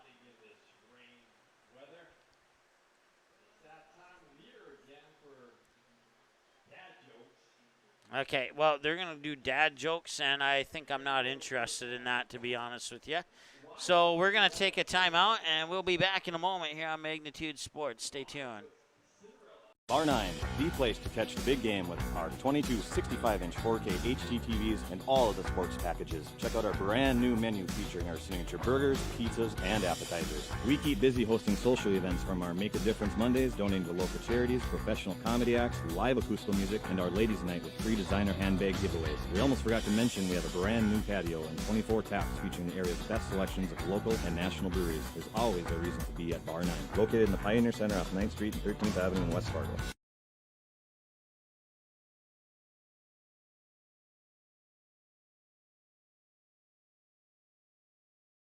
Buying, selling, or leasing commercial real estate or farmland in the Fargo-Moorhead and surrounding area? From office to retail, industrial to multifamily, commercial land to farmland. As the #1 commercial, sales, and leasing brokerage in the FM region, Goldmark Commercial has the experience and skills to handle all of your commercial real estate and farmland needs with the highest levels of customer service and marketing around. Trust the experts at Goldmark Commercial Real Estate to lead your team to success. Tonight, I'll be eating chicken tikka masala with garlic naan. Cheers. I win again. Patrick. That's Sir Patrick. Ooh, sir. Tonight, I'll be eating roasted cauliflower tacos with spicy chipotle sauce. Thank you. Oh! Yeah! I wasn't ready! You want cheese to go with that wine? Now batting, number 5. Nice seats. $50 though? Hey, this dude got his seat for only $20 on Game Time. Whoa. Game Time tracks ticket prices in real time and finds you all the best last-minute deals, so you can get tickets for up to 60% off. 60% off? Mystical ballpark voice? Yeah. That guy freaks me out. Download Game Time now. Come on, do it. Does a ghost pepper wing that doesn't send you into tears make any sense? Sure does to us. That's why Popeye's ghost pepper wings are more flavorful than fireful. Because in NOLA, we like to taste our food, not cry over it. We don't make sense. We make chicken. Love that chicken from Popeyes. At Popeyes, we got a feast for your family. Whether it's spicy or mild fried chicken or tenders, our brand new homestyle mac and cheese, or any of our other delicious sides, there's something for everyone at the table. Try it today and earn points with Popeyes Rewards. Do you have a teen ready for driving lessons? Don't know what they need to do or when things need to be done? If busyness keeps you from driving with them, then Gotta Go Driving School is the place to call. Jeff Weber at Gotta Go Driving School has been teaching driving lessons to all age groups since 1991. Call Jeff at Gotta Go Driving, 238-0236. Jeff will tell you to start planning ahead now. Don't wait. Got a new driver? Then it's Gotta Go Driving School. Talk to Jeff or go online at gottagodrivingschool.com. Buffalo Wild Wings isn't supposed to make a burger this good. Like, you might even forget we have wings good. So we threw in 6 boneless wings for $1 as a reminder. Buy any burger, get 6 boneless wings for $1. Only at Buffalo Wild Wings. Abby says she wants to marry a B-Dubs honey barbecue wing. We get the sweet, tangy allure of honey barbecue sauce, but you can't marry a chicken wing. What are you going to serve at the wedding? Their family? 26 sauces and seasonings at Buffalo Wild Wings.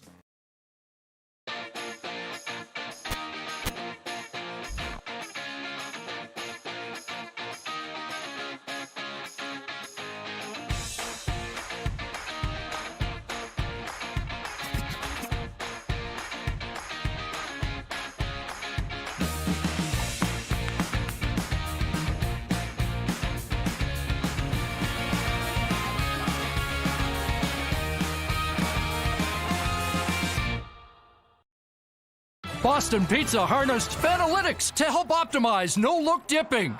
Ooh! Making adjustments so you can stay focused on the game. The playoffs at Boston Pizza, powered by Fanalytics. At Boston's, we make crowd pleasers. Like this. Yes. Woo! And these. So good! And definitely this. I love you! Woo! Stop by or book your catering order online and we'll make you a fan. Sweet Shots is Fargo's premier golf entertainment destination. Sweet Shots will host your birthday, bachelorette party, corporate events, date nights, or a night out with friends and family. Need help with your golf game? Visit with one of Sweet Shots' PGA teaching pros. Hungry? They have a full food and beverage menu too. Try your shot in one of 60 climate control hitting suites or one of 5 indoor full swing simulators that include golf, hockey, hunting, football, soccer, and zombie dodgeball. Make the trip to 3400 James Way South in Fargo or visit sweetshots.com for much more. Doolittle's Wood-Fired Grill is an experience that ignites your senses, featuring wood-fired rotisserie cooking. Grilling meat over an open flame creates that savory wood-roasted flavor, while the rotisserie rotation results in juicy and succulent meats. Doolittle's even has an outdoor fire pit that creates a relaxing setting to wine and dine for any occasion. Visit DoolittlesRestaurants.com for a full menu or to make a reservation. Doolittle's Wood-Fire Grill, 2112 25th Street South in Fargo, or call ahead at 701-478-2200.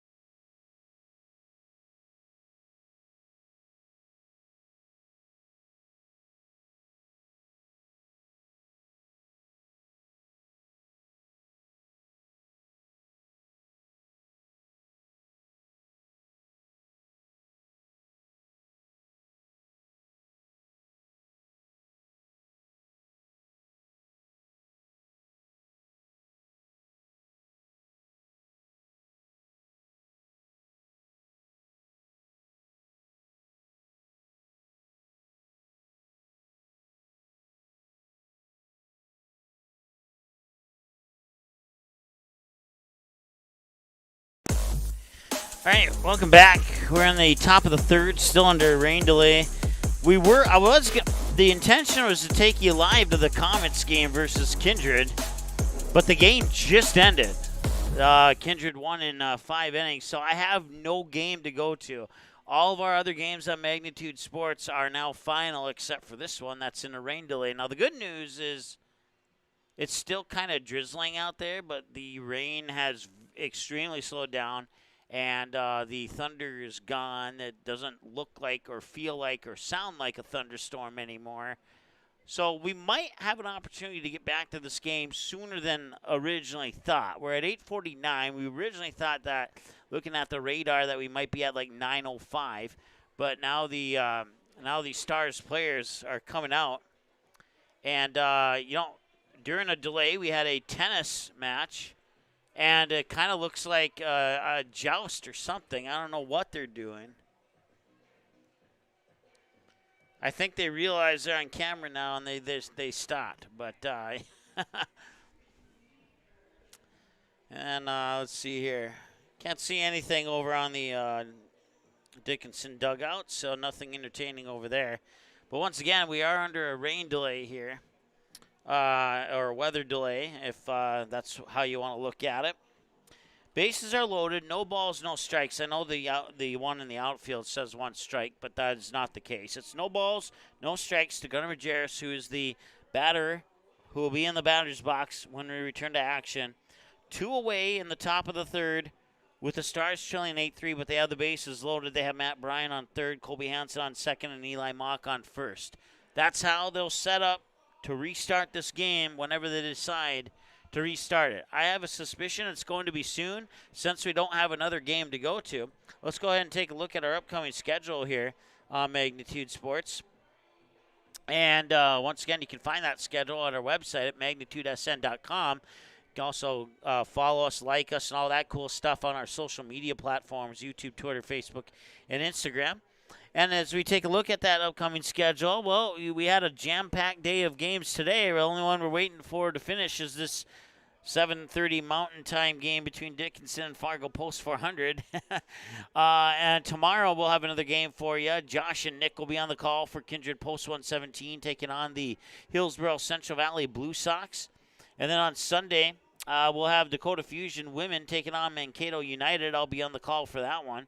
And then we have Monday off and back to a big day on Tuesday with the Kindred Babe Ruth team taking on Valley City. And then their Legion A team will also take on Valley City. And Fargo Post 400 Stars will host a doubleheader against the Bismarck Governors on Tuesday, June 13th.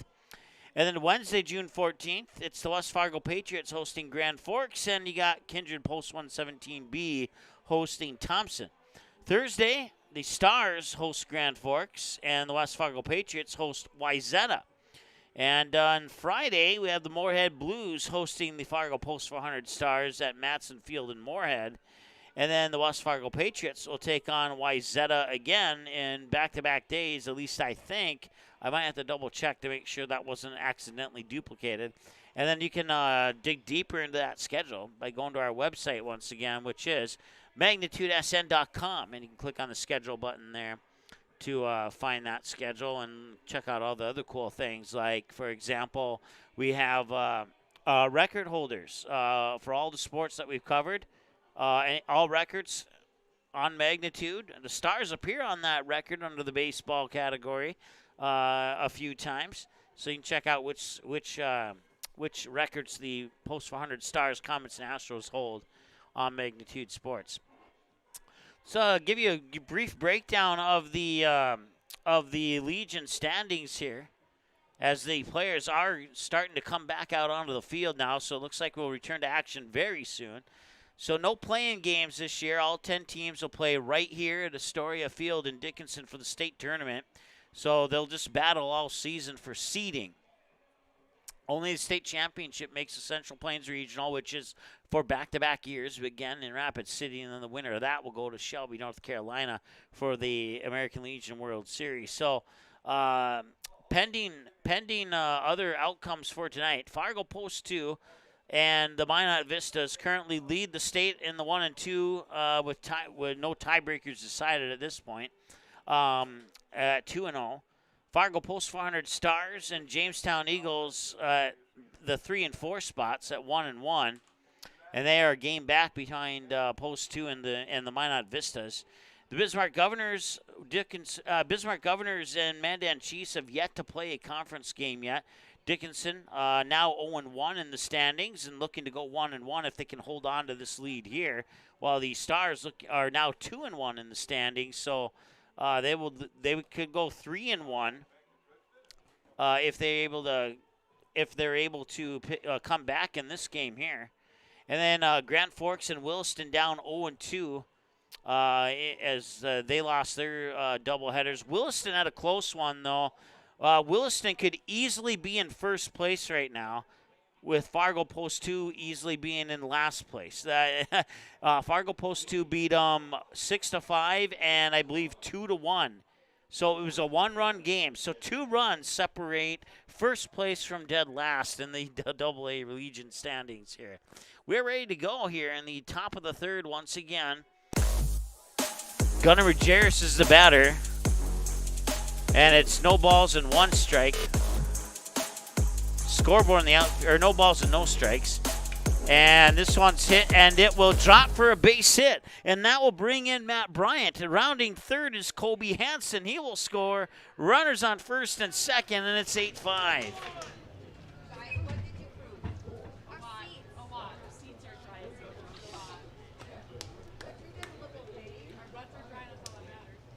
So Gunnar Majerus gets a single to center field to lead off on the rain delay.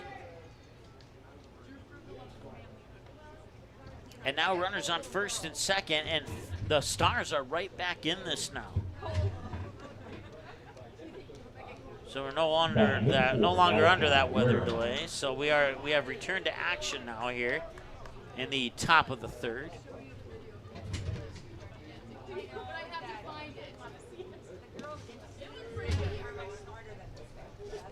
Pitch will miss outside for a ball to Malachi Wermeyer. I think that rain delay is what everybody needed. I feel a little bit better myself now. 1 hour and 18 minutes, time of the game, minus a few minutes for the rain delay. Wild pitch will allow Mock to go to third and Majerus up to second.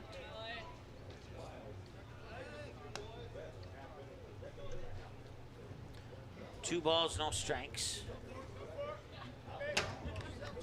And now base hit could make it a run-1 game. How about that? 2-0. 3-0. He called it a strike. It's 2-1. That was a little bit low and out for my taste. I don't know about anybody else's taste, but. And that's inside, and now it's 3-1.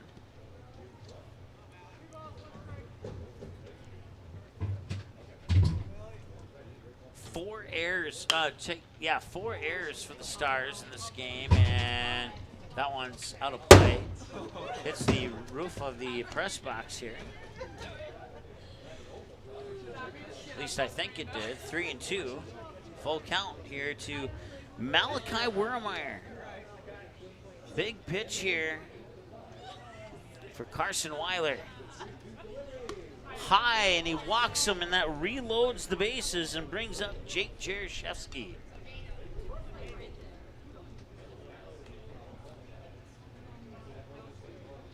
Off the bat, number 5, Jake Jaroszewski.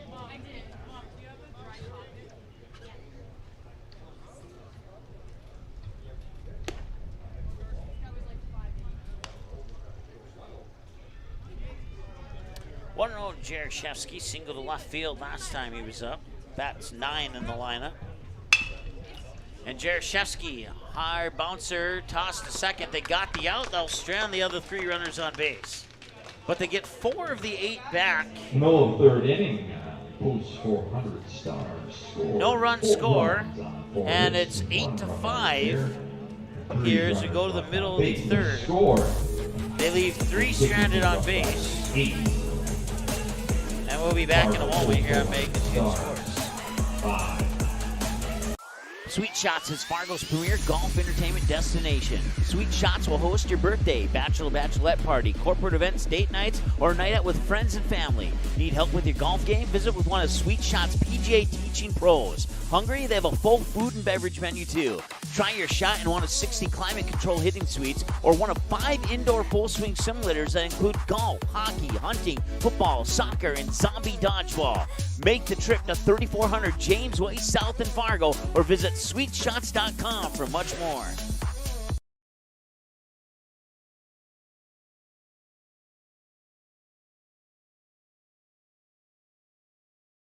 Doolittle's Wood-Fired Grill is an experience that ignites your senses, featuring wood-fired rotisserie cooking. Grilling meat over an open flame creates that savory wood-roasted flavor, while the rotisserie rotation results in juicy and succulent meats. Doolittle's even has an outdoor fire pit that creates a relaxing setting to wine and dine for any occasion. Visit DoolittlesRestaurants.com for a full menu or to make a reservation. Doolittle's Wood-Fired Grill, 2112 25th Street South in Fargo, or call ahead at 701-478-2200. Welcome back, 8-5 in favor of Dickinson here in the game 2 of this doubleheader as we move to the home half of the third. So no runs scored in the first. Stars get one on the top of the second. Dickinson gets 8 in the bottom of the second. The Stars get 3 in the top of the third, and then we go to a rain delay, and they come back and get one more after the rain delay. And they have trimmed the lead from 8-1 to 8-5, and they are right back in this game. Carson Weiler is the scheduled batter. We'll see if our lineup cards are on pace with who's up to bat here in a moment. This one, and it isn't, no, it's not. It is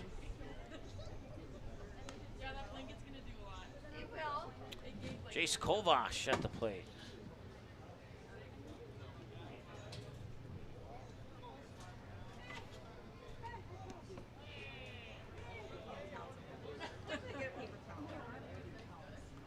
One ball, one strike.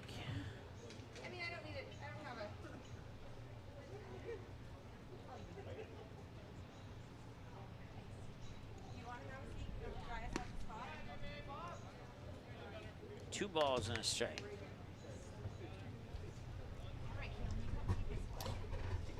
Caden Krieg and Colin Cheddar are the other two batters we'll see this inning, pending changes. This one hit hard right out to Christensen, and he'll pick it up, fire it over to Sullivan for the 6-3 ground out.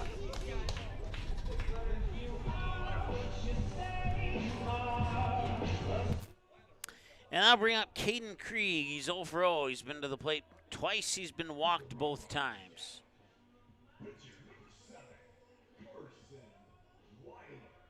No, it is not. It is somebody else. Carson Weiler. And that was a strike.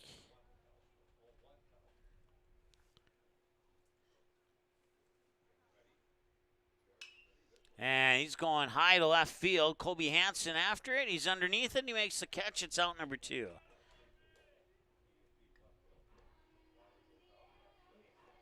Now bring up Colin Cheddar now. So 2 up, 2 down. And if they can get one more out and get those bats coming back to the plate here, might be able to bring some of that bottom of the second or top of the third. Let's try that again. Bring some of that top of the third momentum over into the top of the fourth potentially here. We're an hour and 25 in. That includes approximately a 15-minute rain delay. 2 outs on the board, and this one will pop away for ball 1. Cheddar 0 for 2, fly out to right field on 2 occasions.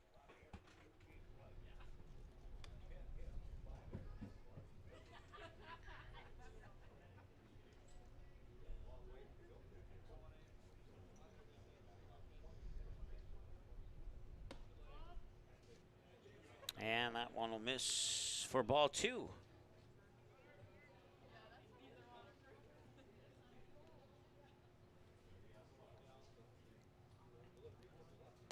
And now it's high for ball 3. And Cheddar's potentially a pitch away here from being walked on 4 pitches. See if Majerus can get a strike here. And he can. That's strike delivered. Well, no, I don't think that's the radar gun because every pitch in this doubleheader has been 56 miles per hour. There's got to be something wrong with that radar gun. Swing and a miss, strike 2. Full count now here to Colin Cheddar.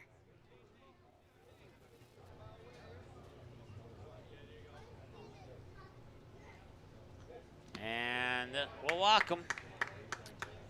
Cheddar on first. We'll see who this is.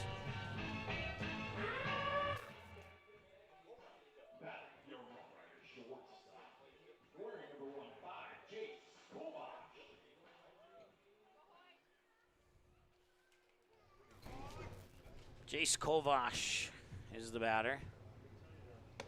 And that will miss for a ball. It's 1-0. 2 outs. The sooner the better for the Stars if they get that third out here. We're at 1:27. Officially a 22-minute rain delay. So time of the game, 1 hour, 5 minutes of playing time.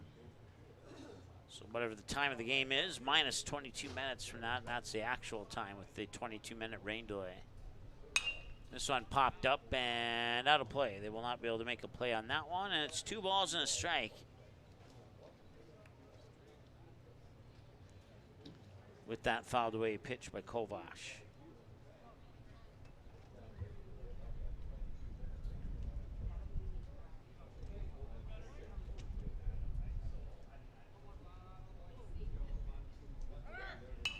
And check swing foul. Good for a strike 2.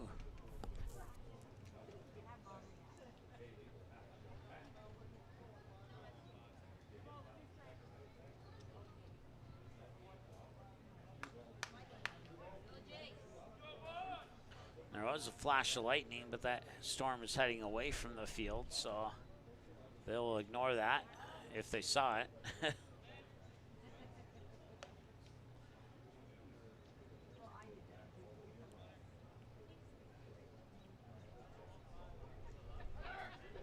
And he'll reach for it. Switching directions as Bryant picks it up, and he did not get it. He was able to run it out.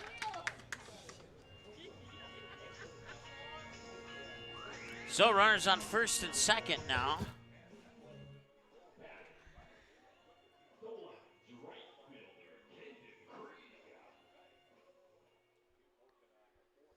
Landon Olson, the batter, I think. It's something's not right with the lineup here since the rain delay. This one, 2 bounces to Bryant. This time he will get the out at first. And that will strand 2 runners on base and end the 3rd inning of play. At the end of 3, Rough Riders. All right, 1, 2, and 3. It's the top of the order, I think. Christensen, Bryant, and Hansen. We'll see for sure in a moment here on Magnitude Sports. Be right back. At the end of 3, the Dickinson Colts 3 Rough Riders. 8. Boston Pizza harnessed Fanalytics to help optimize no-look dipping. Ooh, making adjustments so you can stay focused on the game. The playoffs at Boston Pizza, powered by Fanalytics. At Boston's, we make crowd pleasers. Like this. Woo! And these. So good!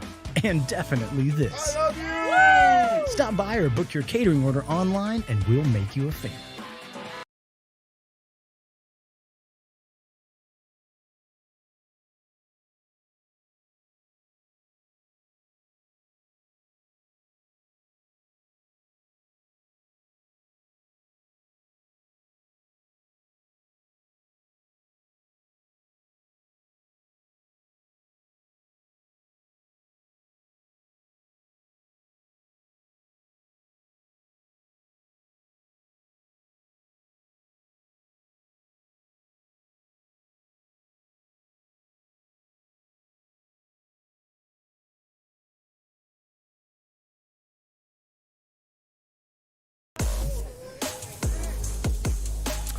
Eight 5, and it is Caleb Christensen, top of the order here for the Stars, going into the 4th. They scored 4 in the 3rd. See how many they can get here in the 4th to trim that lead down even further. 1-1, and a hard hit ball out towards Kovash, and he'll pick it up. Now it's a 6-3 ground out. Batting number 1, Matthew Bryant. Matt Bryant will step up to the plate with 1 away now.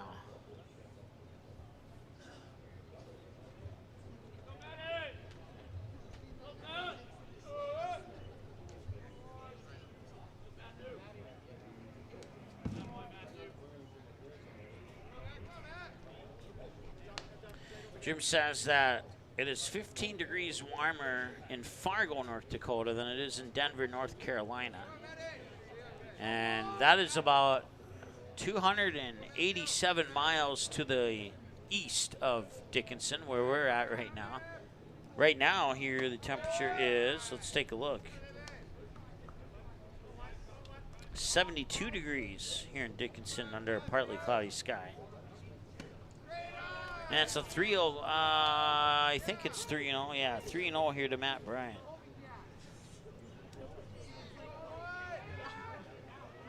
And a strike is delivered there, 3-1. Kobe Hansen is the batter on deck. We'll see him for sure. We'll see if we can get to Logan Sullivan or not. And strike 2 is called, as he caught the edge apparently, and Weiler will deliver ball 4.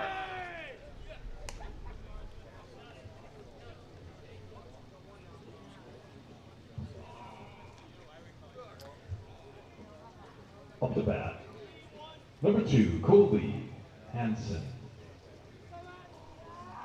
Kobe Hansen, the batter now.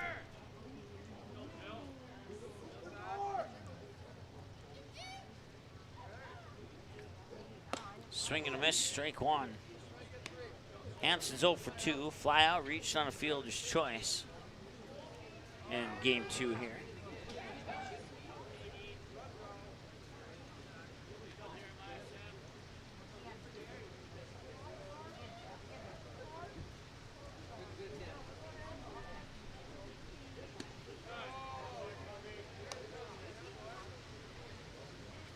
One ball and 1 strike.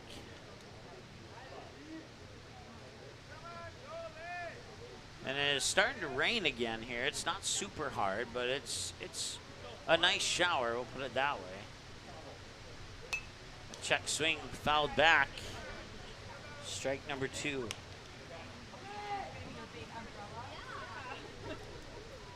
Runner on with 1 out on a 1-2 count.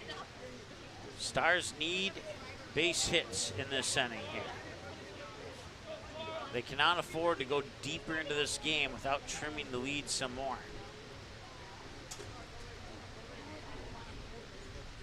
And that one's popped up, going to right field. Caden Krieg is underneath it. He makes the catch. It's out number 2. Now bring up Logan Sullivan.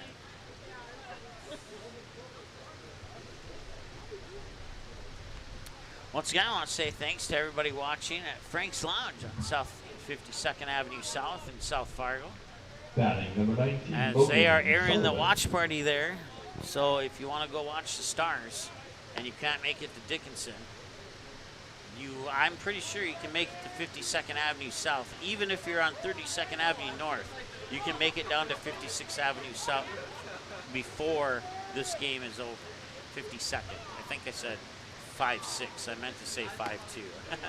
Swing and a miss, strike 1. Sullivan singled to right, struck out looking last time he was at the plate here in game 2. Do the Stars have a comeback in them? We'll see. Hit well and fair down the third baseline. And that will be a single that moves Matt Bryant up to second.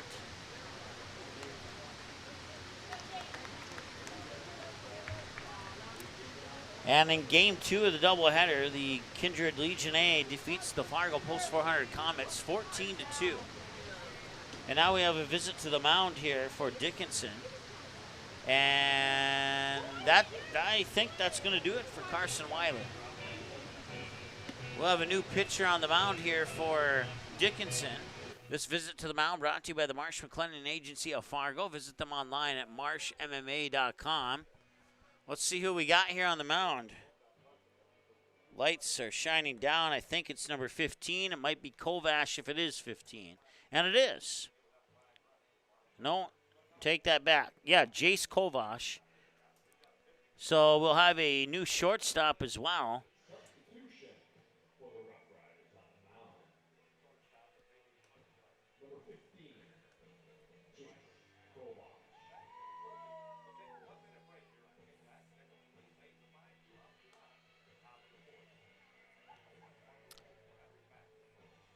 So I'll try and keep you updated on who the new shortstop is here. As Jace Kovash is taking over on the mound here for Carson Weiler. I had Weiler down with 67 pitches. 42 strikes and 25 balls. He has allowed 5 runs and stranded 4 runners on base. He's responsible for potentially 2 more runs before we can close the book on him officially. Chayton Sen will be the first batter that Kovash faces. And we are ready to go. So 2 away, 2 runners on. Top of the 4th, 3-run ball game, 8-5 in favor of the Rough Riders. Here in the top of the 4th. We're at 1 hour 37 minus a 22-minute rain delay. So that puts you at an hour and 15 of actual game time.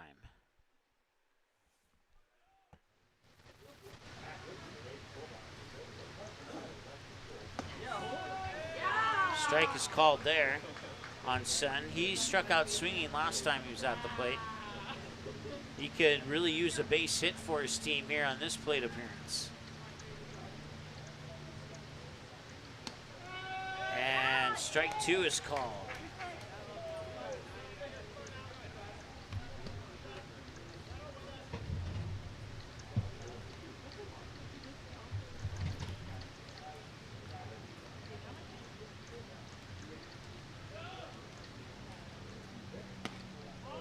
Outside for a ball.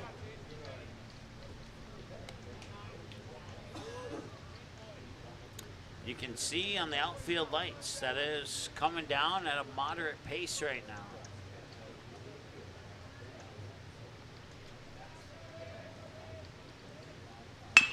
And this one, a bouncer towards short. Up to third for the force out. They got it. That's what we needed. Sen will reach on a fielder's choice. Matt Bryant's out at third, and that brings us to 2 stranded and brings us to the end of the middle of the 4th inning. We'll take a break and we'll be back in just a moment here on the Magnitude Sports Network. Talk to you in a moment. We'll be right back. Buffalo Wild Wings isn't supposed to make a burger this good. Like, you might even forget we have wings good. So we threw in 6 boneless wings for $1 as a reminder. Buy any burger, get 6 boneless wings for $1. Only at Buffalo Wild Wings. Abby says she wants to marry a B-Dubs Honey Barbecue wing. We get the sweet, tangy allure of honey barbecue sauce, but you can't marry a chicken wing. What are you going to serve at the wedding? Their family? 26 sauces and seasonings at Buffalo Wild Wings.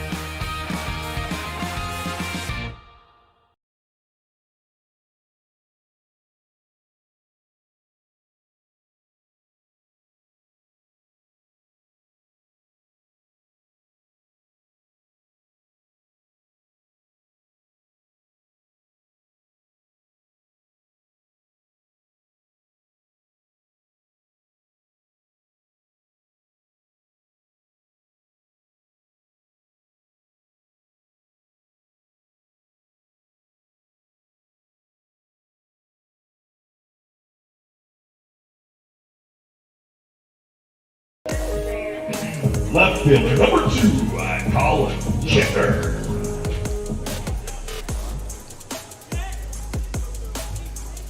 Colin Cheddar, the batter, here to lead things off for Dickinson in the bottom of the 4th. First pitch, a strike here from Gunnar Majerus. Cheddar 0 for 2. 2 flyouts to right and a walk.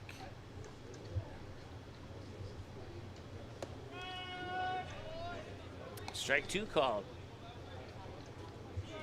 So neither team scoring in the, well, I can't say that just quite yet. We're still in the bottom of the 4th. Swing and a miss. Nice strikeout.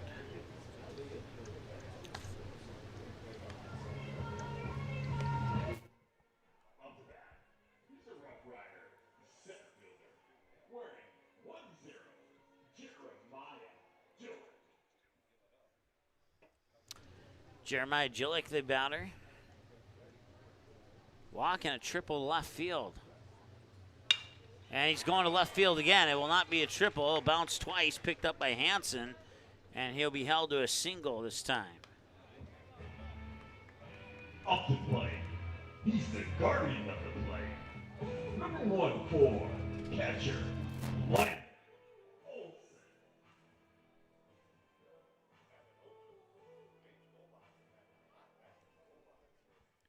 Landon Olson, the batter now.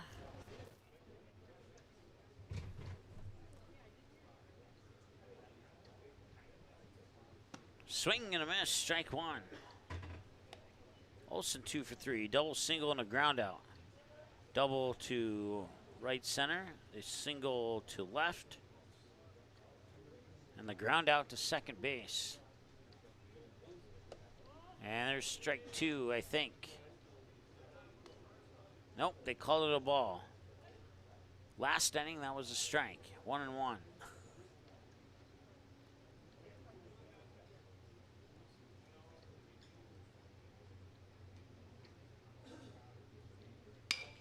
That one's sent up high, and Jaroszewski will call off Sen and make the grab for out number 2.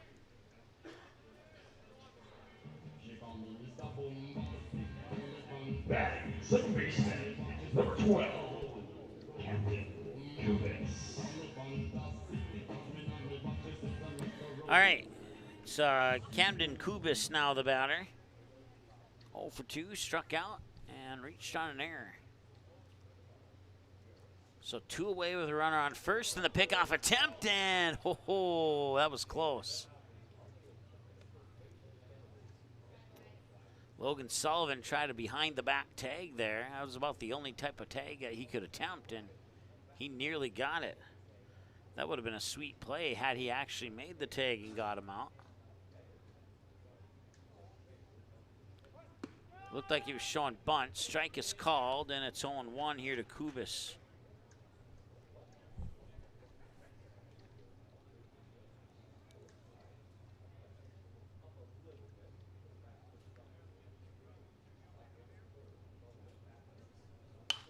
Some more lightning off to left center field, but once again, we believe that storm is moving away from us here.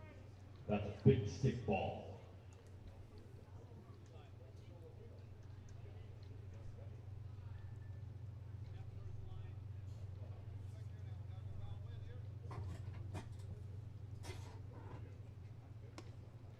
That one's up high for a ball. 1-2 now here to Camden Kubis.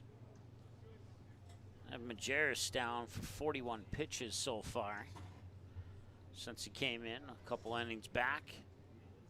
And this one hit out towards Matt Bryant to second, and that's all they needed. That's the third out. That ends the fourth. They strand nobody on base. Actually, they strand one on base. And we'll go now to the next inning right after this. Boston Pizza harnessed Fanalytics to help optimize no-look dipping. Ooh, making adjustments so you can stay focused on the game. The playoffs at Boston Pizza, powered by Fanalytics. At Boston's, we make crowd pleasers. Like this. Woo! And these. So good! And definitely this. I love you! Woo! Stop by or book your catering order online and we'll make you a fan. I kind of wonder where to even begin about what I love about Touchmark. It's everything. It's the time with the residents. It's my team. I work with wonderful individuals every single day. I love the people, and my job is to connect with them, and that's a pretty great job to have, that you get to make genuine, real connections with our residents and our team members. It's just the overall community. That is Touchmark. That's what I love. Your full life happens here at Touchmark.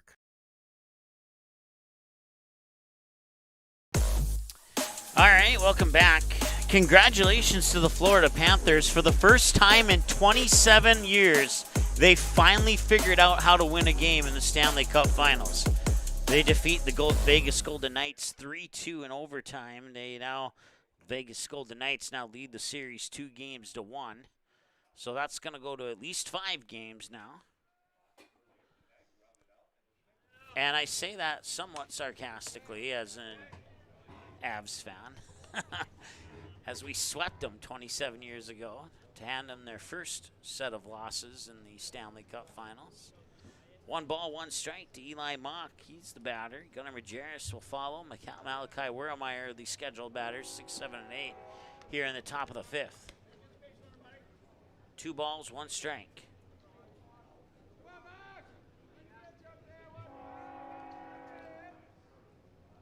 Swing and a miss, and 2 balls, 2 strikes.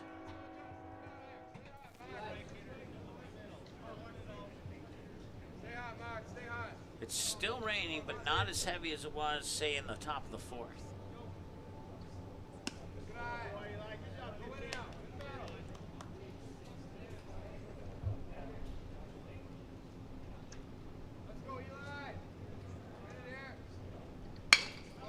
And that one finds the gap in the left center field. It's going to roll all the way to the warning track. And it's picked up, and Eli Mock's on with a leadoff double here in the top of the 5th.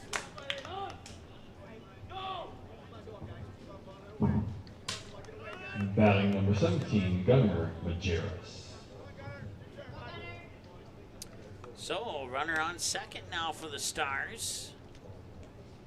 And Gunnar Majerus step up to the plate. It's a good night so far. See if he can keep it going here.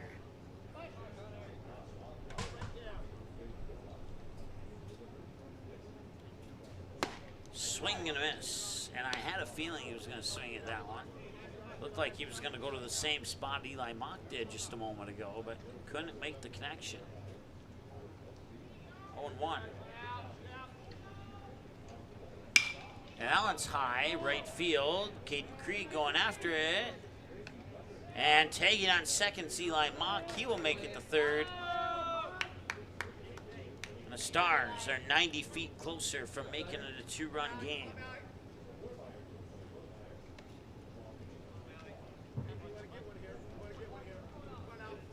Malachi Werlemeyer, the batter now. Number 4, Malachi Werlemeyer. So 1 out.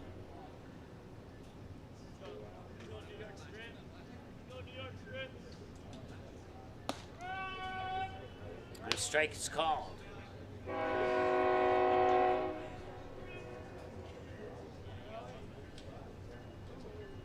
Here's the 0-1 pitch. Swung on and ground to the shortstop. He'll fire it over. He came off the base. He's safe. And Eli Mock scores. And it's 8-6.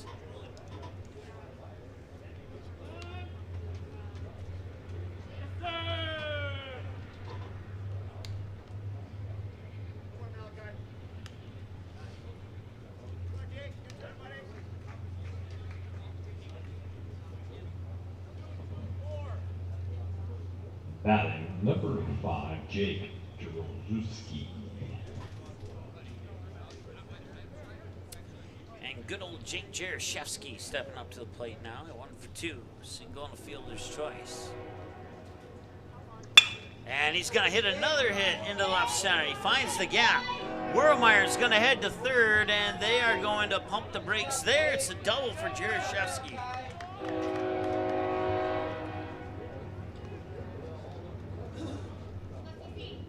Second and third for the Stars. The tying run is in scoring position with 1 out, and Caleb Christensen, the batters, moving back to the top of the order here. 400. Most 400 is number 6, Caleb Christensen.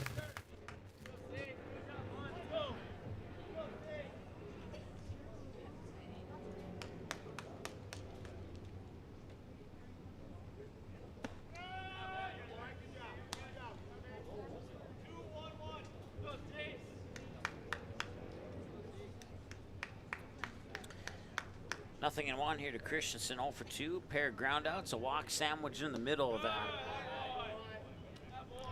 Ground out to second and a ground out to short with the walk in the middle. 1 ball, 1 strike, 1 out, 2 runners on. You have Matt Bryant on deck and the pitch. Line right field, but foul. So 1-2 the count now here to Caleb Christensen.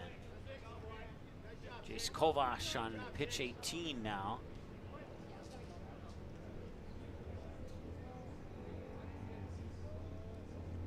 And the 1-2 pitch.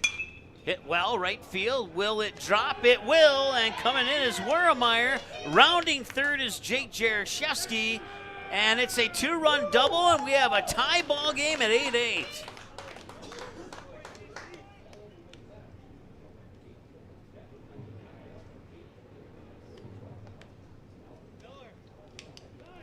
So Caleb Christensen with a game-tying 2-run double to right.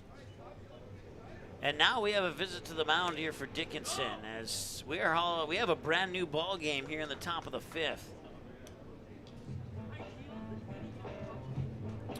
After Dickinson scored 8 in the bottom of the 2nd, Fargo Post 400 has scored 7 unanswered to tie it, 4 in the 3rd, none in the 4th, 3 so far here in the 5th. And there's only 1 out on the board, and they got Caleb Christensen standing on second base. So no pitching change here. Kovash will stay on the mound. It's just a chit-chat to say, hey, you know what? Let's take a deep breath and see if we can get out of this one here. But another base hit will give the Stars the lead here with Matt Bryant, who's had a pretty good night. He's had a walk and a pair of doubles.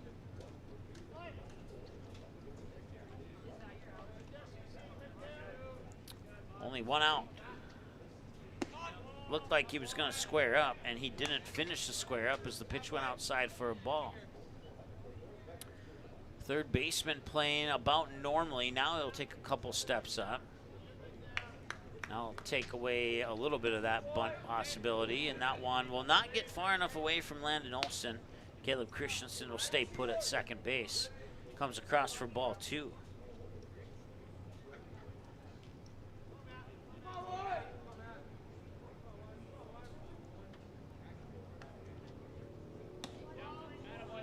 And that's ball 3. So Matt Bryant now ahead in the count, 3-0. He's got his teammate Caleb Christensen on second, and his other teammate Colby Hansen on deck. And that is ball 4. He'll walk, and 2 runners on for Colby Hansen.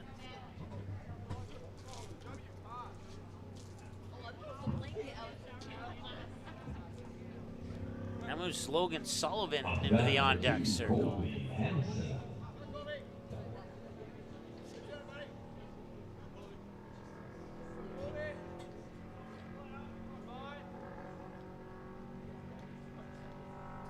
And this one hit well, right and foul and out of play. Strike 1.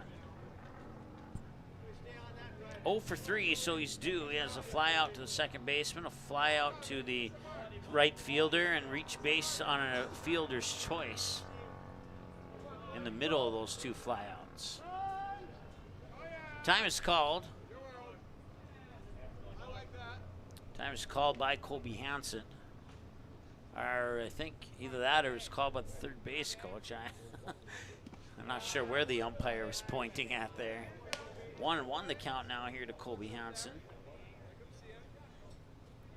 1 hour and 55 minutes, minus 22, so we're at 1 hour and 33 minutes of playing time, including the 22-minute rain delay, which pushes us to 155. That one nearly hit him. Comes inside for ball 2. Hansen able to just barely get out of the way of that one.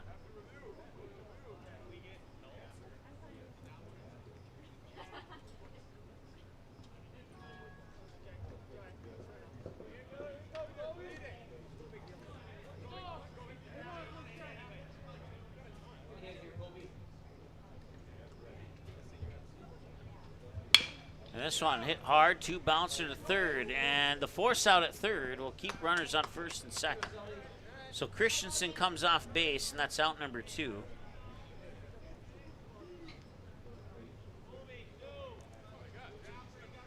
Batting number 18, Logan Sullivan.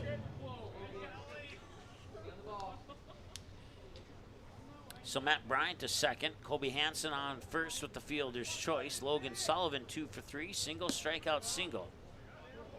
Single to right and a single to left. Last time he was at the plate, he drilled a single down the third base line to get that 3-run or that 4-run top of the third going. And the pitch is low for a ball, and it's 2-0 now here to Logan Sullivan.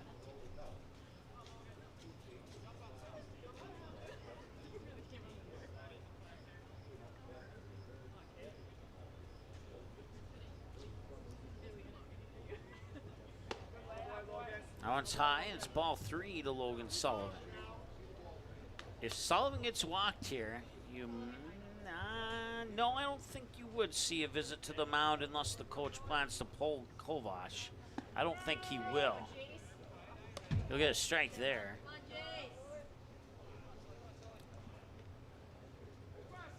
So the only way you see a mound visit, I think, is if the coach plans to pull his pitcher, but I don't, it's a little too early. I guess we'll see what the coach decides here. But 3-1 the count now here to Sullivan after the pickoff attempt at second, or the look down, I should say. That one hit up high and deep to left field, all the way back, and it is gone. It is a 3-run home run for Logan Sullivan, his second of the year, and the Stars have taken an 11-8 lead.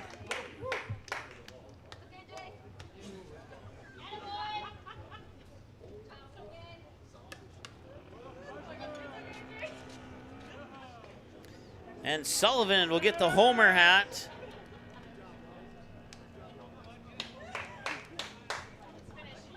And he'll head back to the dugout.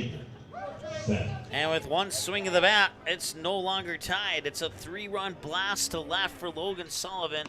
His second home run of the year came on pitch 31 of Kovash. And Sullivan clears the bases, and he's 3 for 4 tonight.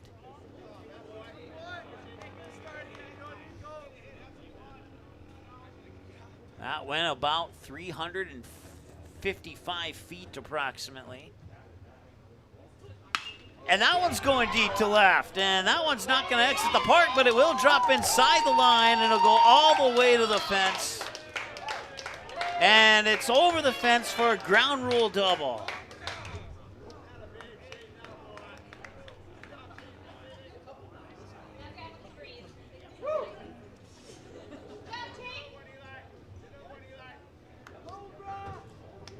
Batting, number 50, Eli Mock.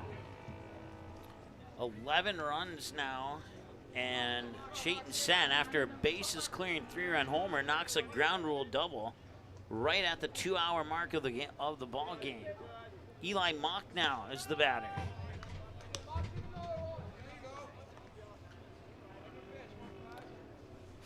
The Stars have scored 10 unanswered now since Dickinson scored those 8 in the bottom of the second. And this one will ricochet off the glove of Cubis at second base, and that'll put runners on the corners. That'll be a base hit, I do believe. Or are they going to charge it as an error? They charge it as an error. I don't agree with that. We're going to go with a hit. And I'm not saying that to give more stats to the Stars.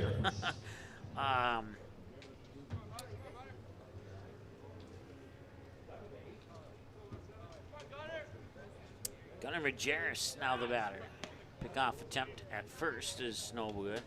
So once again, 2 outs, runners on the corners. Chayton Sen on third, Eli Mock on first.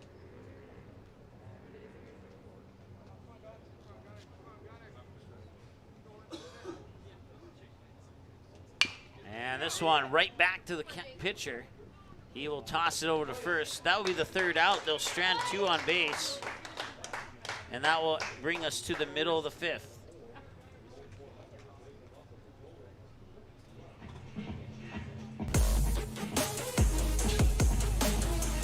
A 3-run blast for Logan Sullivan accounts for 3 of the 6 runs scored by the Stars, but they leave 2 stranded, but they take an 11-8 lead into the bottom of the 5th on Logan Sullivan's second home run of the year. We'll be back in a moment here on Magnitude Sports. Buffalo Wild Wings isn't supposed to make a burger this good. Like, you might even forget we have wings good. So we threw in 6 boneless wings for $1 as a reminder. Buy any burger, get 6 boneless wings for $1. Only at Buffalo Wild Wings. Abby says she wants to marry a B-Dubs Honey Barbecue Wing. We get the sweet, tangy allure of honey barbecue sauce, but you can't marry a chicken wing. What are you going to serve at the wedding? Their family? 26 sauces and seasonings at Buffalo Wild Wings.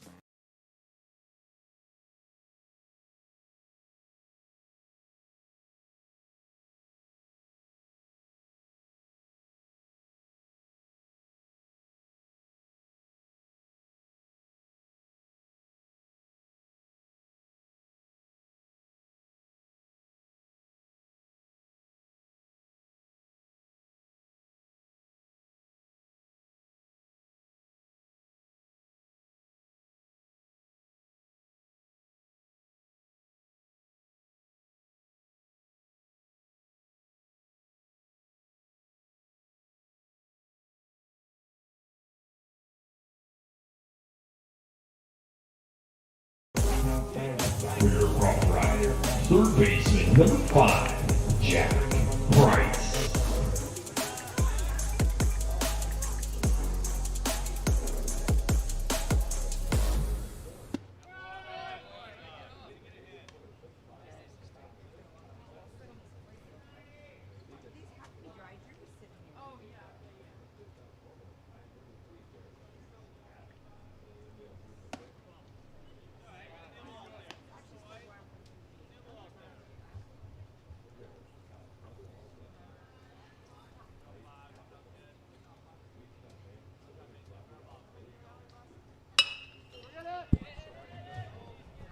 Fly ball, and he did not make the catch.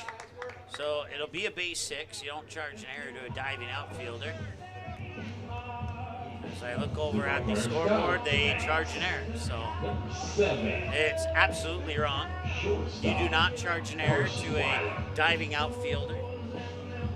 But it is what it is. And we move forward now with the new batter here for Dickinson.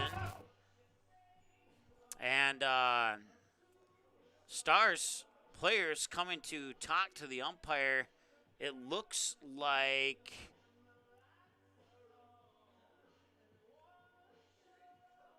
there might be an issue with his hand, possibly. I'm not 100% sure. Hopefully it's nothing serious and that he's okay.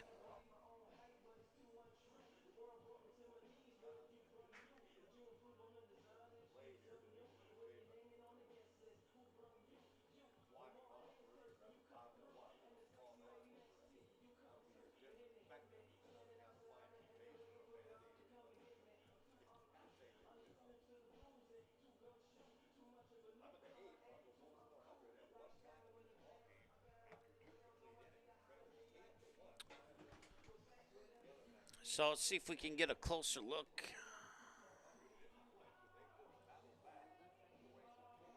Yeah, it looks like it's his left. They're taping up his left wrist. So it's Caleb Christensen. And now he'll make his way back to the shortstop position. So it's good to see that it was only temporary and he's coming right back into the game. That's always a positive. You hate to see any player on any team get injured. And we've seen some nasty injuries over their Legion baseball seasons here on Magnitude Sports, that's for sure. So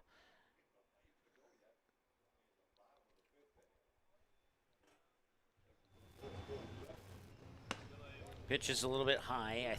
I'm not sure who's batting, to be honest. My lineup got messed up during the rain delay, and I think it's Carson Weiler.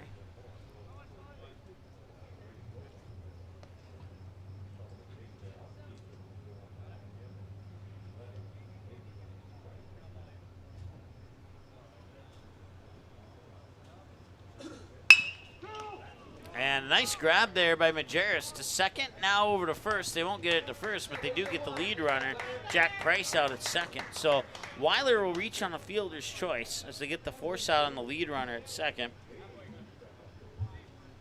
Up to that. That's out number 1, and brings up Wearing number 180. Isaac Daly. Isaac.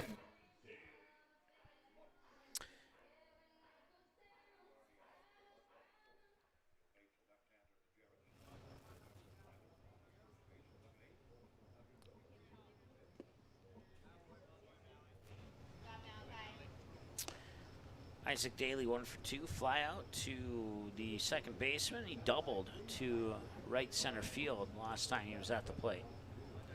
1 ball, no strike here to Daly. And that will be ball 2.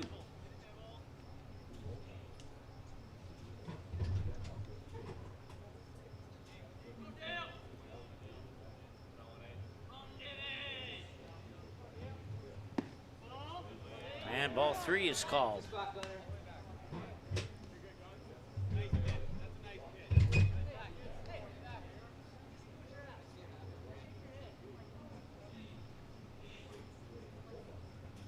.30 pitch, hit the corner. Majerus gets strike 1 here on Daly. Now he'll stare down the runner on first, wind and deliver. Strike 2. So 3 balls and then a strike to the outside and a strike to the inside, and we'll see where he sends the next pitch here on a full count. Will he walk him or strike him out for a big out number 2 here? He'll hit him. So that'll go into the books as a hit by a pitch. And now Jace Kovash is the scheduled batter.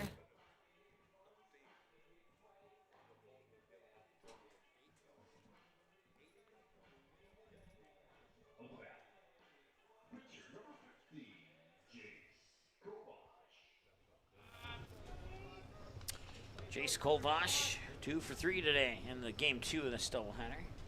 Double walk, ground out, and a single.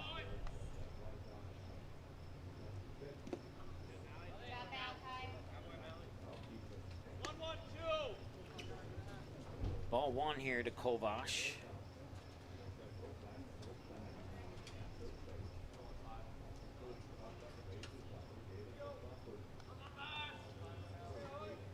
And the throw is second. Nice job there by Bryant to make sure that one didn't escape into the outfield.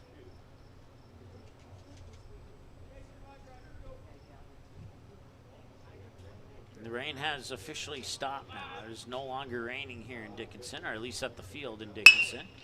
And that one batted off the glove, picked up barehanded, fired over, safe. And now the bases are loaded here for Dickinson with nobody, or with 1 out, as Kovash gets an infield hit.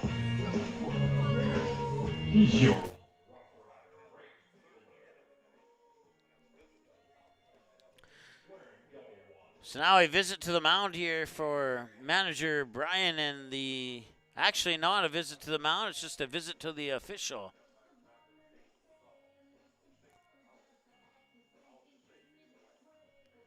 So I'm not sure what the discussion is about, but it looks like it ended well. A couple of smile, or at least one smile on the face of 2 people there, and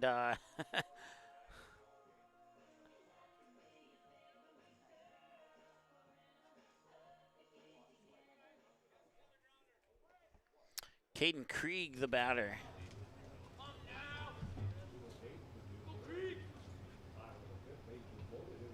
And there's a hard hit ball that'll drift foul for strike 1.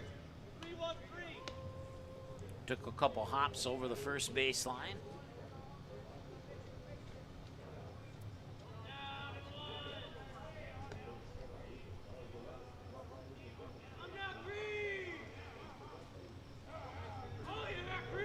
Wind up in the delivery. And it's a ball, 1-1. 1 ball, 1 strike, 1 out. Base is loaded. Tying run is on first base. They'll call that ball 2.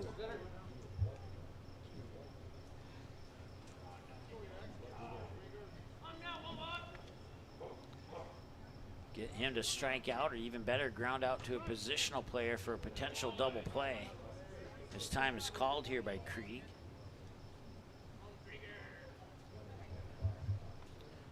Force out is at home. Well, force out's at all the bases in theory, but the one that matters most is at home. Outside, 3-1. Majerus wants that one back. He does not want to walk in a free run and put the go-ahead run on base.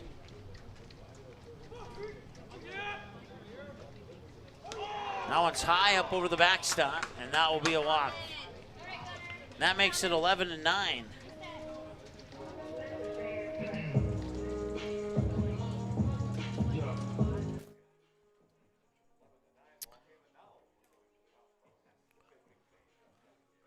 And now we have another visit to the mound. This time we have a visit to the mound instead of just a visit to the official.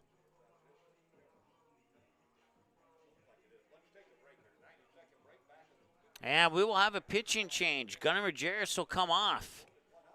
Gunnar Majerus will go to, let's see here. Looks like he'll go to left field possibly.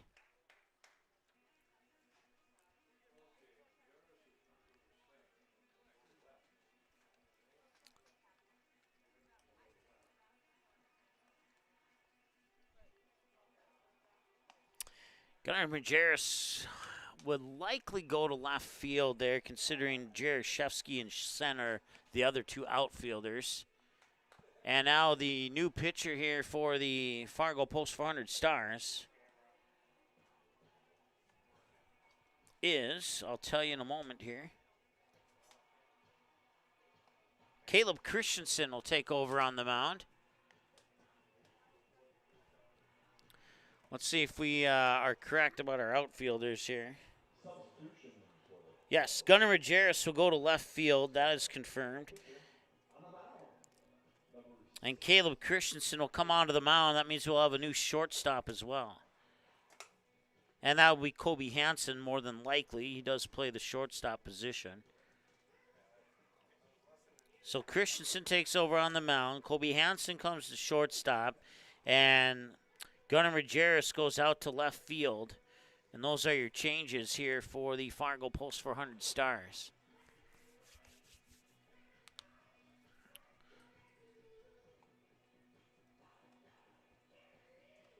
Make sure that's Colby.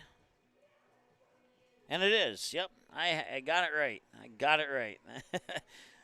Majerus left, Colby shortstop, and Caleb Christensen on the mound. Those are your three changes here. We're 2 hours and 14 minutes into the ball game. Minus 22 minutes for a rain delay. Colin Cheddar as it starts to rain again. So it doesn't, we thought we were done with the rain, but apparently we're not. And I know that's the start of a Eurythmics song, but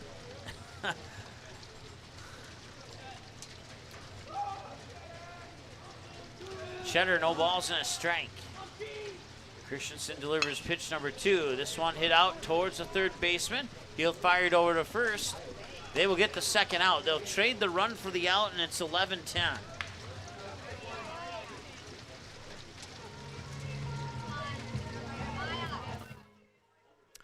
So now the tying run is 90 feet away, and that is Jace Kovash on third.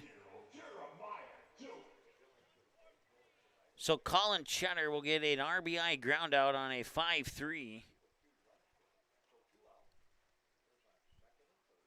Kovash to third, Krieg to second. Jeremiah Gillick now the batter. Swing and a miss, strike one.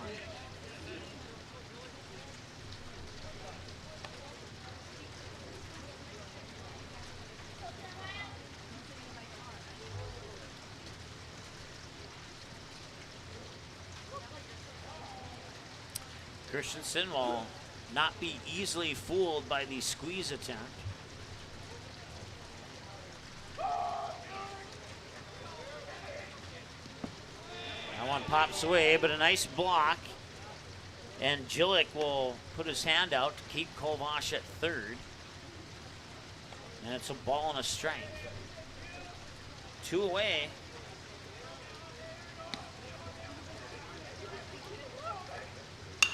That one hit up high, right field. And the catch is made there by Chayton Sen, and that will retire Dickinson. They leave 2 stranded on base. We go to the end of the 5th, and the Stars are clinging to a 1-run lead here. As a score now is 11-10 as we move into the 6th inning of play. We'll be back in a moment here on the Magnitude Sports Network. Stay tuned. Over 400 errors with 2 runners left on base. Score!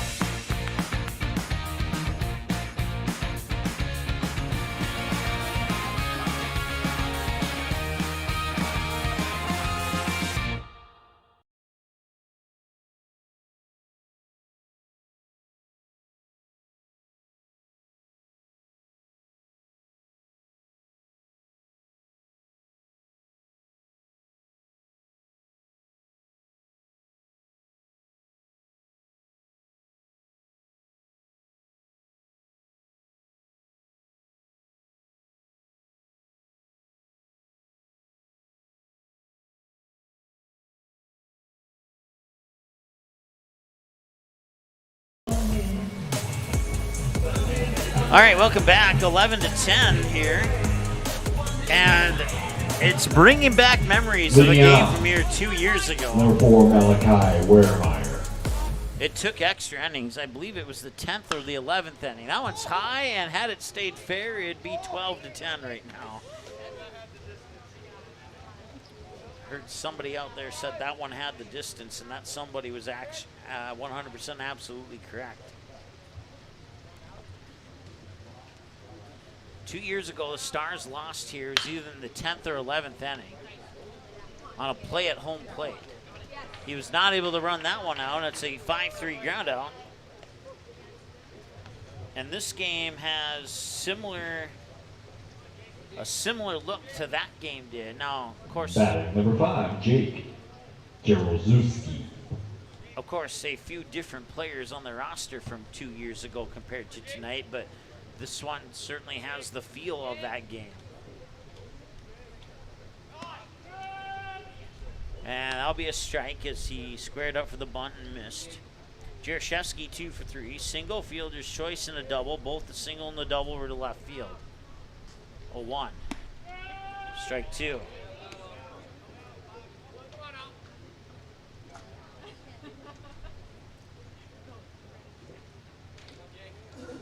And the 0-2 pitch. High, ball 1.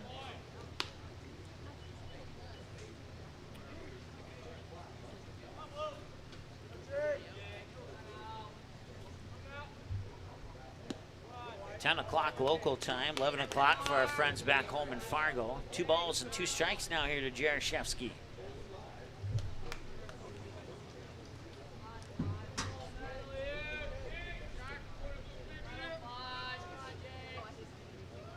Two.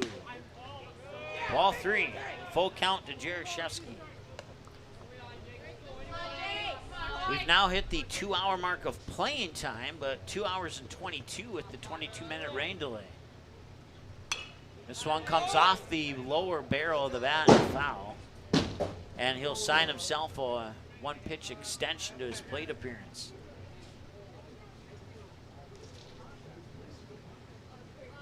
Two, payoff number 2.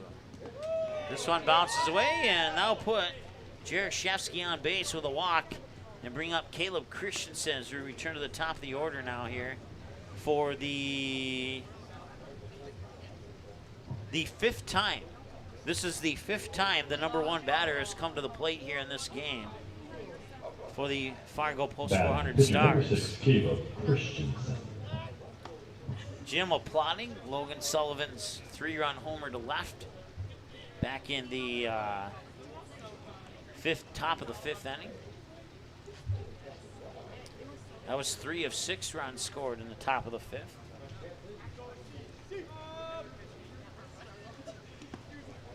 And now they throw up to second. It's going to be close.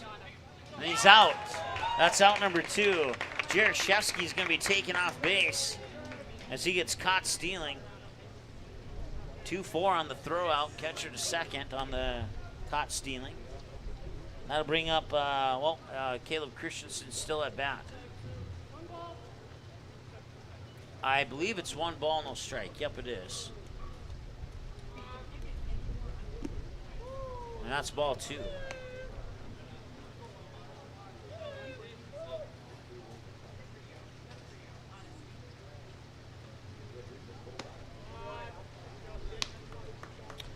Just last night, actually, I was watching that game between West Fargo and Omaha West. The one that ended 2-1 in 13 innings and went 4 hours and 1 minute. Yeah. I'm glad I wasn't broadcasting that one, but this one kind of feels like it. The only difference is the number of runs scored. 21 runs scored in this game compared to 3 runs in that game. Strike is called. We have a full count. And the rain's starting to come down a little bit harder once again now. You can see that on your screen. He'll walk. He'll walk on the full count. Puts another runner on base for the Stars with 2 outs. And Matt Bryant's 2 for 2 with a double-double, walk and a walk.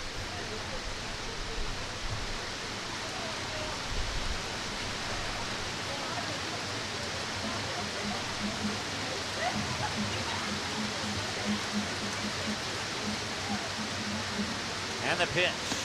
Matt Bryant will watch it go on the outside edge for a strike. Matthew Bryant. If you're just tuning in, 0-0 after 1. Stars took a 1-0 lead in the top of the second. Dickinson responded with 8 runs in the bottom of the second to take an 8-1 lead. Fargo post 400 would get 4 in the top of the third to trim the lead down to 8-5. Neither team would score in the fourth. And that one's a base hit into right field. And that puts Matt Bryant on first, moves Christensen up to second, and brings up Kobe Hansen. So once again, neither team scored in the fourth. And then the Stars got 6, including a 3-run homer from Logan Sullivan to left field in the top of the fifth. Batting number 2. To take an 11-8 lead, Dickinson would respond and get 2 of those 6 runs back in the bottom of the fifth to make it 11-10, and that's where we sit now. That one's fouled away. And it'll be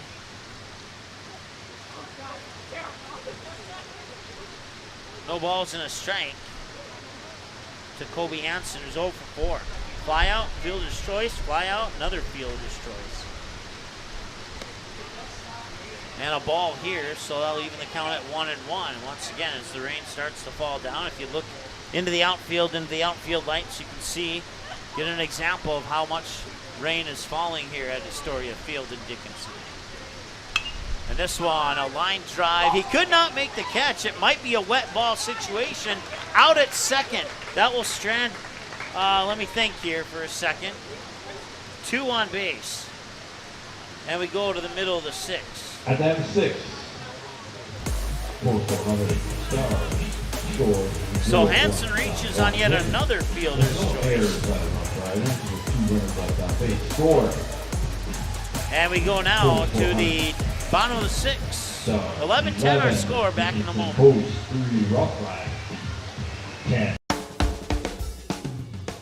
Family owned and operated for many years, MTW Towing is your first call for all of your towing needs in the West Fargo, North Dakota area. We are a full-service towing company that offers fast and efficient service at affordable rates. Our professional team is always prepared to provide you the best service possible. We also accept student discounts. To learn more about us, please feel free to give us a call today at your convenience. Santana Concrete LLC in Barnesville comes highly recommended from their customers, but don't take our word for it, take theirs. Dan states that the team is polite, friendly, and efficient. Lee tells us that quality work for a fair price is hard to find. Here's Mike from Post 400 Baseball. Santana Concrete did a wonderful job laying the concrete foundation for our new press box. And Jasmine shares, they do amazing work. Check them out by searching Santana Concrete LLC on Facebook or call 218-790-6560. Bar 9, the place to catch the big game with our 22 65-inch 4K HD TVs and all of the sports packages. Check out our brand new menu featuring our signature burgers, pizzas, and appetizers. We keep busy hosting social events from our Make a Difference Mondays. All right, welcome back. We'll make it up to our friends at Bar 9 on that commercial there. 11-10, the rain is falling. We're continuing to play here. Bottom of the 6th, it's Landon Olson who's the leadoff batter.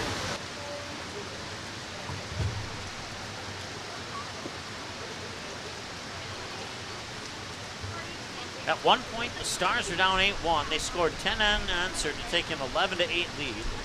And now Dickinson has scored 2 unanswered. And looking to potentially tie it up here. He'll sneak by Christensen, but not Matt Bryant. That'll be a 4-3 ground out for out number 1. Camden Kubis is the batter now. Batting the Rough Rider second baseman, word number 1-2, Camden Kubis.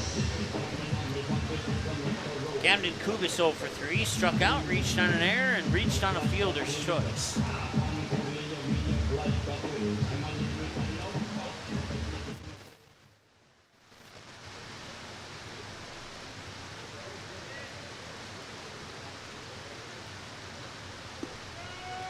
And a strike is called, even though it went into the dirt. 0-1. Now you know I'm neutral because I call those same type of calls for both pitchers and not just one team. 0-1. And strike 2.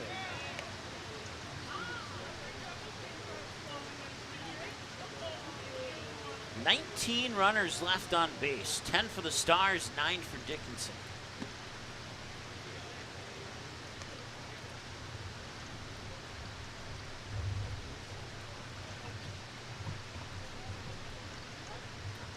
One ball, 2 strikes here to Kubis. And he'll ground this one out towards Matt Bryant. He'll pick it up, fire it over to Sullivan, another 4-3 ground out. Rough Rider fans, it's time for the Price is Right. Up the bat, your third baseman. All right, so Jack Price. 5, Jack Price. Jack Price will step up to the plate with 2 away and try and create some 2-out magic here for the Dickinson Rough Riders. They're not out of it yet if they don't score here in the bottom of the 6th, but you would, if you're a Rough Riders fan, you'd love to tie it here in the sending it into the 7th inning. Makes your job a little bit more manageable in the bottom of the 7th if your defense can step up and keep the Stars from adding more runs to their current run total. 1 ball, 1 strike to Jack Price. He's 2 for 3 with a single to left, a fly out to left, and another single to left. 1-1. And that one will skip through the legs of Wermeyer, and it's ball 2.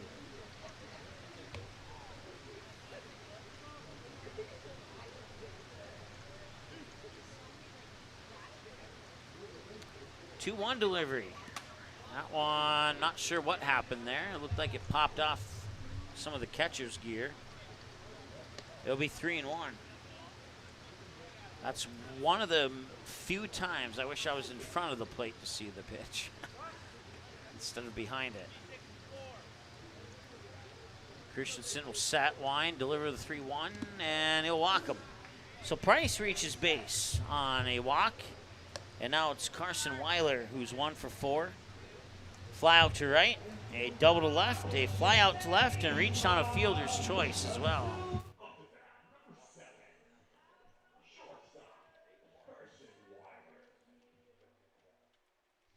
2 hours, 31 minutes. Time of the game, minus 22 minutes for a rain delay earlier.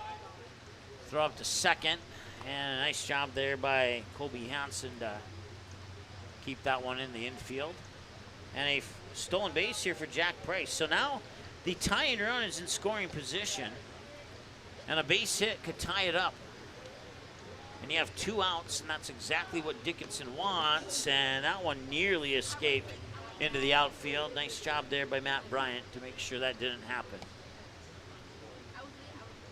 No balls and a strike.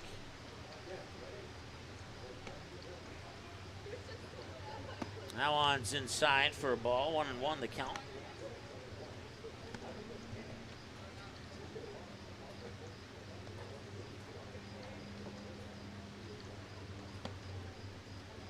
He'll look back at second, wind and deliver the 1-1. And did it catch the edge? Yes, it did. Wasn't sure. I thought maybe it was a little bit high and out, but it was just right in the right spot. 1 ball, 2 strikes.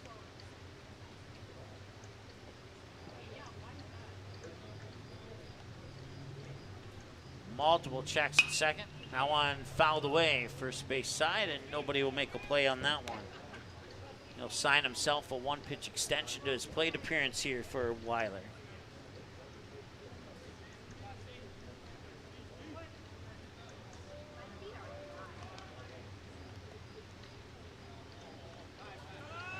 Time is called as a ball rolls out into the field off to the first base side here, so they'll take care of that and then get back to action.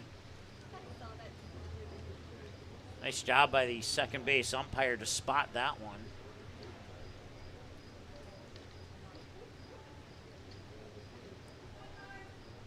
Two away, runner on second. Jack Price got there via a stolen base after he was walked to first. This one skips into the dirt, and nice block there by Wermeyer to keep Price at second. And it should be 2 balls and 2 strikes, I believe. Or no, 1 ball and 2 strikes. No, I was right, 2 balls and 2 strikes.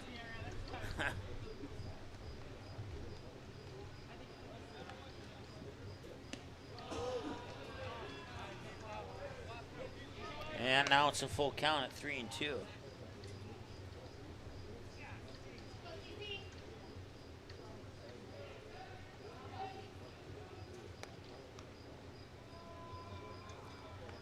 Payoff pitch on the way. Missed it. He'll walk him. And now the go-ahead run is on base.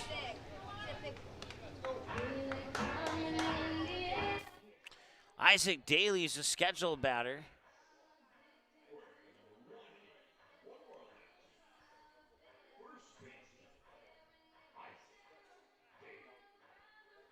And it will indeed be Isaac Daly. But before Isaac Daly will see a pitch, we'll see a visit to the mound here for the Fargo Post 400 Stars. Caleb Christensen, 21 pitches. I don't think he's going to be pulled, or will he? No, he will stay on the mound. It's just going to be a chit-chat, at least to the best of my knowledge. Runners on first and second with 2 out. Manager Bryant will come out and discuss with his team how they're going to get that 3rd out before any more damage happens with base runners. And maybe we will have a new pitcher. Oh, no, that's Kobe Hansen coming out, actually. I think it's Kobe Hansen who's coming out. And now, coming in, is it Jacob Top? It might be. I think it's Jacob Top, but I'm not 100% sure. Yes, it is. It's Jacob Top coming in, and he's going to pitch the remainder of this bottom of the 6th and possibly the 7th, too. He pitched a little bit in the game 1 of this doubleheader, but not much. So he's certainly eligible to come in here in game 2. There's no doubt about that. He'll get some warm-ups. Let's see if we have any other changes here. So Caleb Christensen done, 21 pitches, 12 strikes, 9 balls. Jacob Top will replace him. And the first batter that Top will face is Isaac Daly.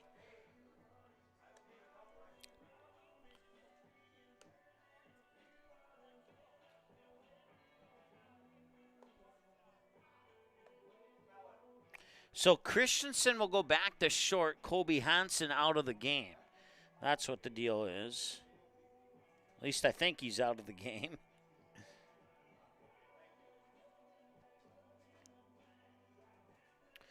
All right. So Jacob Top, the new pitcher. Caleb Christensen comes in to play shortstop, and Colby Hansen's out of the game. That is where we sit. 2 hours and 36 minutes time of the game. You minus 22 from that. You got 2 hours and 14 minutes of actual game time here at Astoria Field, home of the 2023 state tournament. Now stepping up to the plate is Isaac Daly. He'll face Jacob Top with 2 outs and runners on first and second.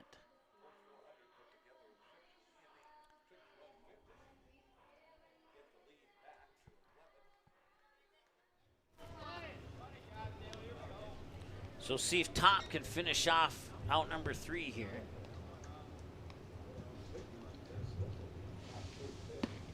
And he throws a strike. On the mound now for the Fargo Post 400, number 14, Jacob Top.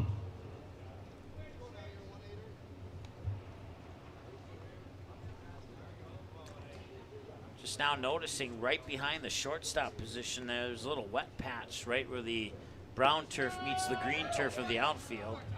Actually, I think that's actually grass in the outfield.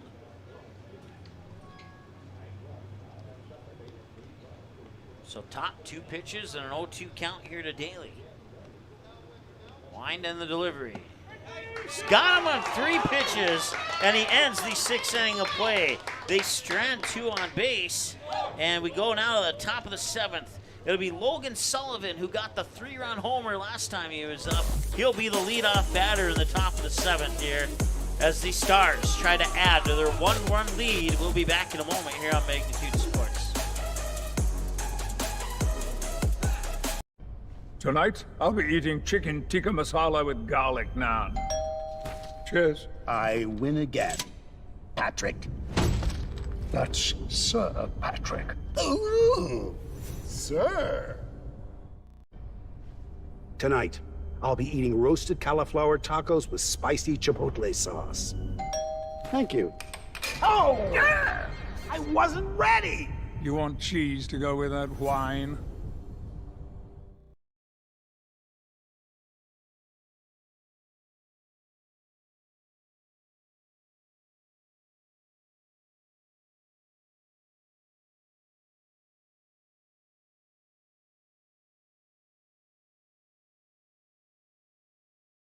Now batting, number 5. Nice seats. $50 though? Hey, this dude got his seat for only $20 on Game Time. Whoa. Game Time tracks ticket prices in real time and finds you all the best last-minute deals, so you can get tickets for up to 60% off. 60% off? Mystical ballpark voice? Yeah. That guy freaks me out. Download Game Time now. Come on. All right, welcome back. Top of the 7th, and 11-10 is our score. I am not saying that this will be the final inning of play.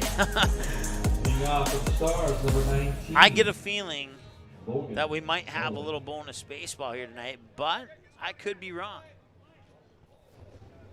Logan Sullivan, 3-run homer to left last time he was at the plate. This one, line drive into the glove of the Jake Price at third. That's out number 1. 1 pitch, 1 out. You can't ask for better efficiency than that. Chayton Sen hit a ground rule double over the left field fence last time he was at the plate. So 1 quick out on 1 pitch. That was pitch 55 for Kovash, and then that pitch was pitch 56. Comes in for a ball. And he's going to right field. That's going to drop for a base hit. And it does. It'll go all the way to the warning track. Chayton Sen rounding second to third. He's in on a stand-up triple.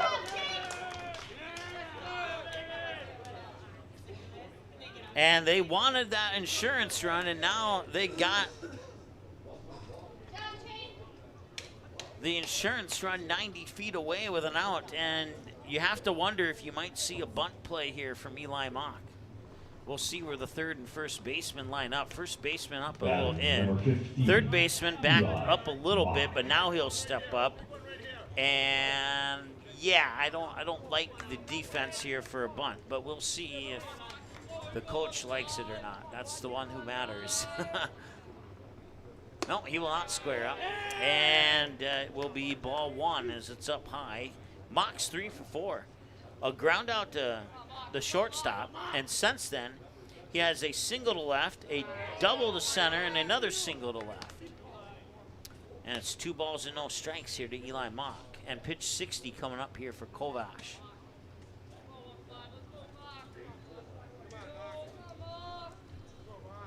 Two hours, 42 minutes. That means we've had 2 hours and 20 minutes of gameplay. 3 balls and no strikes now. The record is 4 hours and 1 minute. I'm not saying I want to break that record, but it is one of the longer games.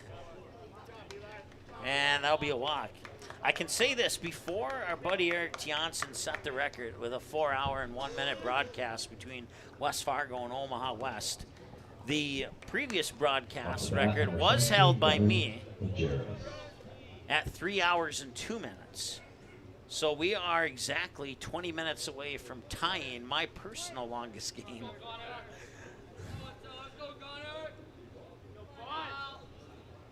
Here in the top of the 7th.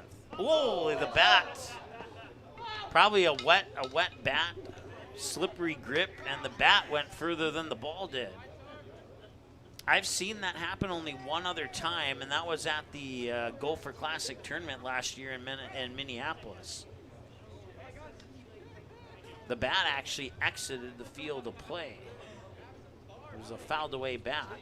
I bet if I pull up my old phone with a busted screen and look far enough back, I might be able to find video of that actually.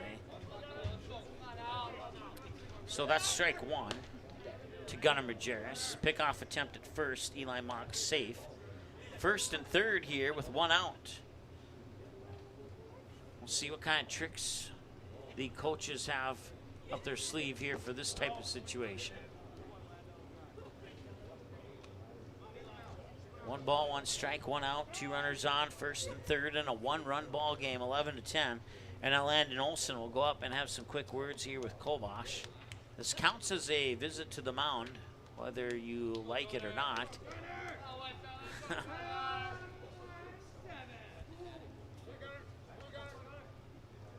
You're allowed 1 per inning unless the second visit in the same inning is for the intentions of pulling your pitcher. Swing and a miss, strike 1. I think that's the rule. If that's not the exact rule, it's something close to that.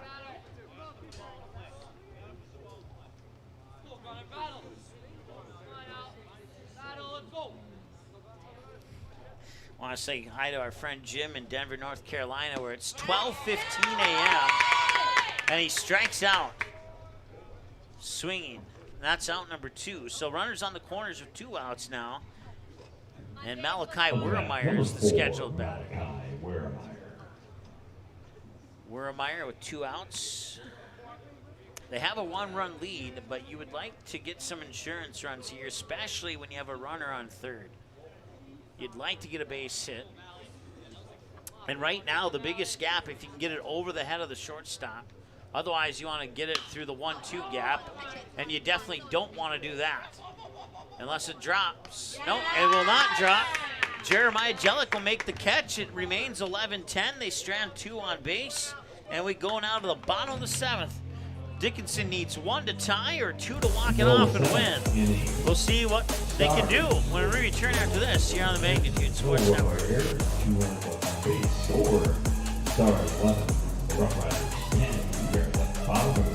Bar 9, the place to catch the big game with our 22 65-inch 4K HD TVs and all of the sports packages. Check out our brand new menu featuring our signature burgers, pizzas, and appetizers. We keep busy hosting social events from our Make a Difference Mondays, donating to local charities, professional comedy acts, live acoustical music, and our Ladies Night with free designer handbag giveaways. We almost forgot to mention we have a brand new patio and 24 taps featuring the area's best selections of local and national breweries. There's always a reason to be at Bar 9, located in the Pioneer Center off 9th Street and 13th Avenue in West Fargo.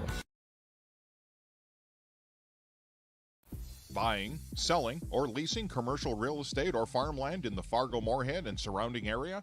From office to retail, industrial to multifamily, commercial land to farmland. As the #1 commercial, sales, and leasing brokerage in the FM region, Goldmark Commercial has the experience and skills to handle all of your commercial real estate and farmland needs with the highest levels of customer service and marketing around. Trust the experts at Goldmark Commercial Real Estate to lead your team to success.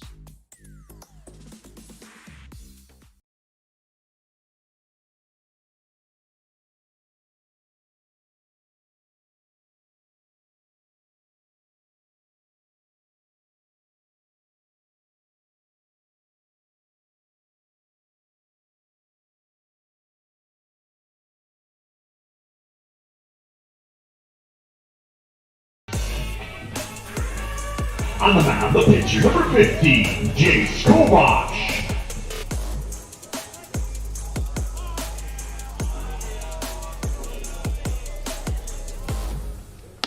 All right, welcome back. We're in the bottom of the 7th here, 11-10, and Dickinson needs 1 to tie and 2 to walk it off and win. And the Stars need 3 outs to win. A 1 pitch, make it an 0-2 pitch. Jacob Top, 5 pitches, 5 strikes.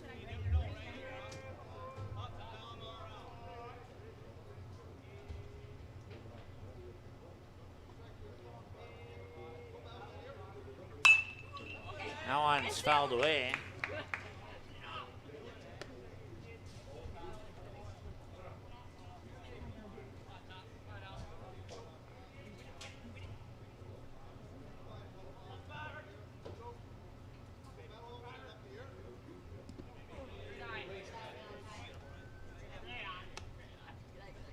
Trying to look up that game from a couple years ago that was played here.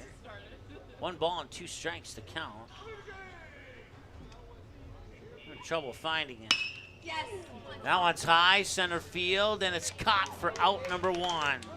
Jake Jaroszewski will make the grab for Up next bat, X1. wearing number 1, the Rough Rider right fielder, Caden.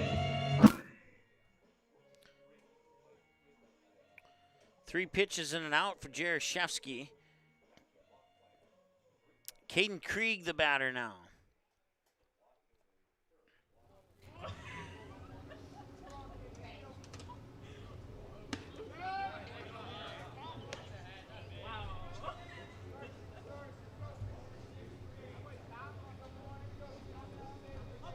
Yeah, I cannot find it. I thought I knew exactly where to look. That one's high right, going back on the warning track. Did he make the catch? He did not. He's going to try for a triple, and Krieg is in at third base. And the tying run is 90 feet away here in the bottom of the 7th.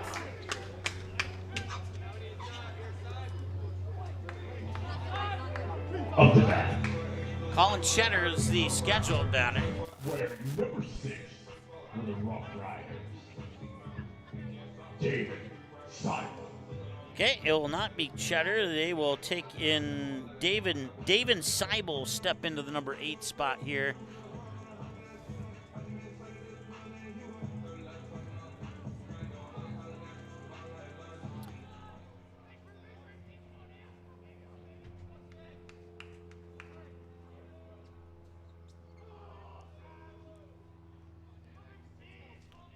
One out, bottom of the 7th, runner on third. A swing of the bat and a 2-run homer would end the game, in theory, if Seibel could knock one out of the park. I don't know what his hitting ability is. All I know is that he's 0 for 3 on Magnitude Sports Lifetime. That one will pop away.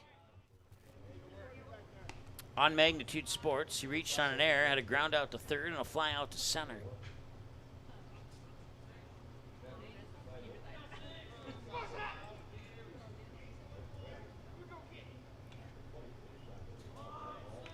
If not for that 3-run home run by Logan Sullivan, we would not be playing baseball right now. It's a 2-strike count here to David Seibel. And I don't want to pin it all on his swing of the bat. I mean, there's other situations that happen throughout the game that could potentially not have us being played baseball right now as well. But That's certainly one that stands out. 1-2. He tried to catch the edge and he just missed. He could afford to do that though. It's 2-2. So he's got 2 pitches to try and get 1 strike here. And record that second out.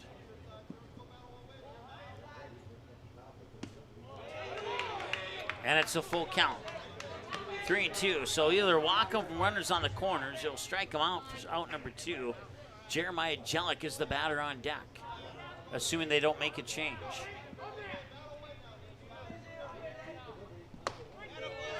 And he got him. He struck him out.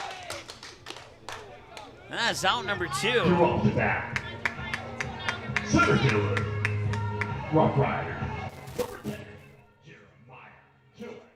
So it's up to Jeremiah Jellick to try and bring in Krieg from third.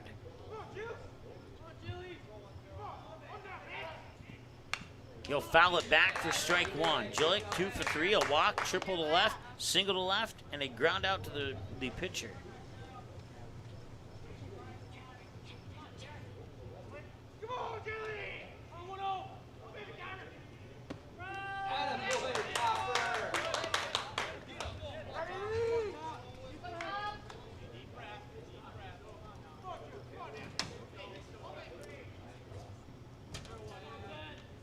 One more strike and the game's over. And that one's going to left field. It drops foul. It drops foul and the suspense will remain a little bit longer. Thought for sure we were going to have a tie game at 11-11. But he went a little early on the swing and he pulled it foul. 2 hours, 53 minutes. Add in a 22-minute rain delay. That's where we're sitting at right now. Of course, that 3-hour one had no rain delay. 1 ball and 2 strikes now here to Jeremiah Jellick.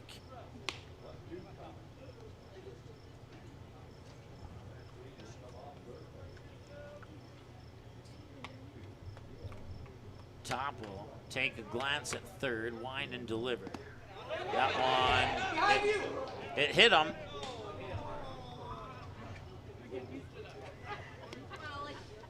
Runners on the corners. The run does not score because he was hit by a pitch, so he's not allowed to come in. He's the guard of the plate.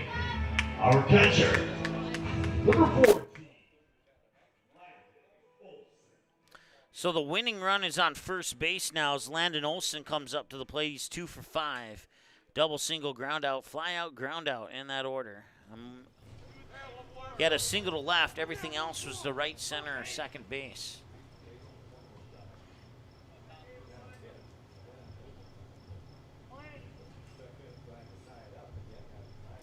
So you got to look for the double steal possibility here. Probably just give him second base. Swing and a miss, strike 1 if he does make the steal attempt.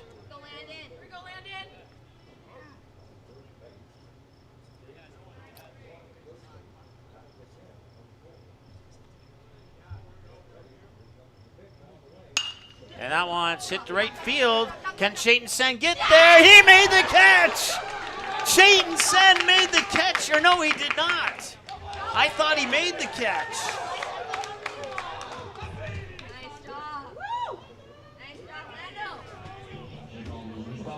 It's a base hit to right field, and that ties the game at 11, I think.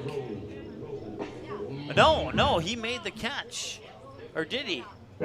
What's the there's 2 outs on the board. There was runners on first and third, and we're tied at 11. Okay, that's what they're just delayed a little bit on updating everything here. So that's what confused me a little bit.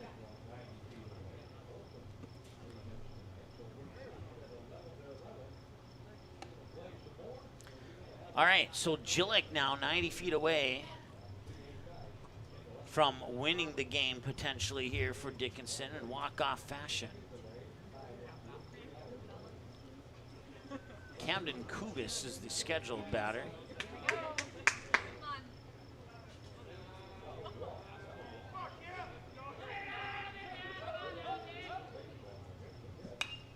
Fouled off for a strike, 0-1. 2 hours, 57 minutes now.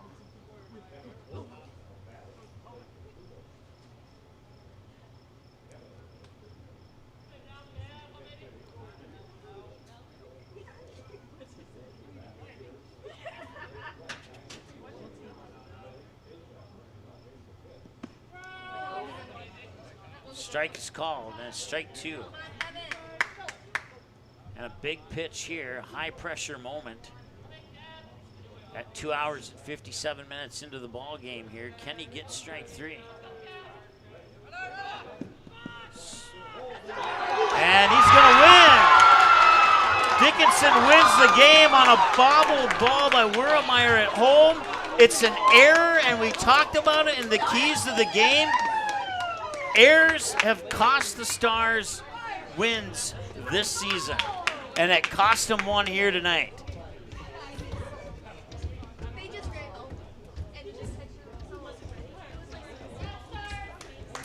And that'll do it. Your final score here, the Dickinson Rough Riders 12, and the Fargo Post 400 Stars 11. That'll do it for our broadcast. We'll talk to you again soon. The preceding broadcast was an exclusive presentation of the Magnitude Sports Network. Subscribe, click the bell, and visit magnitudesn.com for a schedule of our upcoming broadcasts.